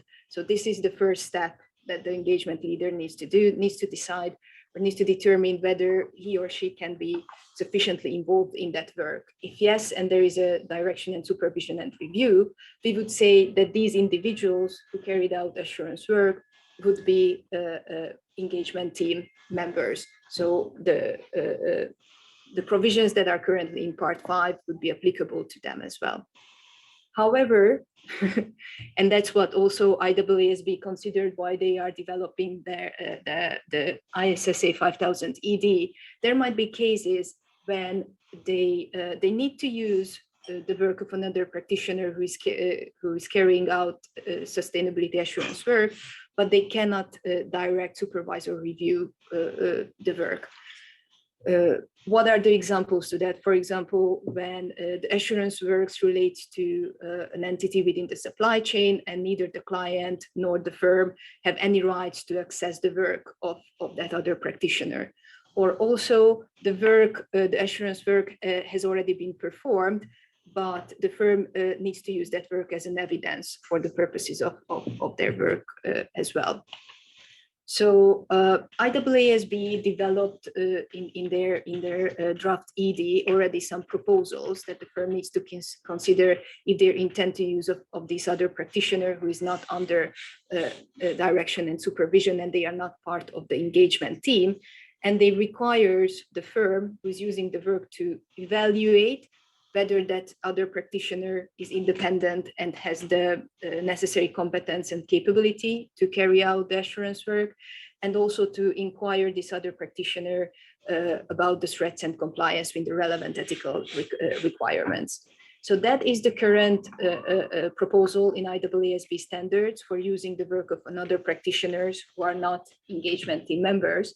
However, IEESB is committed and like already signaled that there will be a strong coordination with IESBA regarding these relevant ethical requirements. On the next slides, I just included a diagram. I hope it's helpful. It meant to be helpful, not more confusing. So what I have just presented so far, on the top left corner, you can see a box that includes the engagement team and the other members of the sustainability assurance team. So these are the individuals who are currently captured in the Part 5 provision. These other practitioners I was talking about, who also practitioners performing assurance work. However, there are no direction, supervision, and review, and they are not part of the engagement team. It's important that we need to distinguish these individuals from those who are on the right-hand side of this diagram. So they are not experts or external experts. And Laurie and Cam will provide a presentation for us later this week, their proposal on the independence application. Sorry, not independence, but the, the provisions. So these are individuals who are not performing assurance work, or they have expertise beyond the practitioner's competence. And also we need to distinguish with other practitioners using the work of others who are not carrying out assurance work. So they are basically providing some information or data to the engagement team that will use in their engagements. They are also not part of the independent standards. The issue on how the firm can rely on their work, it's part of the ethics standards as well. So what we are talking about further on, it's really does these other practitioners who carry out assurance work, but they are not part of the engagement team. And just to make it even more complex, hopefully that's really this diagram, it just helps and demonstrate how the work of these other practitioners, their assurance work will be channeled in to the sustainability information on which the firm will basically express an opinion. I think it's, I already said that, but I think it's important to emphasize that this entity that is basically that is subject to the assurance work of these other practitioner, it's not necessarily a value chain entity or someone further away from the group. It can be based on IEESB's EDs, an entity within the organizational boundary as well. So taking account all these information and what's in IEESB's proposal currently, the first step we had as a task force or as work stream 1, we try to develop a definition that would describe who are these other practitioners that we need to focus on. IEESB has no definition for them. They are addressing the issue as part of an application material.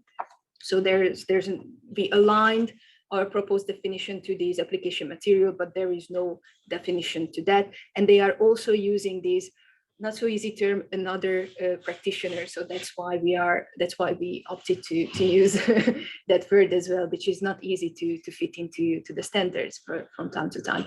So I think the key point of these definitions that this is an individual who performs assurance work that are relevant to the sustainability assurance engagements of the firm.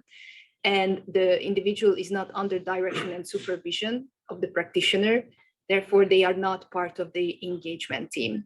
Although I was talking about the individual before, I think the approach we have taken that we specifically address that this term, other practitioner, can refer to individuals, but also to firms. So we are not restricting it only to individuals, but we are considering the firms as well.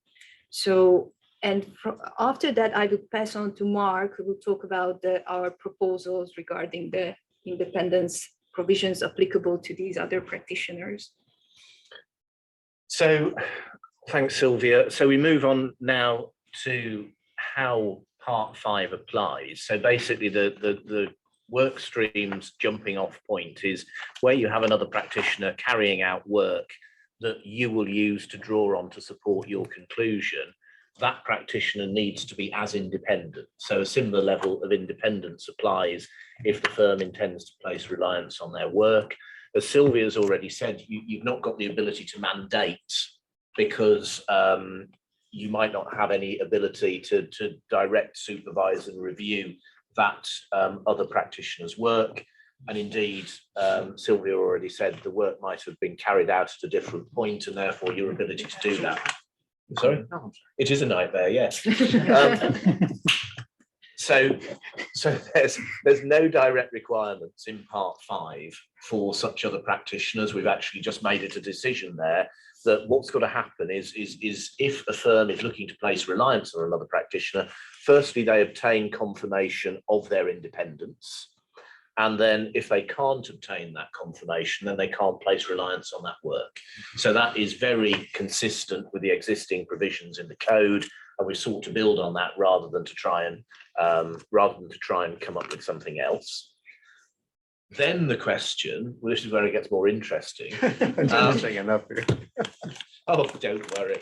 The darkest hour is before the dawn, Andy, don't worry.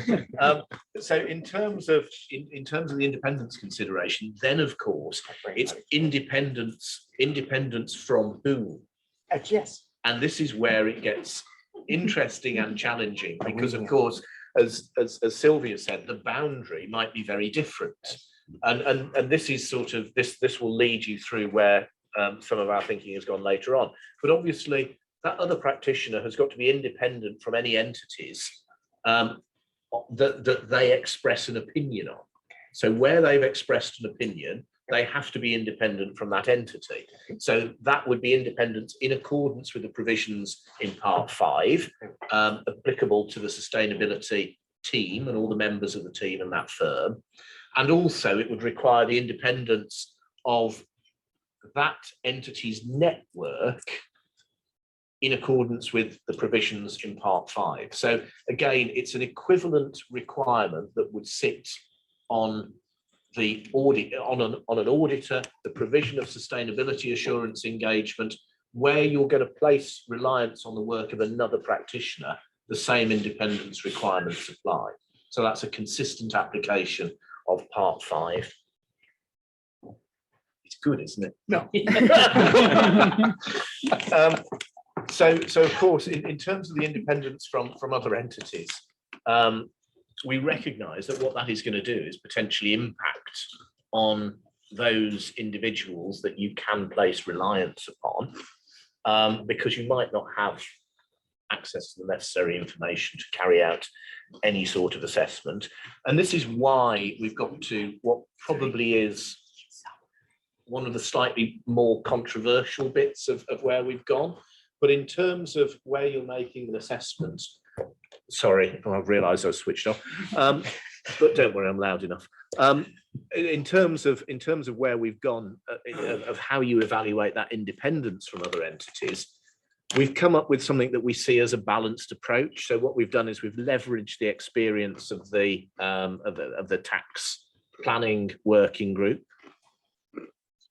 And what we've suggested is the application of a knows or has reason to believe principle. So in a sense, when you're looking at how you're assessing independence and who you're independent from, where you've got this very diverse reporting boundary, that you might have a normal financial reporting group, and then you've got associated entities that may be within the reporting boundary because they're part of the value chain, but your ability to know who you're independent of, well, you know you're independent of the group and you know you're independent of its components, but do you necessarily know how far the value chain goes in order to say whether or not you're independent? No.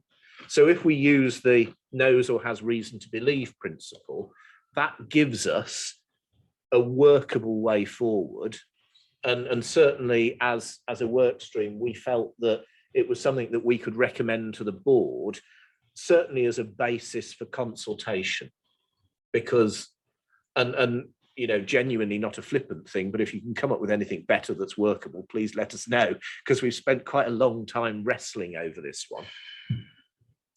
In terms of relevant independence provisions, obviously the same ethical requirements apply to the other practitioner.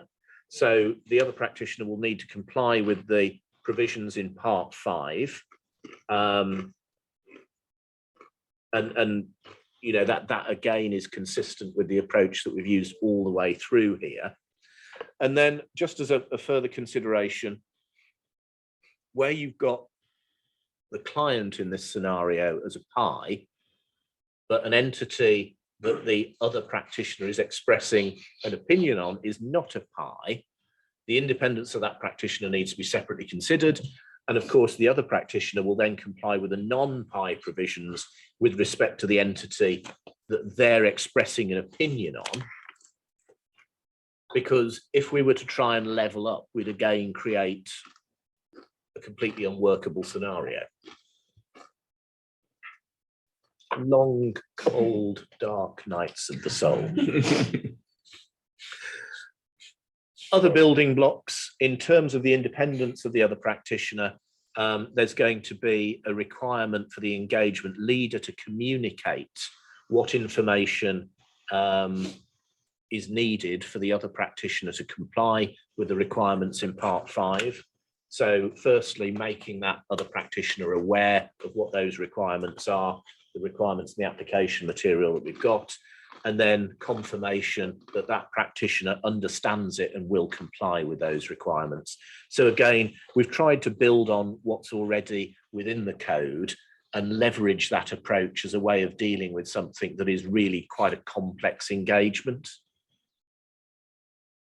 Because we've learned to love diagrams, here's another illustration of just how that works. So it shows how it works in the context of the firm and the network firm, how they're independent.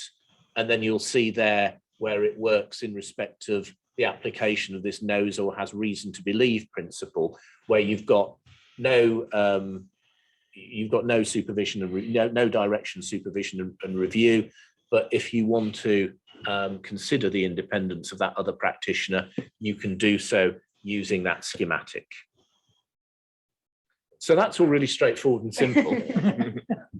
I suggest we pause there, go and run your head under the cold tap or something for a little while, because it is complicated. But I think the thing that we keep coming back to, and the thing that the work streams sort of considered, is that the real challenge in all of this is just the reporting boundary is a very different one to the one that we're used to. And what we've wanted to do is try and create this in a way that doesn't compromise on the independence requirements that you apply, because obviously that's keeping with our high public interest bar.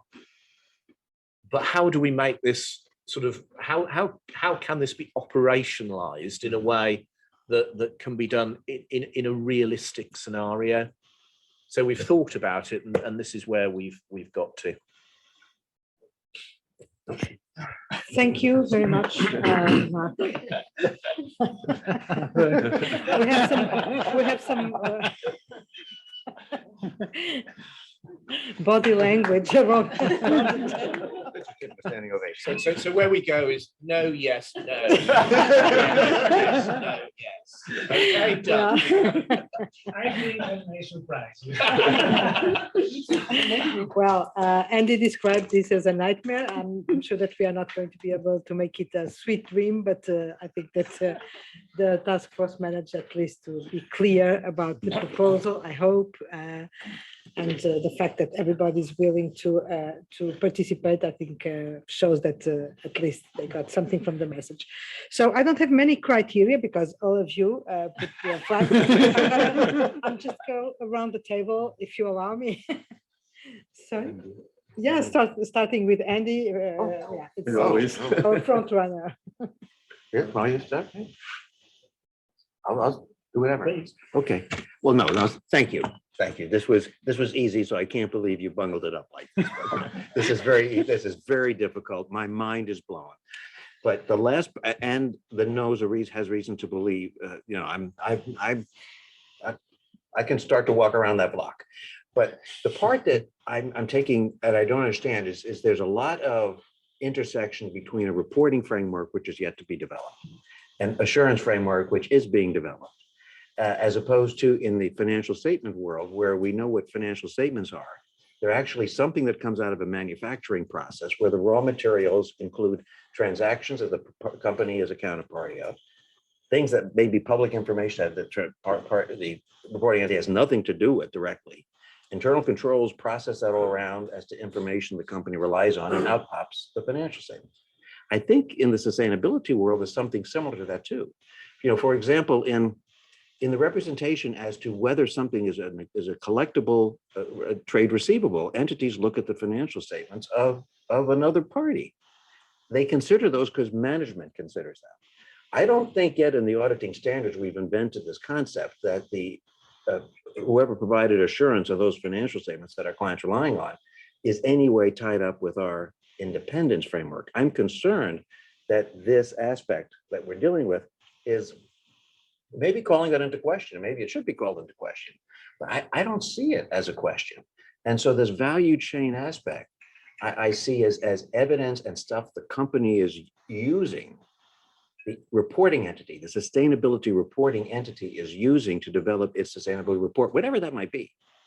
And if they can process that through their systems and controls in a way that the assurance standards allow us to rely on that information, then I'm very agnostic, to use the word in a different sense, or maybe atheist in figuring out that those assurance providers, say my accounts receivable issue, are really something we're relying on. So with all respect to what you guys have to do, which is terrific and Herculean, I'm not sure I'm seeing where the end result is in the reporting framework, which is yet to be involved, and the assurance framework. So I don't want to do anything to weaken the independence of the overall assurance provider, but I also don't want to create a new concept of independence that's beyond the reporting entity. Because remember, it's the reporting entity is making assertions, right? The assurance provider is providing assurance on those assertions. So what's that factory of the reporting entity?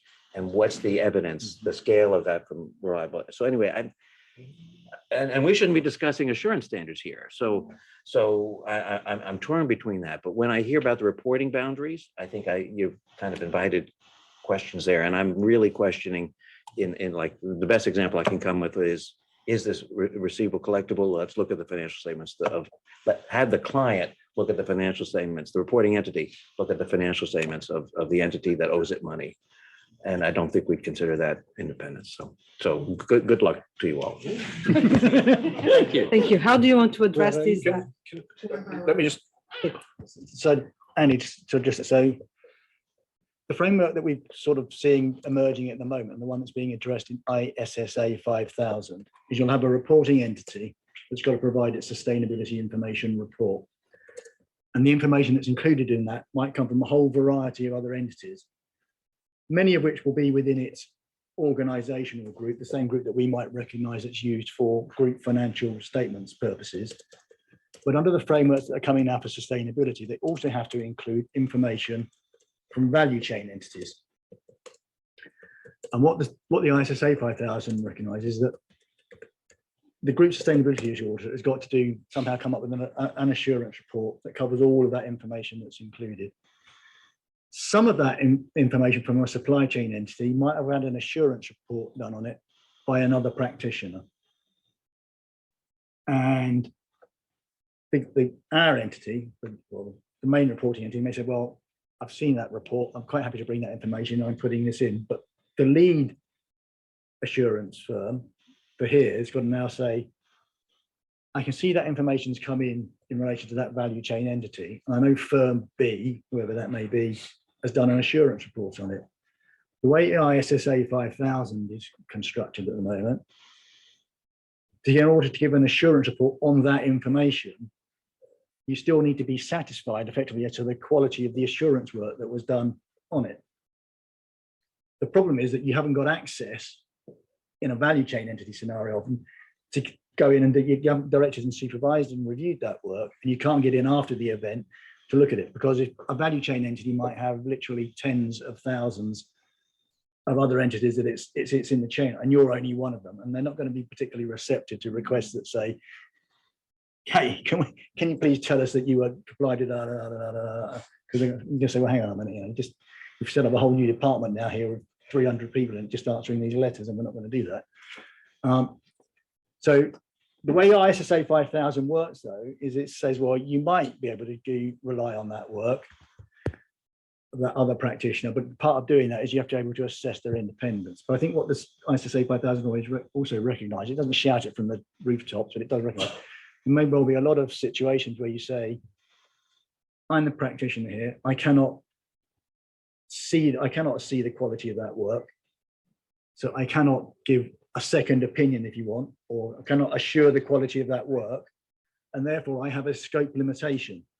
So my report is going to cover this, except for this, where I got a scope limitation because I've got no basis for assuring that actual work. Now, what the markets might well say is, well, you're not giving us a second opinion, second opinion on the work that was done by firm B. Actually, we know who firm B are, and we're quite happy with that. So we're not overly concerned that you've got that scope limitation there, because we can see what's going on. But that's the sort of situation we're trying to deal with. So I think there may, in practice, actually be quite a lot of circumstances where there is effectively a scope limitation because you cannot get in and do it. And ISSA 5000 recognises that.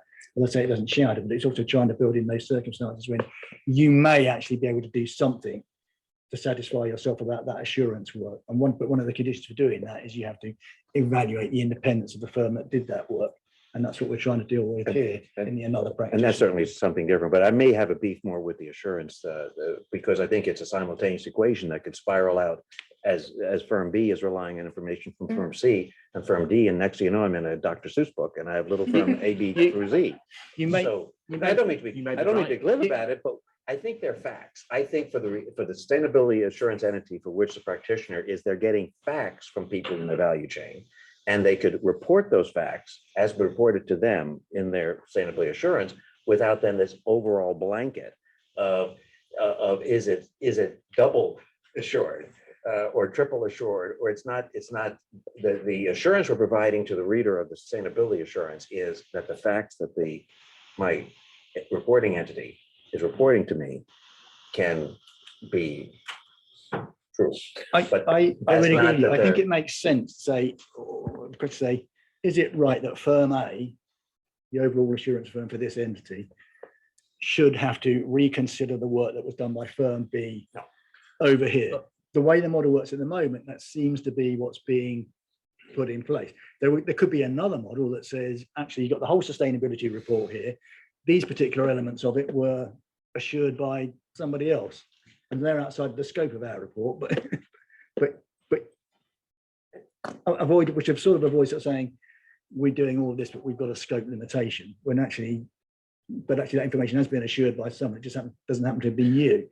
But I think that the thing helpfully that prevents it turning into your Dr. Seuss nightmare is that these requirements are applicable where another practitioner has carried out assurance work and you propose to place reliance on that assurance work for your own conclusion. So if you can accept a sort of slight delineation on the not necessarily factual information, it's if you're proposing to place reliance on an assurance conclusion that another practitioner has issued. See, I think the limit ought to be that I am accepting the carbon emissions per delivery truck as the faithful amount reported by this delivery company, not whether this delivery company has calculated its carbon emissions per truck correctly. So I'm only think as the value chain person, if my entity, which is a flower store, is saying that we've done our scope twos and the people who deliver it has this amount, we're not going back to the delivery truck and figuring out how much it is. We're just saying that we've got it from them, and that the independence of the people who provided it, I'm struggling with. I'm all right. Thank you. Thank you for your. Thank you. No, thank you, Andy. Sadia, please.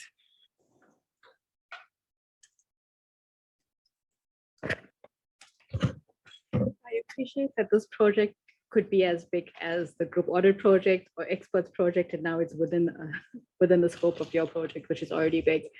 But as I said that, I couldn't help compare it. So the first thing I wanted to confirm is that these individuals are assurance providers. So we're dealing with assurance provider to assurance provider.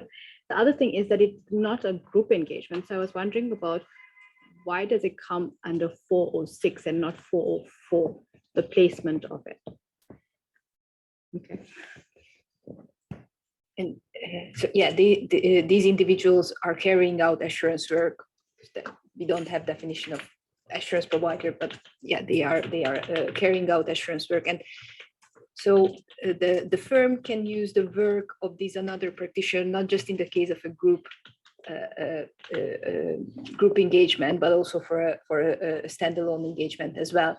And I think the difference, but we will get to that once we are talking about the group, so I don't want to go into these details. The difference between 405 and 406, then whoever it is 405, they are part of the engagement team. There is direction, supervision, and review. In 406, there is no direction, supervision, and review. So it's not the engagement or the type of the engagement that will depend which section we need to use, but whether there is direction and supervision and review over that specific that individual who is carrying out the engagement. Okay, so I'm happy with that project. Then the other things I've been thinking about, because it's kind of hard not to compare these individuals to component. And the first one was, why are we placing all the responsibility on the firm? So a lot of the requirement says that the firm shall determine and not an individual, which is usually the way that we structure it. The other things are, I assume that there's going to be timing differences between these reports, and those type of issues haven't been covered. And I'm not sure if they've been covered in the audit, in the assurance standard either. So, but those are going to be practical implications that we're going to have to deal with. The others are things like breaches, because you might get a confirmation and then it comes out that there's been a breach. The communication one, because the group engagement, and I know that we premised this on the previous one, but that communication requirement comes from IESBA 600, and there's a contractual relationship, and this doesn't seem to be in place for these individuals. So they might not respond to you, those type of things, which might become uncomfortable because you wouldn't be able to do any of this here. And then I do note that this is going alongside experts, and we're going to have to be clear on why they're not being treated the same. And I think it's because one is an assurance provider and the other is very wide and diverse. I have a problem with the known and reason to believe test, because if you don't understand the boundary and the value chain, then you're not going to know or have reason to believe anything. So you won't identify anything that might be an independence threat. Like just on the sort of method to the madness of where it comes from, I see it being similar in many respects to independence requirements that apply when providing services to lending syndicates. Because you've got lending syndicates, you may have to provide reporting services to a lending syndicate. There's an independence requirement, but you may not know who is a member of the syndicate at any particular time because these change throughout the duration. And you don't know what percentage of a syndicate someone actually controls. So it's not practical to know everything at all times, but it is practical to know at one point if your entity, say, controls over 20% of the syndicate, then there is a heightened need to be able to demonstrate independence in that context. And that's the sort of parallel that we're trying to apply here. As in, I fully take the point of, knows or has reason to believe of what, because if you don't know, you don't know, and you're sort of in a Donald Rumsfeld situation. But it is reasonable to believe that if something is so significant in the context of the information that's been assured, then you should know about it. And I've mentioned a laundry list of things that might be missing, but I think that we just need to have a reasoning of why we haven't considered it necessary at this point in time. And I think that's what's missing, is that how many engagements does this occur at, how many another practitioners are there in an engagement, and what level of reliance can there be? Can there be multiple of these and your engagement hinges on these individuals?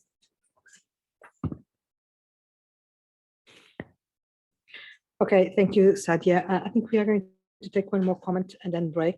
And the others, please don't forget your comments, but I hope that some cookies will help for the next part of the discussion. Luigi, do you want please to? Thank you. I have, say, different level of comments, basically. The first one. You want to leave it for after the break? Please go ahead. I will try to keep it short. I agree with Andy as a general consideration. I fear that we are going too far here with the requirements to check or to confirm or to obtain confirmation from the value chain entities in order to perform an assurance work. I understand that the draft ISA 5000 included that, but I'm not sure that this will imply to set up this very complex architecture to be in a position to perform an assurance work. Having said that, assuming that this may be the final end state of this process, I still have issues with the process identified. I wonder why the task force did not consider the possibility to use the report. In the report, there should be a statement saying that on which basis the report had been issued, which ethical and independent standard had been used. So if someone says that, if another practitioner says that it has used a framework which is acceptable on one side, and independence and ethics standard that are consistent, even not equal, but at least consistent with those in Part 5, I wonder why we should set up all these process and we cannot rely simply on this report. Again, the following layer, assuming that this is not possible, let's say, another layer is why the task force is proposing that the group auditor, or let's say the reporting auditor, should confirm that the other practitioner understood the instruction. As already commented previously, I don't think this is the fair approach. I think that there is an approach to inform, and then the other practitioner should respond or could respond if there are no responses. That could be consequences, but it is wrong to say that the reporting one should confirm the understanding of another party. So I do not agree with this approach, because it simply change the responsibility. The responsibility, even in the group audit, is to inform and to obtain information and then to assess the information, not to confirm that someone else have understood the instructions. I will stop here. I have other comments, but probably when we have the text in front of us would be easier to speak about that. I think the sorry. I think the difficulty. I think the difficulty that we wrestle with is that that sort of works very well when your other provider is another professional accountant. It doesn't work as well when that's not the case, because you're asking someone to provide, you know, that you're asking them to report the basis on which the report was prepared and you know, applicable ethical and independent standards. Well, we know from IFAC's research that that's very easy to do where it's another professional accountant, but it's a lot more difficult to do when it's not the case, because there may be no reference to it, or it may make a generic comment. So therefore, I suppose the question that we ask is it fair to put that greater requirement on the group engagement leader, because there may be a lesser level of understanding about the sort of the standard that you are going to require. And then I think the other thing that we wrestled with quite a lot, and this is particularly in the context of the value chain, is that you can see some engagements where you have your core group and you have value chain information being reported into the group, which plays a part in the final reporting package, but the value chain may not be particularly significant in terms of in the context of the group report. You could have other engagements where the value chain is much more significant than the group itself. And you've got to have something that you can leverage both. Now, don't necessarily say we've given you something you can leverage in both ways, but it's a recognition that you've got potentially very different types of model that ultimately are being reported on, and that the group engagement leader is going to have to decide whether or not they can place reliance. I think in practical terms, you'll end up with quite a lot of these in the early years where you end up with a limitation of scope for those very reasons. But it is a question of how you try and shoehorn that in.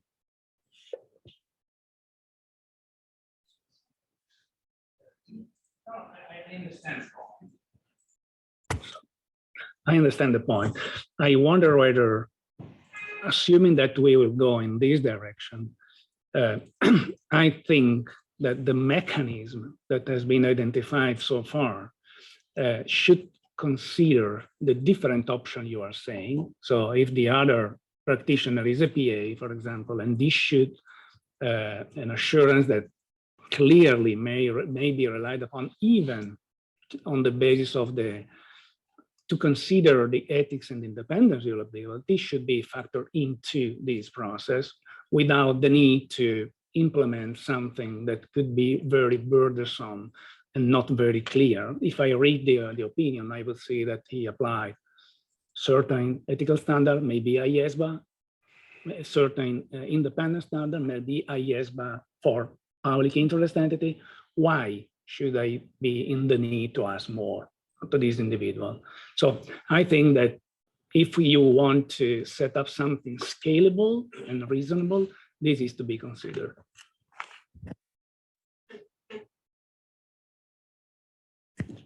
Mark? Yeah, no, absolutely. And I think that really is the sort of struggle with this one. It's creating something that is scalable, because you've got some very, very different scenarios that you're trying to deal with. And in a sense, the starting point was that there needs to be an equivalent level of independence that applies, but it's and whether or not you need that level of independence to apply within outside the core group as applies within the core group. Okay, thank you very much. Let's break now for a very much deserved cup of coffee and some cookies. And we will reconvene in 4 o'clock. Well, yes, 20 minutes to rest.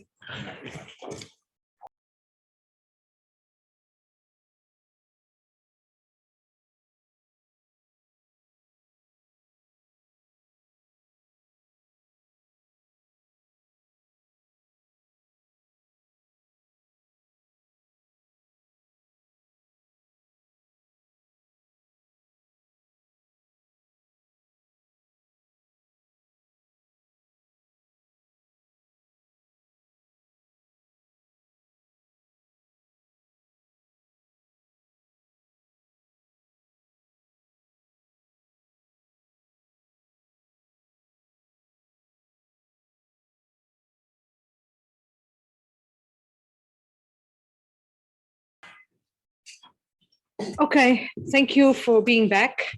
I hope that you have restored some energies, and we will restart and pick up where we were, starting with Yohei, our JFSA observer.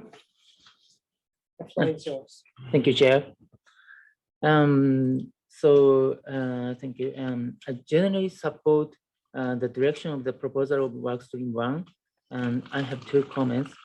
And the first one is the independence provisions for group sustainability assurance. I think a continuous cross coordination with IWSB to ensure consistency is needed.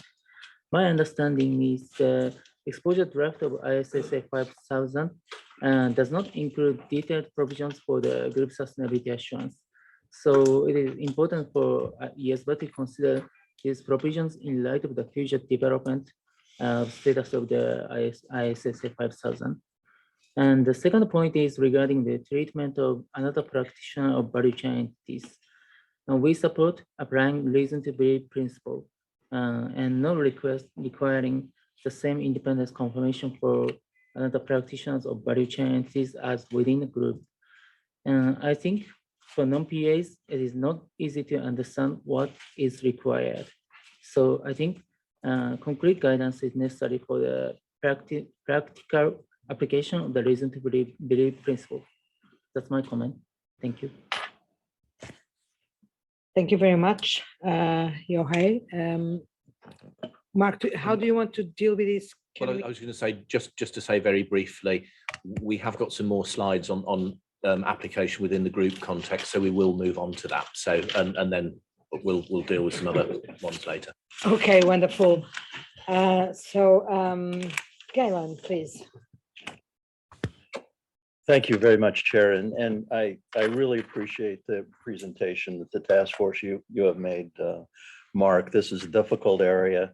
And I think the trick is to try to make, especially in the first time through, the first pass through here, is you know, we're not, as you point out, we're not going to make this perfect in its first running, but you can try to simplify it and make sure that it's as clear as possible. So that the major problems can be avoided. I'm not personally convinced that sustainability reporting is that much different from financial reporting, especially when you get into this value chain business. And the one thing I was thinking about, I mean, for years and years, we've had something called equity method accounting, where a company has a subsidiary, and the subsidiary is they have their own financial statements. Those are audited and they're provided to the group auditor of the consolidation. And basically the group auditor accepts those, evaluates who is the firm that performed the services, and would have a report indicating whether they're independent or not. How is that much different from a value change situation? And that gets into questions about, well, this phraseology about direct supervision review, and is that the driving force there? And what if you can review, but you don't have supervision? Does it require all three things in that phrase? Or can it be simply one of those things? Or that's just a question that I'm raising. In terms of situations where you want to evaluate and assess and then also confirm, are all of those steps required, or can it just be the confirmation? I'm a little bit unclear as to why all of that is required. And then the phraseology about knows or reason to believe. Well, isn't that part of the assessment? So I don't know. Maybe those things can all be thrown. The task force maybe could think about that a little bit. But those are my comments. Thank you. Thank you, Gavin. Mark. You know, I think one thing that we shouldn't lose sight of, which is a really important point, is actually sustainability reporting and financial reporting contain a hell of a lot more overlap than perhaps we appreciate. And indeed, sort of just chatting to Andy at the start of the break, there are certain things in sustainability reporting that have an impact on significant financial reporting issues. So we can't treat them as two separate things. They do mesh together. So when we decide what the overall approach is, it has to work in the context of sustainability reporting, but it has to be sufficiently rigorous as to not undermine the ethics and independence standards that apply to information that is really important from a financial reporting context. Like I think a couple of people have said in the context of the break, in 5 years' time or a little more, we may well have that sort of SAS 70 type reporting where entities provide a package of assured information that other people can take away and use. So our problem is, what do we do until then? And that's sort of why it's so difficult at the moment. And I think it is challenging because, you know, the IESBA has gone out in front. And part of the challenge for the task force is we're trying to answer an assurance problem with an independent solution. And that is not an ideal way of doing it, but and that is why we did so much outreach before we put pen to paper. But that is where we are. If I might come back, Mark, I think the contract staff type of issues that we see, you know, having a firm go out and observe inventory. I mean, I think there are some parallels, and I guess that's all I would ask is if those parallels can really be considered. It seemed like there's some underpinnings within financial auditing that should have a strong consideration in moving down the sustainability path. Thanks. Thanks very much, Helen.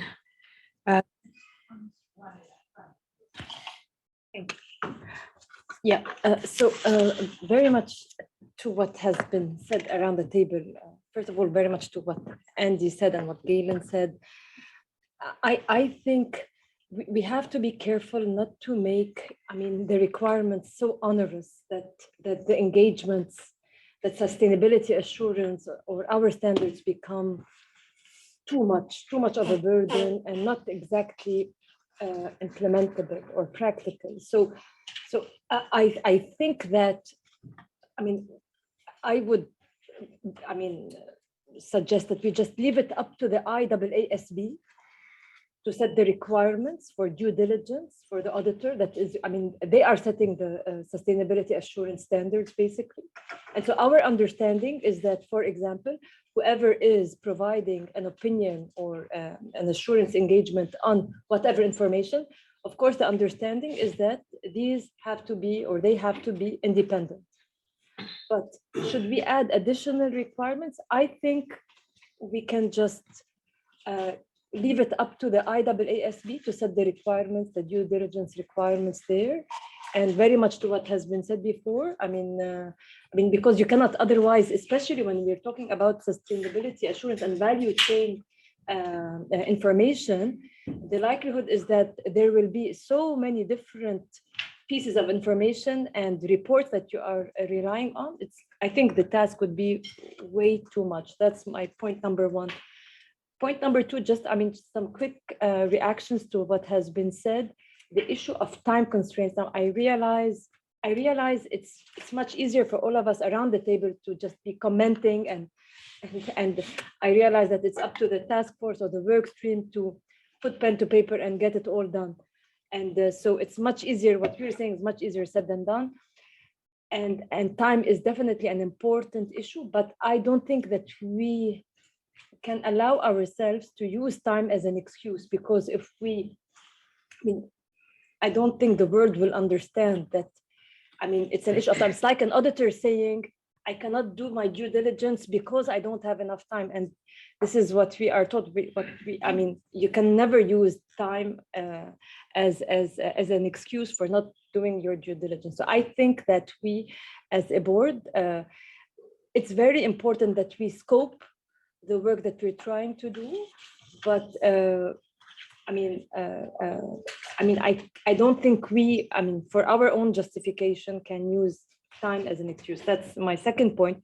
The third point, going back to what seems to be a much minor issue, the definitions of sustainability engagement team and engagement team. So just to make sure that I understand this, the sustainability assurance team is, wanted to put it in a mathematical formula, it's the engagement team plus the other practitioners. Okay, can we say that? Yeah, We will. We've got some slides coming up. Okay. But because I think that what you presented, Sylvia, in the slides was much clearer than what's in the standard, much clearer. And my suggestion, and that's very much to my earlier point, which is, let's try to keep it simple. I mean, what I'm trying to say is this. I don't think as a board, and I'm not sure if I may say this, but I will go ahead and dare to say it. I don't think we have to keep the same approach that was in the code before. We can try to change. I think we can try to be a bit more practical, a bit like keep things simple, not have too much narrative, because like what I read on the slide, the few lines, they were so much clearer than all the narrative that I read in the standard. And my suggestion is we don't really have to just take the old code and tweak it. We can sort of be more innovative, and noting that we are appealing to such a broader audience that is not familiar with our vocabulary or our jargon. And that's it. Thank you. I think it's important that we don't sort of get distracted by this idea that there's this really simple way through, because there isn't. There isn't for two main reasons. One is something that we've spent a long time considering is for instance, in the provisions of the CSRD and the way in which the EU has brought the CSRD into law, it creates an equivalence between the requirements from an ethical and independence perspective that apply in an audit to those that apply in a sustainability engagement. So effectively, the requirements in the directive, let's say audit, are cut and pasted and put down with sustainability. So you have to maintain that level of equivalence. However, if you say, for an auditor, equivalence is delivered this way, and for a sustainability practitioner, it's delivered through a different way, you create regulatory arbitrage, and it becomes unenforceable. Because what you end up with is you end up with court cases where auditors or professional accountants will say, you're holding me to a higher standard than you're holding the sustainability practitioner to, because if you change the words, you immediately create a difference in law between the interpretation of how that's applied. which is really important because in any enforcement type context, you're always going to have a legal or quasi-legal interpretation of what you mean. So if I say to an auditor, you have to be personally financially independent of an entity that you audit, and that applies to your, whatever else. I can't say it in a different way for a sustainability practitioner, because then I create this regulatory arbitrage, and that will effectively undermine any sort of enforcement regime. So it's a really attractive concept, but it's not a workable concept, because then we end up with this arbitrage, and that's not a deliverable one. May I just react to what you said? So I can see your point, and I'm not talking about changing the substance of the requirements, because I fully agree with what's in there. I'm just saying that change the wording such that it is more digestible by such a group of a large group of communities of practitioners, one.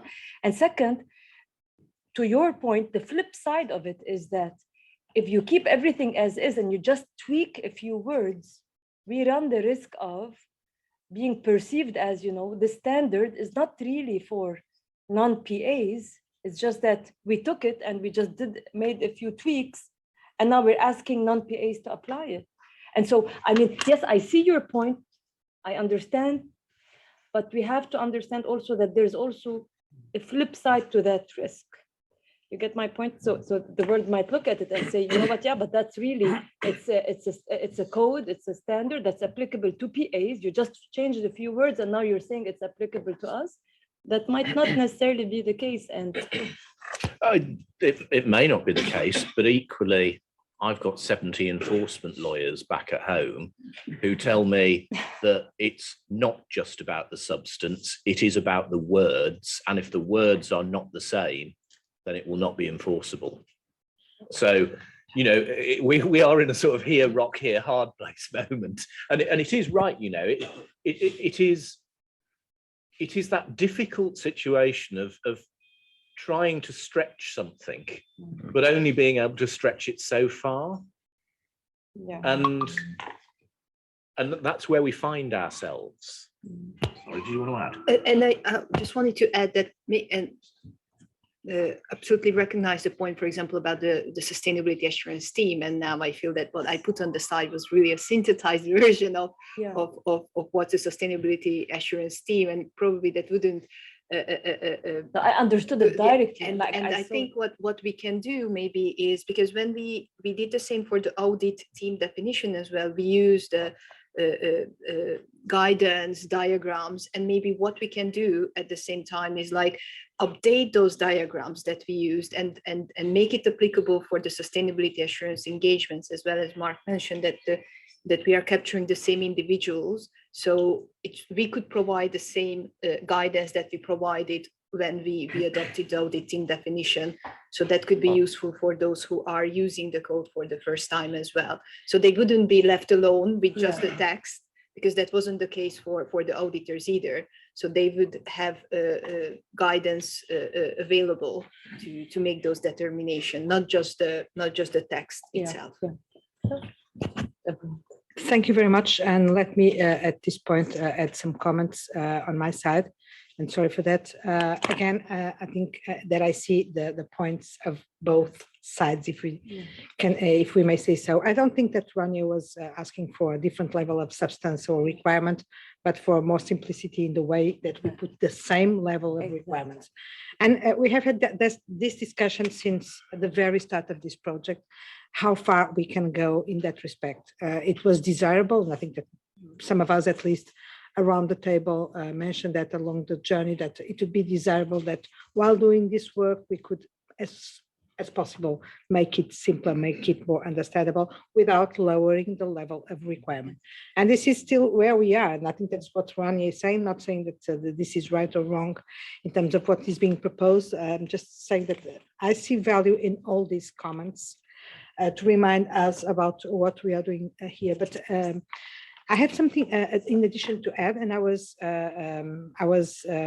something that you said, Mark, caught my attention, which is that decision or that option in the CSRD to just refer to the audit ethics and independence requirements. And to my view, and what I'm going to express is a very personal perspective, is that this will not work, because if it worked, if it was enough, then we ourselves would not have to do anything in that space. We would just refer to the ethics and independence standards that we have, and it's done. My perception is that the European Commission one day will find out that this will not work, because we are not speaking about the same reality. And this is why I still think that these standards can be helpful also in Europe, even if they have a framework which is robust, which is tested, which is a lot of things in terms of independence, at least for audit, but there are the differences that we have to address. So somewhere in between, we will find the truth. And what creates arbitrage is if we go into a direction where some of these providers are subject to lower or higher requirements. This is what creates arbitrage. Okay, but I'll stop here. Hector, please. Thank you, Chair. I would like to go back to another participant and the very clever and well thought process you have come up to assess independence. But it's true that it's demanding, and there might be many other participants in the work that you're conducting in the assurance sustainability assurance engagement. And I was wondering whether it made sense to have some sort of materiality plus disclosure to cut the lower half out of this process and say it's a tiny piece of information that we are using. We are relying upon this, but it's not material. And we are disclosing that this was prepared by somebody, assured by somebody. We don't know them, but it's not material. Maybe we don't need to engage in dialogue. We don't need to make sure that they are independent, because their role is minimal within the value chain. I don't know if that creates a big black hole that might suck all the credibility of our work, but if it's not, it might deal with the minutiae and leave the process that you came up with for what is really relevant. That's an idea. And I think, Hector, that's helpful as long, and I think with one caveat, which is I think we'd have to express it in terms of triviality, because we wouldn't apply a materiality lens, because then we'd fall through the looking glass into the world of single versus dual materiality. And of course, people will tell you in a sustainability reporting context, it is not financial statement materiality. It's a very different type of materiality. And I think for very good reasons, the ISSB, the IAASB, and I also think IESBA should avoid being seen to fall on either side of that gap. But I do think, you know, if we could do it in the context of, and it's almost like sort of, you know, Andy's challenge over factual information. If something that's being added in and is being reported is clearly trivial and doesn't affect the outcome, then you could potentially not require the same consideration. Okay, thank you, Mark. I'm sorry, I skipped Ken. No, I'd much rather take the board. Okay, so thank you. Sunam, please. Okay, thank you.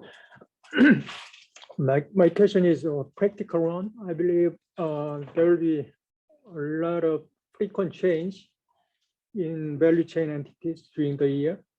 So I'm wondering what relief or guidance can be provided to help prepare us, to help assurance practitioners to deal with independent issues.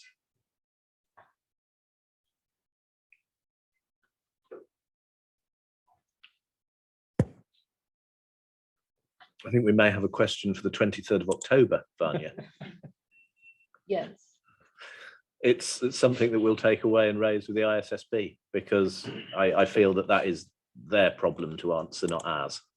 No, yeah, but that's it is something we'll have to much more raise. assurance issue. I believe that there are independence Yes. consideration as well. So we'll receive a lot of challenges from stakeholders. Thank you, Sonam. Rich. Yeah, so I kind of have, if you could to use this as to make it clearer. Yeah, thank you. So in the first one is just, you don't have to answer this here, and I didn't have a chance to research it, but this approach that says the dotted line reasonable to believe, which I understand, and conceptually, first of all, I respect all the effort that went into this and all that. I think we should just make sure that that is not different than what we expect of the financial statement auditor when relying on a report from a material significant influence investee. Okay, that's just an observation we can take that away. In this example though, do we expect the firm and network firm in yellow, we would expect them to be independent of entity A, right? Under the full standards, even though there's an other practitioner providing the report. I'm sorry, entity X. I'm sorry, entity X. I'm sorry. Yeah, because it's within the scope of what you're opining on. Their numbers are in the numbers you express an opinion on. What do you mean? I mean, it depends, because it will go to our next part of the presentation. But if we are talking about the firm and the network firm, so in the yellow, the in the top yellow, one. yes. So they need entity X can be also a value chain entity. Right, it is a value chain. But based on IESB's standards as well, it can be an entity within the organizational boundary as well. So It can be, yeah. yes. But if it's a value chain entity, If it's a value chain entity, that's what we're going to talk about tomorrow, probably, that we will require the reason to believe principle as well. that's different than the financial statement But standard we just approved for group audit. no, the entity X, we are talking about entity X and the firm. That's what Rich is saying. Rich, I'm to saying the firm and network firm in yellow has to be Independent of entity X. If it's a value chain entity? Yes. Not necessarily, no. We just said it, we did under the financial statements audits and group audit. If it is a component. What's included in the numbers you're expressing an opinion on. But that's what maybe Rich, that's what we were gonna talk about when we are talking about the group and the. So let me go, forget, that's a separate one we can table. Yeah. The third one applies to every scenario, whether you have, you can direct supervisor review or whether you're in one of these patterns. What happens, and maybe we'll start with the direct you can direct supervise and review.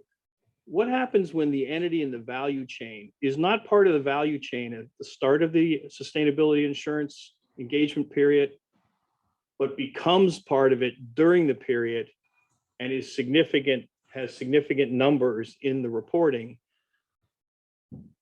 Are we providing any transition for actions and relationships and services provided prior to the date it joined the value chain? Or are we just going to say you're not independent and can't opine on that? So that is Still right, sorry. that is one issue more generally which we have to discuss, which is I think for all of this, and it goes back to the discussion we were having earlier about ISQM1. You can have all the effective dates you like, but actually you've still got to have transitional provisions that have to be realistic to say how, even though this is the effective date, how long is it going to take you to get to the right place? And for things like, as you say, Rich, where there's a mid-year impact, which is still significant in the context of the engagement overall, how do you deal with those? Because you can't have effectively a retrospective breach. Well, what I wasn't thinking of in terms of transition. I'm thinking that this is going to occur all the time, where you have no idea who's in that value chain until some point where they pop up.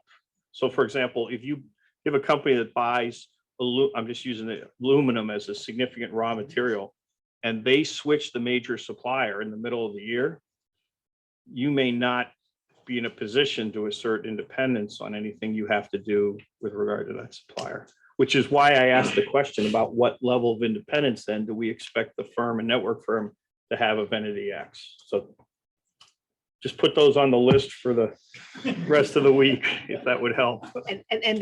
This is in the list, Rich, then we're gonna address later on and Thank you. Thank you very much, Rich. Christelle? Yeah. For sake of time, I concur with a lot of things that have already been said, so I would not repeat. I think there are some very important challenges about practically can be cost burden, but also practical, how to deal with a large number of suppliers, diverse frameworks, diverse references to independence, etc. This is a nightmare, I think.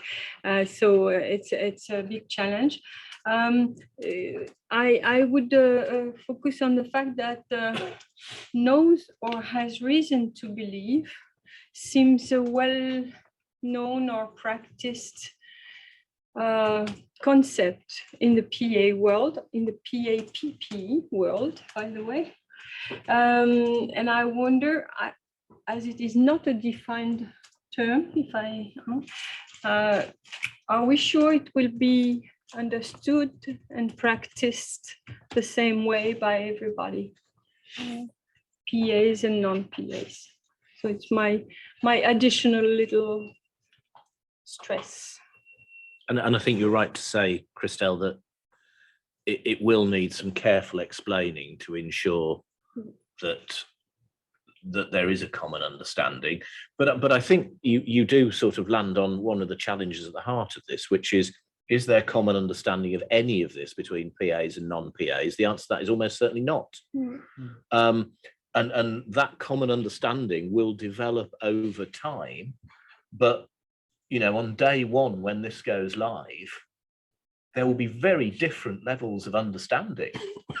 And, it's almost as if you were looking at this in a regulatory context, you'd say, what you're actually going to do is almost like a sort of 2-year soft launch to say, go and use it and work out, what it might mean, how it actually works, because there will be very significant implementation challenges for all of this.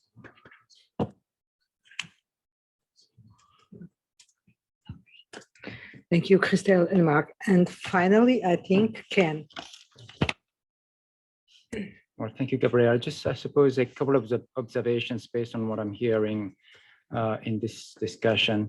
I think, first of all, it's important not to, and that would be my advice to the board, not to go back to our prior discussions in terms of where we're going with this idea of a single version of the truth of the standards, because we've had that discussion a number of times already.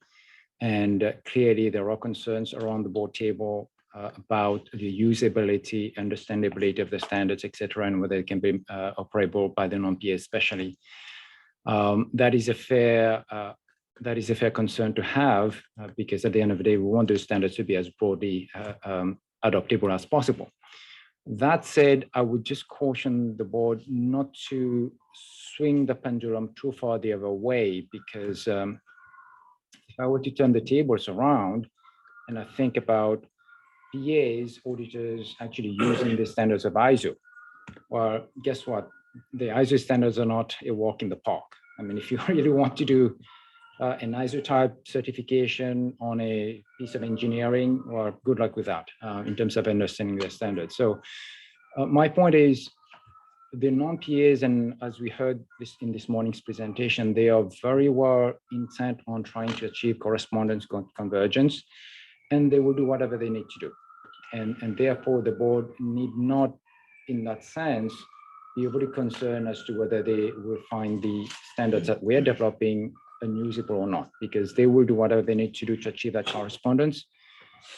But as has been said by Sylvia, Mark, and others, yes, it will be important for the board to commission the necessary explanatory material, the guide to the code, the whatever resources we can provide to enable non-PAs and others, including the PAs as well, to be able to use the standards. So I'm just conscious that we have a lot of issues to get through. So let us not go back to this discussion and reopen or debate about whether the standards should be at the same level or not, and how they should be drafted and so forth.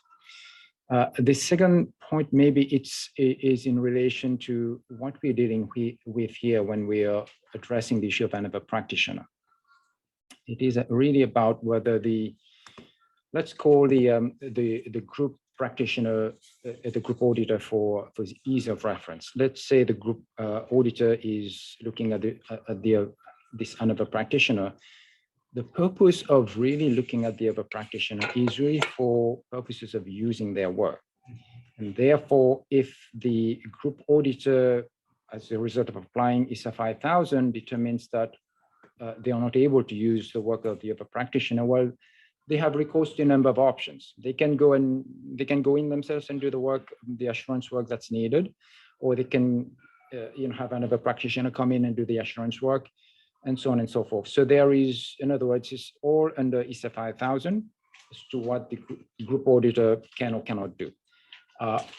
But insofar as independence is concerned, ISA 5000 at the moment doesn't go where it needs to be, because all it says is the group auditor shall evaluate, when evaluating the other practitioner's independence, shall inquire of the other practitioner about threats to compliance with relevant ethical requirements. And that's all that it says. Now, in the context of what this body is doing in trying to set a high bar of ethics and independence requirements for sustainability assurance engagements, and in the context of mandatory assurance and sustainability information that will potentially include information from the value chain, is it sufficient to simply stop at making an inquiry about threats to independence from the other practitioner? It is for this board to really weigh in on this issue of independence, because this is really clearly within the board's remit.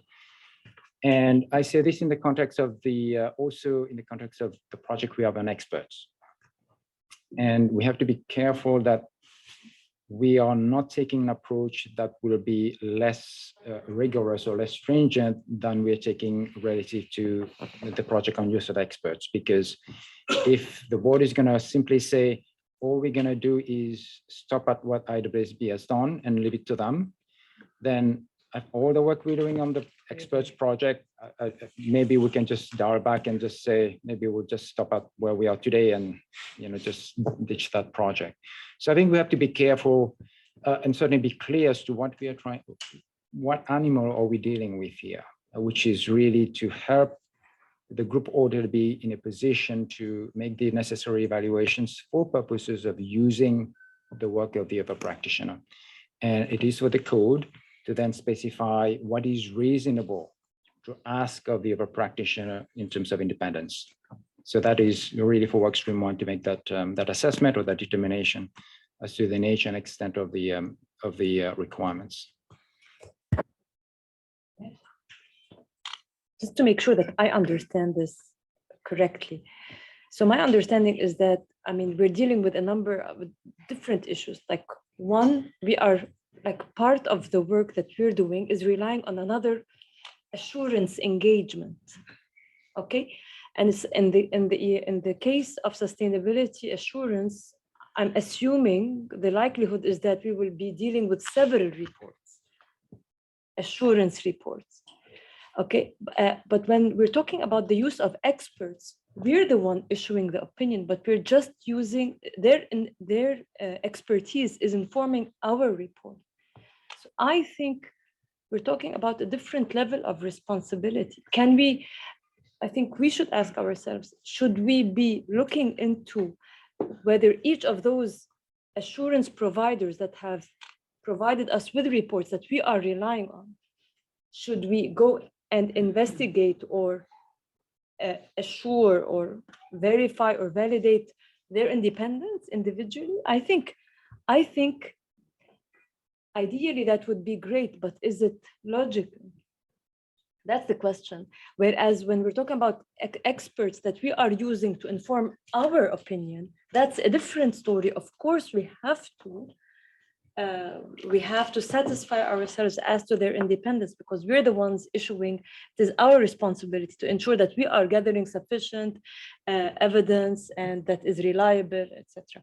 But in the other situation, other scenario, I mean, it is the other practitioners' responsibility to be compliant with the code. I think. I'm sorry, maybe it's a quick response to your question, Rania. It is no different under ISA 5000 because the requirement on the group auditor is to evaluate the work of the other practitioner for purposes of relying on that work in order to issue the group assurance report. So in other words, the group assurance practitioner takes overall responsibility for this single assurance report that is issued. In other words, the group assurance practitioner isn't able to refer to the work that the other practitioner has done. So they have to take ownership and do whatever work is necessary in order to be able to rely on and use that work. And if you're not able to conclude that the other practitioner's work can be used for their purposes, then they have to do whatever they need to do in order to be able to issue the group assurance report. So in other words, it's not a divided responsibility. Just like in the case of experts, they have to do whatever it takes to have confidence they can use that work. That is the position under ISA 5000. We may have a different view as to whether that's reasonable or not, but that's for the assurance, but that's for the auditor, the audit board, rather than for this board. Yeah. Thank you very much, Ken and all, for another great discussion. And again, I think that the key for the success is how much we are going to be able to calibrate the ambition, the need to set the requirements at a high level and at the same level, and at the same time address all these challenges coming from the profession agnostic approach that we decided to take. I think that this will be consistent across the discussions that we'll have on these topics. Mark, we have around 45 minutes, so I would invite you to move so to the next. Keith's going to move on now to cover group sustainability engagements. And if we can get to the end of groups, then that should be a good place for us to end today. Can I ask a question? Just not to understand. Are you thinking to present the detailed text after the general presentation? Oh yeah, just now. Okay. Yeah. We have got all the text as well. Oh.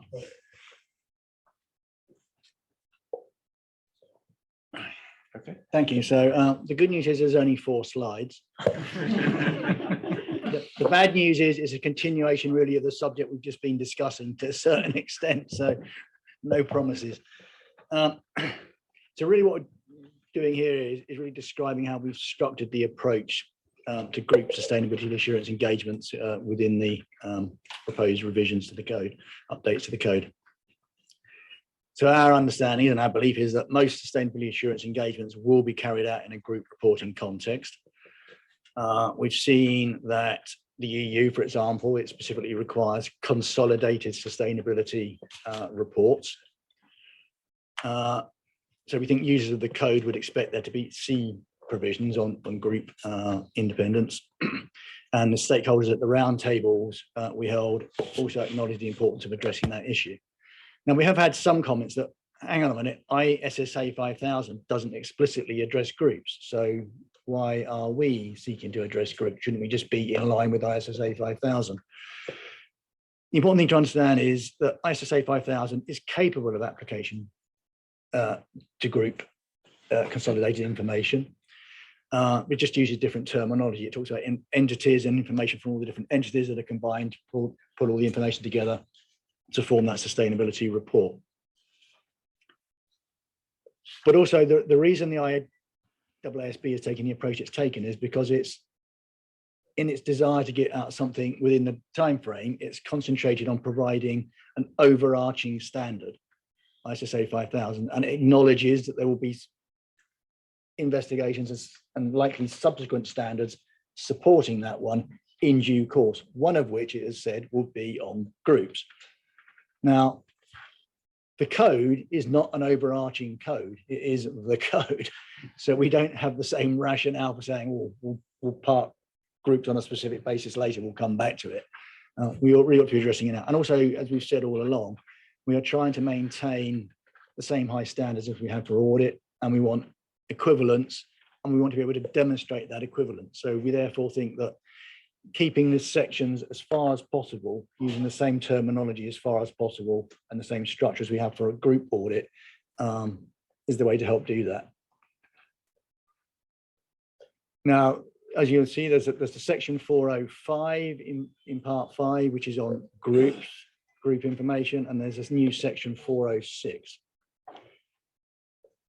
The way to really understand this is that section 405, and again, it's kept in line with the audit of financial statements type scenario. So you may have a corporate group where you've got all sorts of components within that corporate group, and at some of those components, there may be work being done by other firms. They're probably in your network firm, or they might be firms that, for whatever reason, in a particular jurisdiction, you have to use them rather than a member of your network. But typically, you have to, but to be able to do that and to be able to use their work, the group assurance leader would need to be sufficiently appropriately involved in that work, which ordinarily means direction, supervision, and review. If they don't have that, then it's usually a case of, well, you can't use the work. You have to do, as others have said, what you need to do.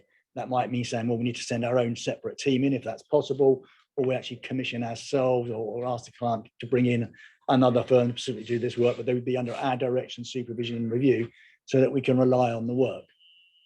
And then the worst case scenario, and it doesn't happen that often in my experience, is you actually say, well, you've got somewhere where you just can't get in and direct supervision and review, you can't be appropriately involved, and you've actually got a limitation in scope. And that's the scenario. The sustainability reporting, of course, it brings us into a whole new world now where we've got more information being included in the report now than just comes from or relates to that corporate group.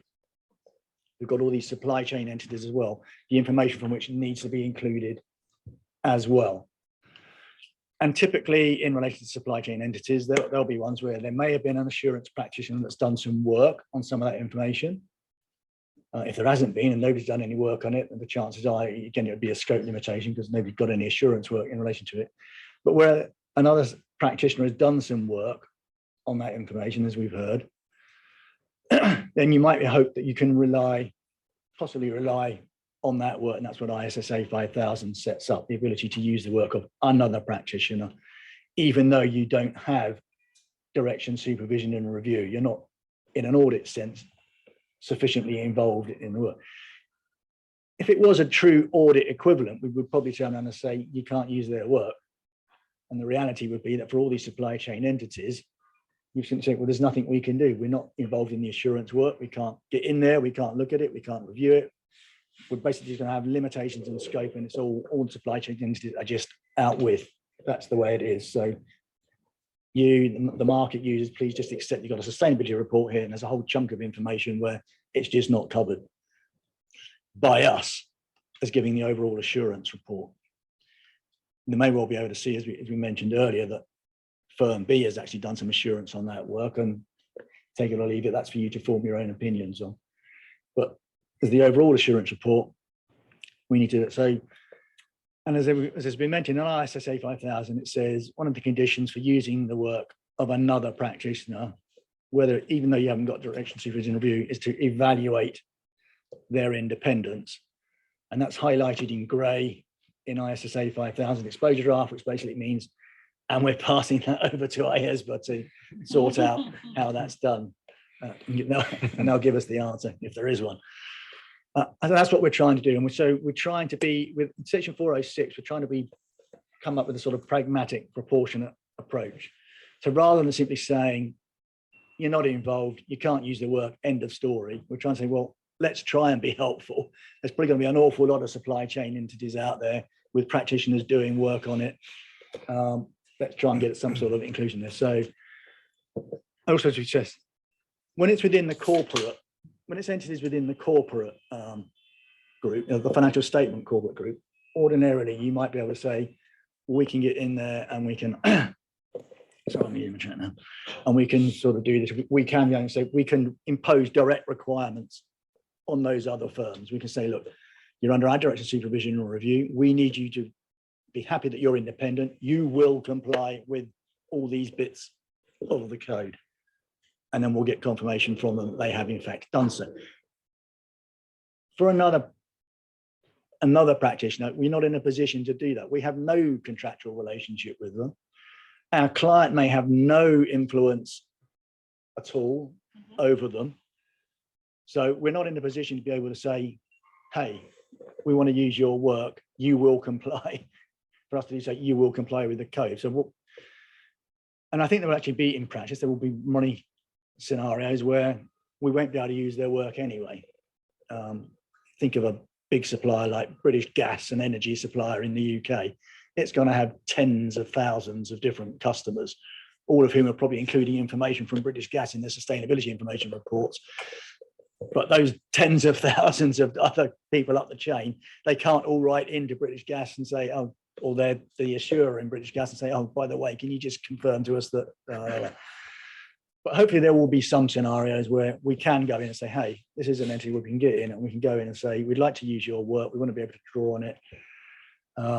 But to do that, we need to be sort of satisfy ourselves to your independence. And therefore, could you confirm to us, we need to obtain confirmation, to confirm to us that you are independent in accordance with these sort of issues. You don't have any of the following. So that's the approach we've taken.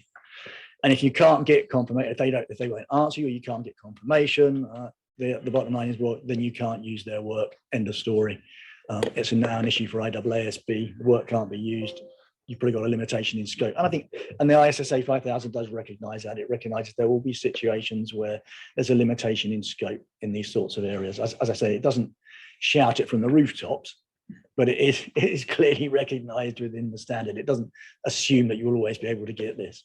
So that's what we're doing. So that's the reason for section 406 coming in, because you can't apply the same requirements as you would apply in a component situation.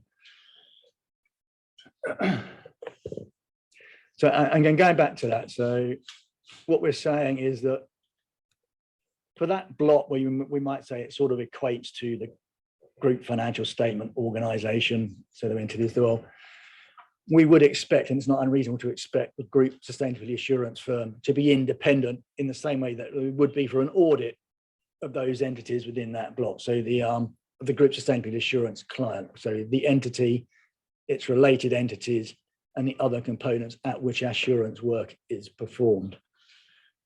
The questions we had when we put the initial bit out as well, but hang on a minute, you refer to components in 405. Are they the same as for a group audit? Well, the concept is the same. It's an entity, business unit, or function,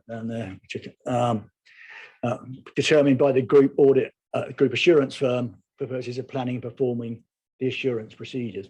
Now, clearly, for financial reporting purposes and sustainability reporting purposes, there'll be probably a bit of a Venn diagram. You'll have some overlap. Some of the components will be the same, but some of them may be different because the information's different. But the concept is the same. It's a component. It's part of that central core corporate group is how I would describe it. But our value chain entities components, you could probably read into the definition of component or the definition of entities that ISSA 5000 has got within it, So I could read that as saying that actually all value chain entities are components as well. We're going to try and be clear that for our purposes, they are not. So we would say components do not include value chain entities, partly because you are not planning and performing assurance procedures yourself in relation to them. So they don't count as components. But even if they did arguably count as components, we'll say, but it doesn't matter anyway, because actually our main interest is the component assurance firm. And those are only the firms where we can direct, supervise and review their work. And for the value chain entities, we can't do that anyway. So it's sort of a bit of a moot point, really. But so answering that question, no, components, the term components doesn't feature in section 406 because it's not really relevant. It doesn't really apply where there's no ability to direct, supervise and review. We keep seeing it comes up in ISO 5000 and it comes up in other standards as well, the reference to the organizational boundary. There is no actual definition provided by anybody of organizational boundary. There is a definition of the reporting boundary, which is basically the fence with all the entities within which get included, but we are not proposing to define organizational boundary. And we don't think we need to. We can apply the concept we've got is that if we look at the entities that were in the group sustainability assurance clients, that's where we can specify those which the group assurance firm and the other people, they need to be independent of that to be able to, for it to be a valid assurance engagement. They have to have that level of independence.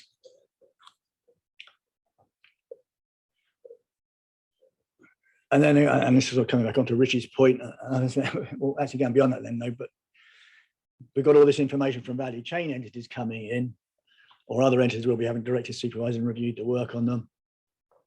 Do we have to be independent of all of those as well? I think if it's part of the core corporate group, we would say, well, yes, you have to be independent if it was an audit, and there's no reason why you shouldn't have to be independent if it's in the sustainability scenario, it's equivalence. So yes, but if it's a value chain entity, well, I mean, as Rich has pointed out, you know, that could change tomorrow. I've got rid of this supplier and I brought this one in. Now, we didn't think it was a practical, achievable result to say, you'd have to monitor every single possible reporting chain entity that's out there and try and ensure some sort of independence from it. It just wouldn't work. You can't have with all your clients saying, oh, please tell us every time you change suppliers, and we'll think about whether or not it gives us an issue. And please don't change suppliers without consulting with us, because why should that be any of our business? But the question is, so we're not saying you have to be independent of all those entities within the reporting boundary that are value chain entities, but you do have to apply the sort of reason to believe approach. So you do need to think about it saying, you need to sit there and recognize that I'm giving an assurance report here on all this information. Some of this information has come from a value chain entity. Actually, do I have reason to believe that I've got an issue myself in relation to my independence from that entity? And if the answer is yes, then you've got to address that in some way. If the answer is no, great, but we're not setting up a very onerous, detailed monitoring requirement that says try and keep track of these at all times, because you just wouldn't do it. You'd probably just end up with a situation where nobody could ever assure anybody. Thank you and good night. That was the last one. So as I said, only 4 slides, building on what we've just discussed, but clearly there'll be more questions relating there. Okay, thank you very much. Let me just remind the board that we have half an hour for the rest of the discussion, almost half of the presentation still to go through. And well, we'll have tomorrow's session, but also the standards, but we have 1.5 hours tomorrow for this session, I think. So just trying to ask you to be as effective to the point in the discussion that will follow. I think in terms of our planned timetable, we're roughly in line with where we... Sorry, Keith. I think in terms of our planned timetable for doing this, we're roughly in line with where we hoped to be. Okay, great. Let's keep it flowing. So thank you very much for these 4 slides and for the very detailed and clear explanation of how the task force addressed this also very complicated topic. The floor is open for comments, questions. I just have Yeah, go ahead, a Rania. clarification, just so that I understand. Your mic. So with group sustainability assurance engagement, so you're talking about an entity that, I mean, has several entities within the reporting boundary, and all of those have several value chain entities. And so we have, and I mean, so many like organizations or entities that are like feeding into that one report that we're going to be responsible for. And so just so that I understand this, what's our responsibility for the independence of the all the assurance providers of the value chain entities of the, you know, the other entities like? As I said, we can't directly impose independence requirements on the assurers of those value chain entities, because we have no relationship with, we have no direct relationship with them. We have no influence on them. We might say it'd be really nice if you could be independent in accordance with the code and confirm that. And where we can do that, there may be be entities where we say, well, actually, maybe this entity, this supply chain end or value chain entity is economically dependent on our client. So there's probably a good chance that our client will be able to exert a little bit of influence to say, well, could you please, you know, make sure you answer all the questions that come in from my sustainability assurer to reassure them that you are independent and so on. So, but there will be many, many supply chain entities out there where we've got no ability to do it. And I think the reality, my personal view is the reality will be that in all those cases, you will have limitations in scope because you cannot confirm their independence for the purpose of that. And as I said, I think Mark explained will say, well, that's fine, but we can see that they were assured by, you know, it's firms B, C, D, and E, and we know about those firms and we're sort of happy with their general reputation and everything else. So the fact that there's a limitation in scope for your overall assurance report here doesn't give us huge problems. So and I think there's some messaging there to make sure, you know, don't spook the markets, as it were, by saying, don't say, oh, there's a limitation in scope. My God, there's something horribly wrong. It's just that the practicalities, the realities of the world are that you can't do the necessary work in relation to those, but somebody else has already done the work, but we're just not reassuring that we're not doing and so on. And we will have a slightly more detailed discussion on value chain tomorrow as the first session. Okay. So if you want to miss it, arrive slightly late. I would expect you to say today. No. But I think the key takeaway is that no one should be under any illusion that there are not going to be a lot of limitations in scope in practice, just because of the way this, you know, the frameworks that are coming up are requiring all this information to be brought in. The fact is, an awful lot of it, it's just not going to be possible to give for the one assurer at the top to give assurance on everything, because they don't have the access to do that. Thank you, Keith. Andy, please. Thank you. Mindful of your comments, I also don't want to not say that I really do appreciate the work of the task force. It's a monumental amount of work. So please know that I do appreciate, even if I have comments that are not necessarily supportive.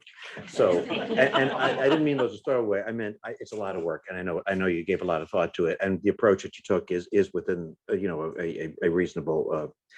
The definition of entity, I did want to say, is I'm not responding well to it. I believe that a supplier of an entity is not part of the entity. It is just that, a supplier of an entity. So I think the ground zero for reporting, for financial statement reporting, is what is the entity? What is the collection? And this might be a financial reporting framework. This might be someone else's issue. So maybe I have a beef with someone else, but I'm saying, I just want you to know I have an issue with that being part of the entity. The other one is with and I have a history, by the way, with group audits. We had hundreds of years we had at least dozens of years of audits without having a group, the special considerations for group audits. It's a construct of the Auditing Standards Board to effectively and efficiently identify where evidence that boils up to what the audit report is. So the concept of group, I don't mean to lecture anyone here, I just want to remind me that the concept of a group audit and a component audit is not a reporting framework concept. It's an audit evidence and audit gathering framework. So it's not part of the underlying framework. I am concerned, therefore, that when our ethics standards use words like group and component where they are not used in the assurance standard, that we've maybe gone too far. I hear everything what you said about it's similar to the financial statement audit situation, but again, if I had the red pencil in charge, I would strike 600 from the auditing standards, and that's how I voted in the US. But because I think sufficient appropriate audit evidence is something auditors get. They look at control systems, et cetera. That's what assurance providers do. So I'm concerned with the confusion caused by agnostic standards that use component and group terms that are not framework terms. They're auditing procedure terms. So that's what I got. Thank you. I appreciate your concern, Andy, but we are trying to just maintain a system where we can demonstrate equivalence to audit. You know, all right, it's not a financial statement audit and it's an audit term, but this is still an assurance engagement. And actually the concepts are really the same. So you've got the components, which is where, and then it's recognized in ISO 600 and it's recognized in the current code that a component isn't necessarily a corporate entity. A component isn't maybe part of an entity or something else or a function or whatever. So, and we're applying that same thing. We're just recognizing that maybe for sustainability purposes, there may be a component where there is sustainable information related to that component that's being brought in. And then now, as you said, ISSA 5000 doesn't refer to components, but that's because ISSA 5000 has been written at the moment to be an overarching standard. They haven't gotten around yet to doing the group specific, very group specific add-in, if I put it that way. But we're not developing an overarching code. We're developing the code at the moment. So we're sort of, you know, sometimes one board is ahead of the other, and in this particular case, we're going to be ahead of them on addressing the groups and the terminology. But if you look at the end, but you again also you look at ISSA 5000, their definition of entities. If you look at how they describe entities, it's not a million miles away in terms of concept to the way components are described. It can basically be anything for which a piece of sustainability information relates. So a single rubbish tip somewhere could be an entity for the purposes of ISSA 5000 if sustainability information specific to that rubbish tip is being included within the overall sustainability information report. I think there's a difference between information that's relevant to users versus the entity that produces that information. So, and I do respect that you're deriving it from other sources that maybe my beef is with them, but I thought I would just share with you that my bias is that I think it's information or evidence, not entity. And with regard to the initial adoption of our code for people who are not maybe professional accountants who don't know about the invention of components and groups, because those words are in the dictionary and people have different views as to what they might mean. I'm concerned without it being in the assurance standard that complements this, that it could be confusing. Now, I appreciate that the concept is the same. A component is a place where information that's relevant to the thing that's being reported on is born. There's some systems, and we need to have due care in our ethics standards. We need to have due care to look for it there, and to look at it with integrity and professional skepticism and questioning mindset.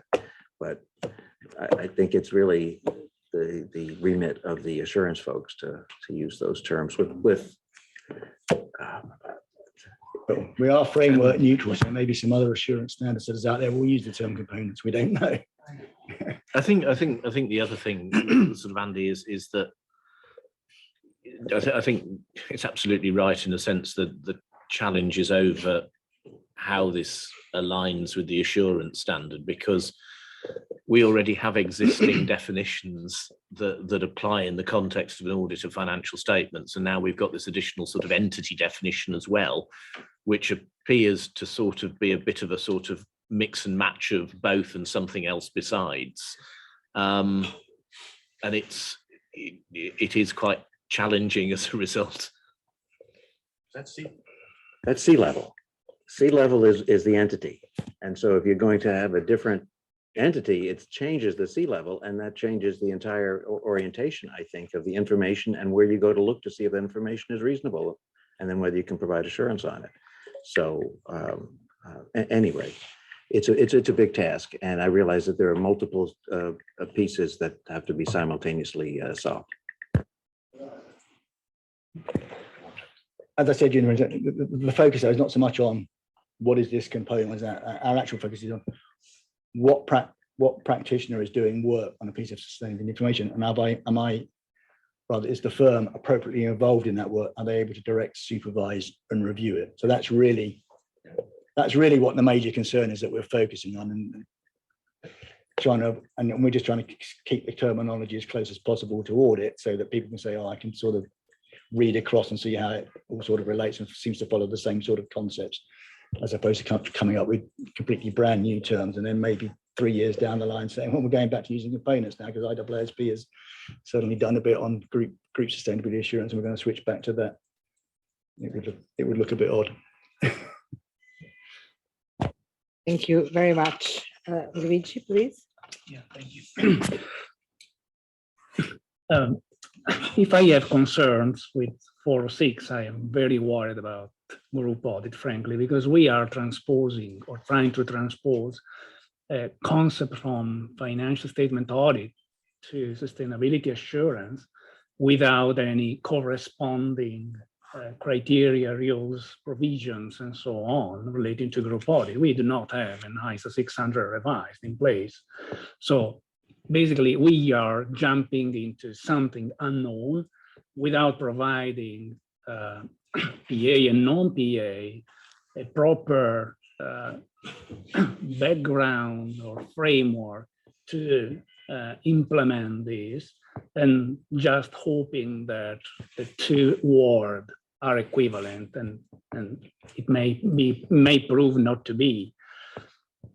Another matter that worries me is the fact that without such common rules or references, everyone may apply or interpret these rules in a different way. And therefore, we would not have a consistent application of these independence requirements, or even someone could simply argue that they do not have direction, supervision, and review, just not to apply one section and to go to the other section. And I don't think this is in the best public interest, frankly. I'm not saying stop and wait, but I don't think that this frame today respond to these matters. Another matter that worries me is how to consider a third-party entity without any sort of connection with the group audit client or the group assurance client, how to consider this entity a component as we are intending so far. There are no controls, there are no significant influence, there are no governance in any way. So we are simply in a position to consider this third-party entity as a component, where component is not well understood in this world because there are no rules. So I'm against the idea to consider these third-party entities as component in this respect. So probably if I need to choose my pain, I would prefer to treat these as under section 406, of course, because it is easier. Sorry, I'm of course provoking.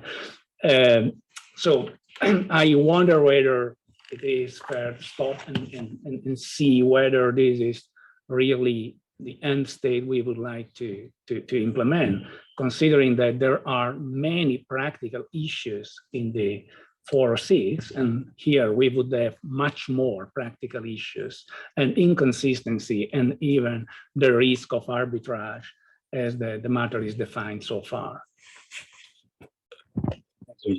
As I said in the introduction, we are intending to be very clear that value check components does not include value chain entities. It does not include those third-party entities.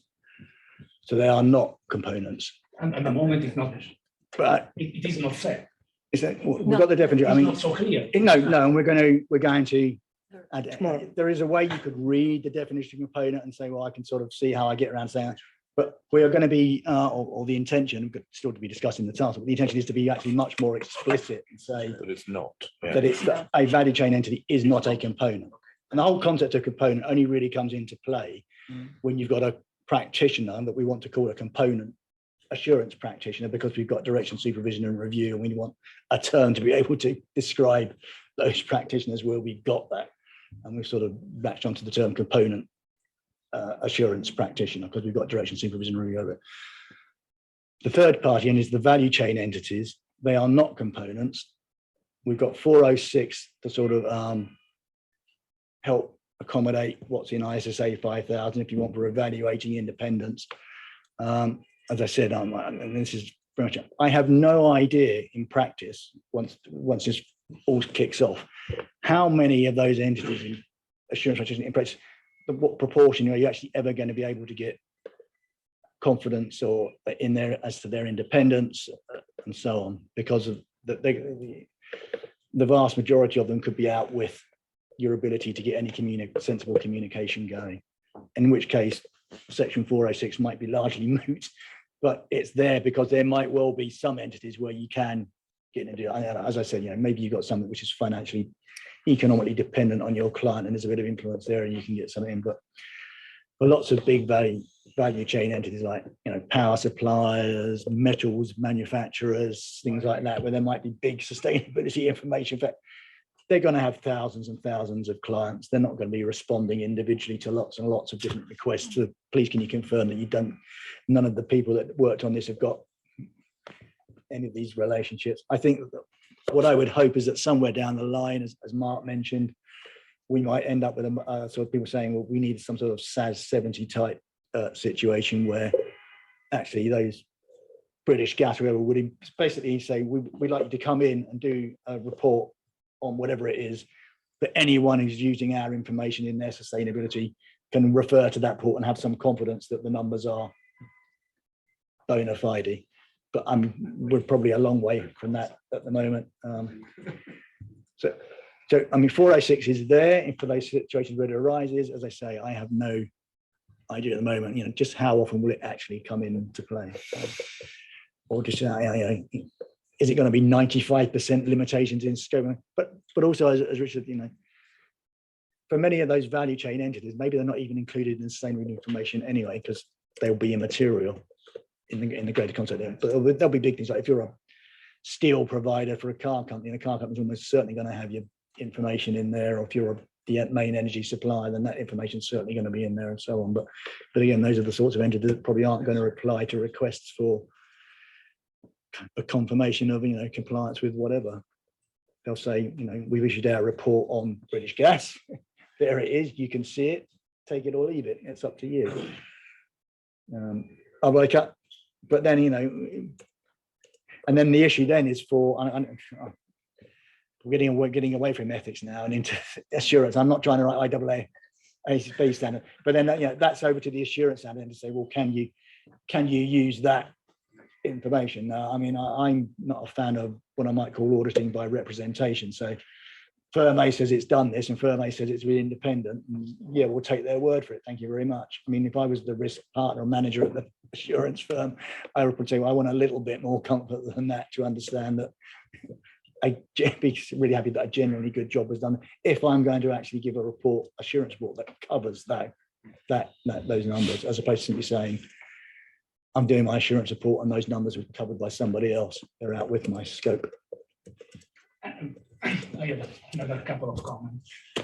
I understand the point, but probably we need to consider whether there are other alternatives than 406 process, at least where the practitioner knows sufficiently about the real supply, the requirement in terms of independence and vetted supply. So if it is a PA issuing an opinion like the one we are issuing and stating that this practitioner is independent and is complying with the ethics that are similar to us, I think there is no need to perform a total work in order to evaluate. So I think that an alternative approach should be implemented elsewhere. In most of the situations, we will end in a situation where we cannot rely on the work of the others.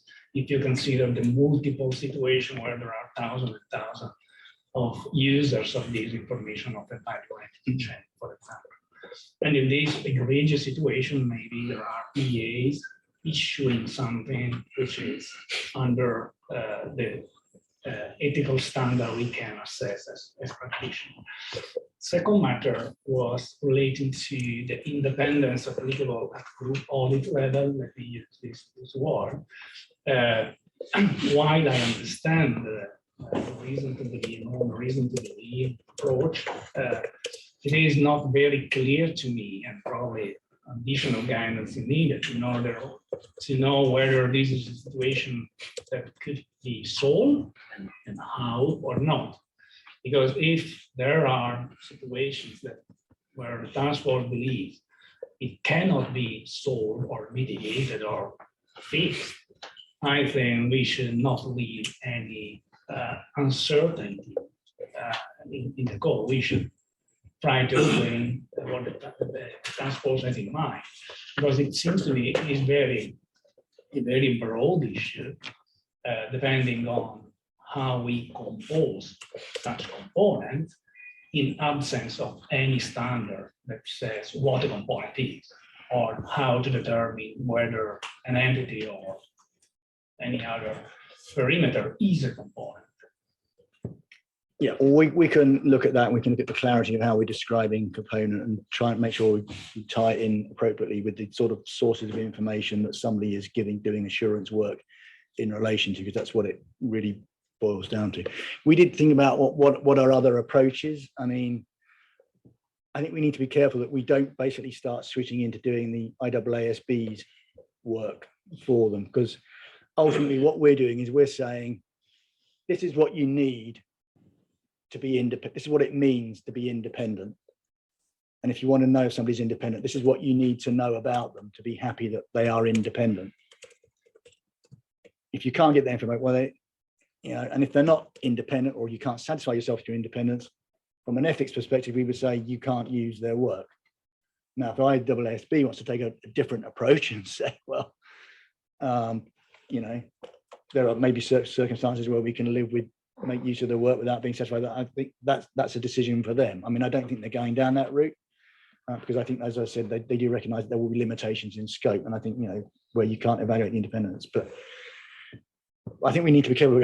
Otherwise, if we try to make it some sort of situation where it becomes much more high level, and we are already with 406, I think, toning it down a bit from 405. If you applied a strict 405 approach, as we have for audits, you would simply say, well, you can't use that work. Why are you worrying, thinking about it? We're already trying to be pragmatic and build a situation which is a bit less onerous to maybe hopefully accommodate more. But we need to be about the perspective of the group audit. Yeah. Independence.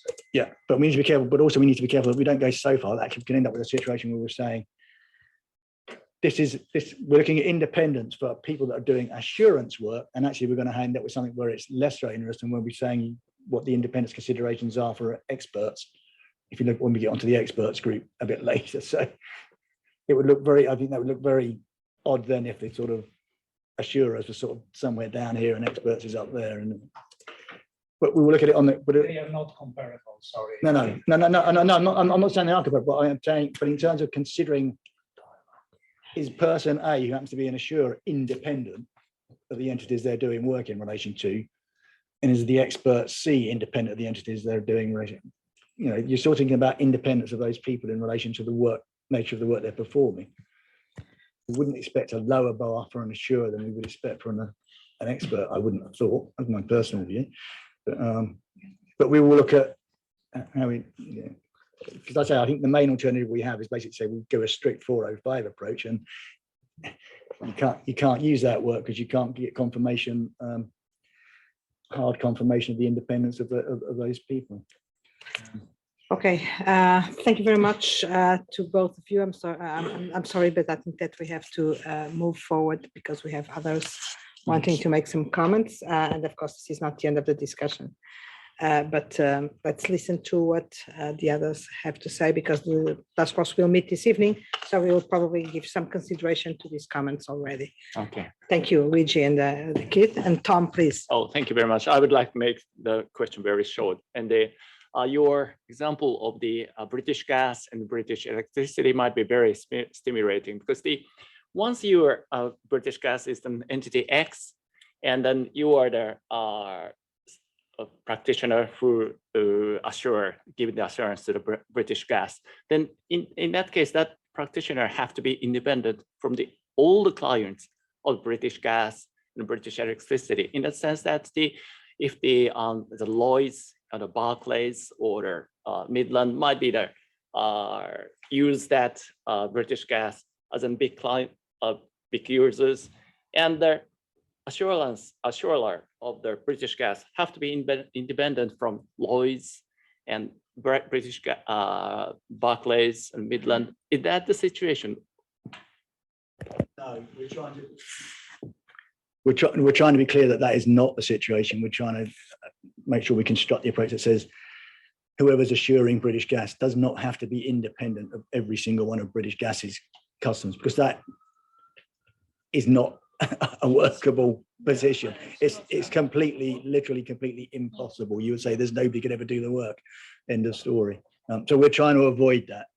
We are not trying to avoid it. We are aiming to definitely aim to be very clear that that's not the case. That means that the reason to believe test doesn't apply to that. Sorry? Yes. It applies. Yes. Yeah.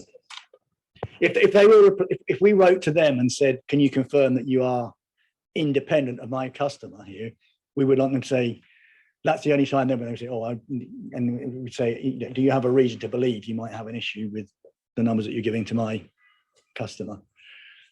But I think the reality is they would turn around and say, take a hike, frankly, because we're not replying to that. We've got hundreds of thousands of customers and we're not going to reply. We're not worrying about monitoring this. We've done our report. If you want to use it or rely on it, great. But we're not. We've done as much. They've done as much as they can. I don't think you are going to be able to get them to say that they are independent of your client. You're the auditor of British Gas.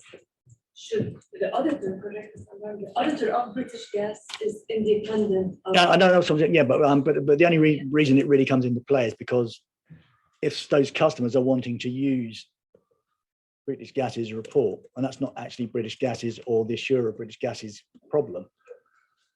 The assurer of British Gas needs to be independent of British Gas, absolutely. At the same time, that independent from the reason to believe test applied to the. Yeah, I think if they were answering if we've written to them and we're saying, could you answer our questions? And so we might say, do you have a reason to believe? But I mean, I'd suspect the chances of anybody writing to British Gas and saying, please, could you confirm that you are independent? You don't have any reason to believe that you might not be independent of this in a way that affects our use of your work. I mean, I don't think you'd even write the letter in the first place. I mean, For banks, so that's the assurer of the British Gas has to be independent all the four, perhaps all the four banks. I think it's very unpractical. And it is, that's what we're saying. So I think the assurer would say, all they're doing is British Gas is producing its sustainability information. Mm-hmm. And they employ firm A to give assurance on that sustainability information. Okay, so they might need to worry about whether or not they're independent of anybody down in British Gas's value chain. Sorry, Rania, is your question? Yeah, I'm just the diagrams. Yeah, the diagrams. Let's try to be a little bit more disciplined, otherwise we'll not get out of this discussion. They don't have to be independent of all of British Gas's customers. No, I'm asking that if that's the reason to believe test is applied to the some of the customer of the British Gas. It's in a green point line on the diagram. So I think I understand the question. I think what Tom is asking is the reason to believe test. Does it apply to the auditor of the entity British X Gas, British or Gas, the assurers of the? Yes, and the form of another practitioner might be on a Big Four, and then Big Four have to be independent from if the entity P is on big banks. Yeah, I think that's the Big Four. That would say, but that is only going to kick in if somebody actually goes back to the assurer of British Gas and says, we want to rely on your work. Mm-hmm. Do you have a reason to believe that we might not be able to? Is there a reason for us for you to believe that you might not be independent of the information relating to our client in particular. And I think in practice that wouldn't happen, because you wouldn't be seeking that from British Gas anyway. You wouldn't be seeking. There might be a different scenario where you've got a value chain entity that's only got a small number of clients, and maybe they do want to think about whether or not. But again, there are. It's really your This is all about you being able to use the work of another practitioner. Mm-hmm. And I think, as I've said, I think my personal view is in very, very many cases, you simply won't be able to, because you won't be able to get sufficient confidence in as to their independence. But we are trying to address the situation that says, well, maybe there are those few number of circumstances where you can get that confidence and you can go away and do it. But I think the more likely scenario, my view is that you would have saying, well, we can't do it. I've got a limitation in scope there. But if you're the market, don't worry about it, because although I can't assure that, firm B has assured it, and it's up to you to decide if you're happy with firm B. You know who they are. They've got a good reputation. They've said they're independent, and they've given all the necessary reports, ISSA 5000, whatever. So why wouldn't you be happy with their report? Or why would you be any less happy with their report than you might be with my report? But the model doesn't cater for that at the moment. The model at the moment seems to assume that you've got somebody who's assuring the whole lot. Okay, thank you, Keith. I think that we have to be practical from now on, because we have exhausted our time. I'd suggest, if you agree, that we take the comments or questions that we still have around the table, and you try to address them. Well, let's hope that they're not too complex, but you try to address them in one take to try to finish, because I know that you should be meeting the task force in 15 minutes time. So, Rania. Thank you. So just a few comments. One, so you're saying that you expect to see quite a few limitations of scope. And my question to you is, does it make sense that we structure our standards such that there are so many, limitations of scope? I think normally we should accept that we should structure the standards such that the norm is that you get, you don't get limitations of scope, and the assurance engagement can be carried out, properly. That's my opinion, because then, and what are the implications of that if there are many limitations of scope? That's one. And my second opinion is very much to what you were saying, which is, I think that as an ethics board, I think our role is more of saying ethically, this is what it means to be independent, but then we leave it up to the audit board to say, and what should be done. This is what independence means. But then in terms of the steps that should be taken for us to rely on, for the auditor or the assurance provider to rely on the work of another, then I think that should be up to the audit board to decide, and not for us to add additional requirements. And just some food for thought. I agree. It should be for the audit board to decide who can do what you're right. But what they've said is you've got to evaluate the independence. And what we're saying is, well, independence means this.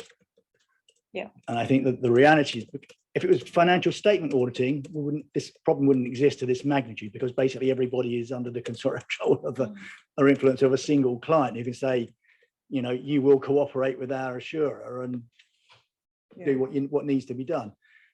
In the sustainability world now, where we've got this outer band of value chain entities where there is no relationship, no ability to have any sort of control direction, it's a simple reality that in very, very many cases, you're not going to be able to confirm the independence of whoever did that work. You might say, I've got no reason to believe it's anything other than good. I can see it was done by firm B, and I know they've got a good reputation, but that's not how assurance works. You don't take people's word for it. You've got to go in and do some work at yourself. You can't simply make life very easy. Sometimes you turn around and say, oh, they said they done it, and that's great. So that's basically, that's not giving assurance. That's not assuring the work. So I'd love it to be very different, where you can't, but we we can't sort of lower the bar and say, well, actually, just to avoid having lots of limitations in scope, we'll actually lower the bar down here and say, yeah, well, you know, as long as if it was done by firm B and you're happy with the reputation of that firm, you can regard them as being independent. That's perfectly good. I mean, that is a derogation of duty. That's not actually making sure that they were genuinely independent, because we all know that situations happen every day where even very good firms have problems and suddenly turns out they weren't independent when they maybe thought they were. Okay, thank you, Keith. Vanya, and then Christelle.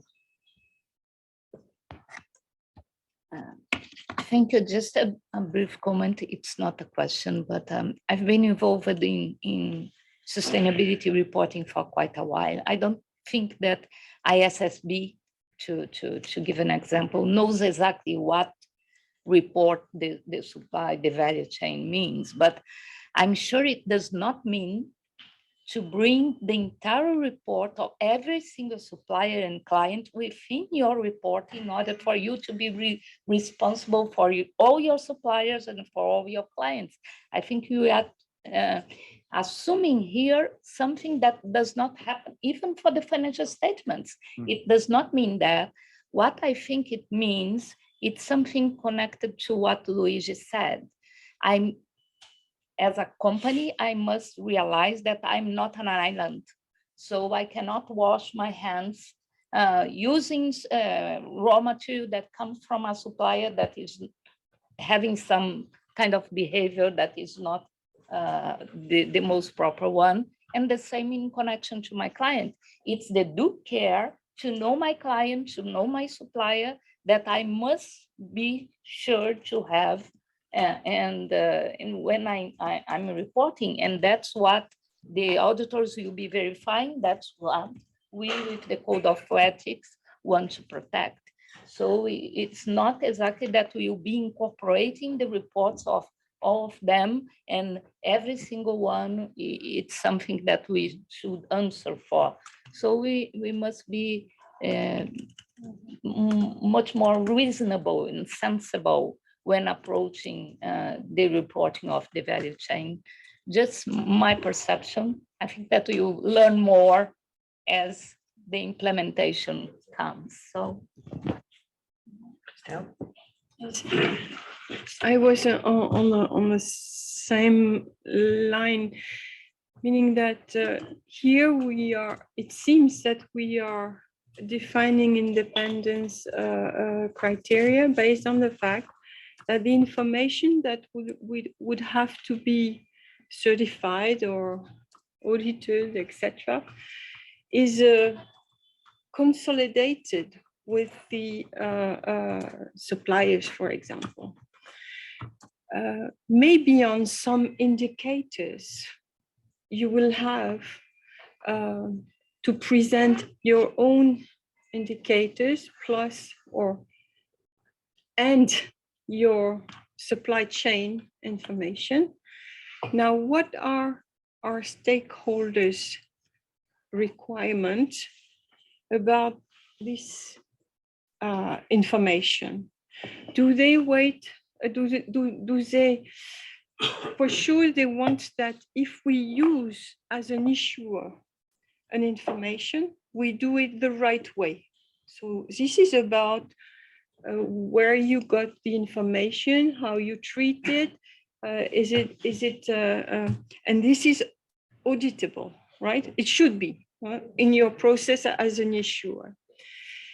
But I would argue that it would be a bad objective if market would ask that because there is a requirement that you combine your indicators plus your suppliers one, that there is the same level of audit requirements on both, because it's not under your boundaries, your control, etc. So you should do your best effort to produce an information that is that has sense, that has been well built, that is understandable, so compliant to a framework, etc., etc. but the fact that there might be mistakes in the production of information by your supply chain,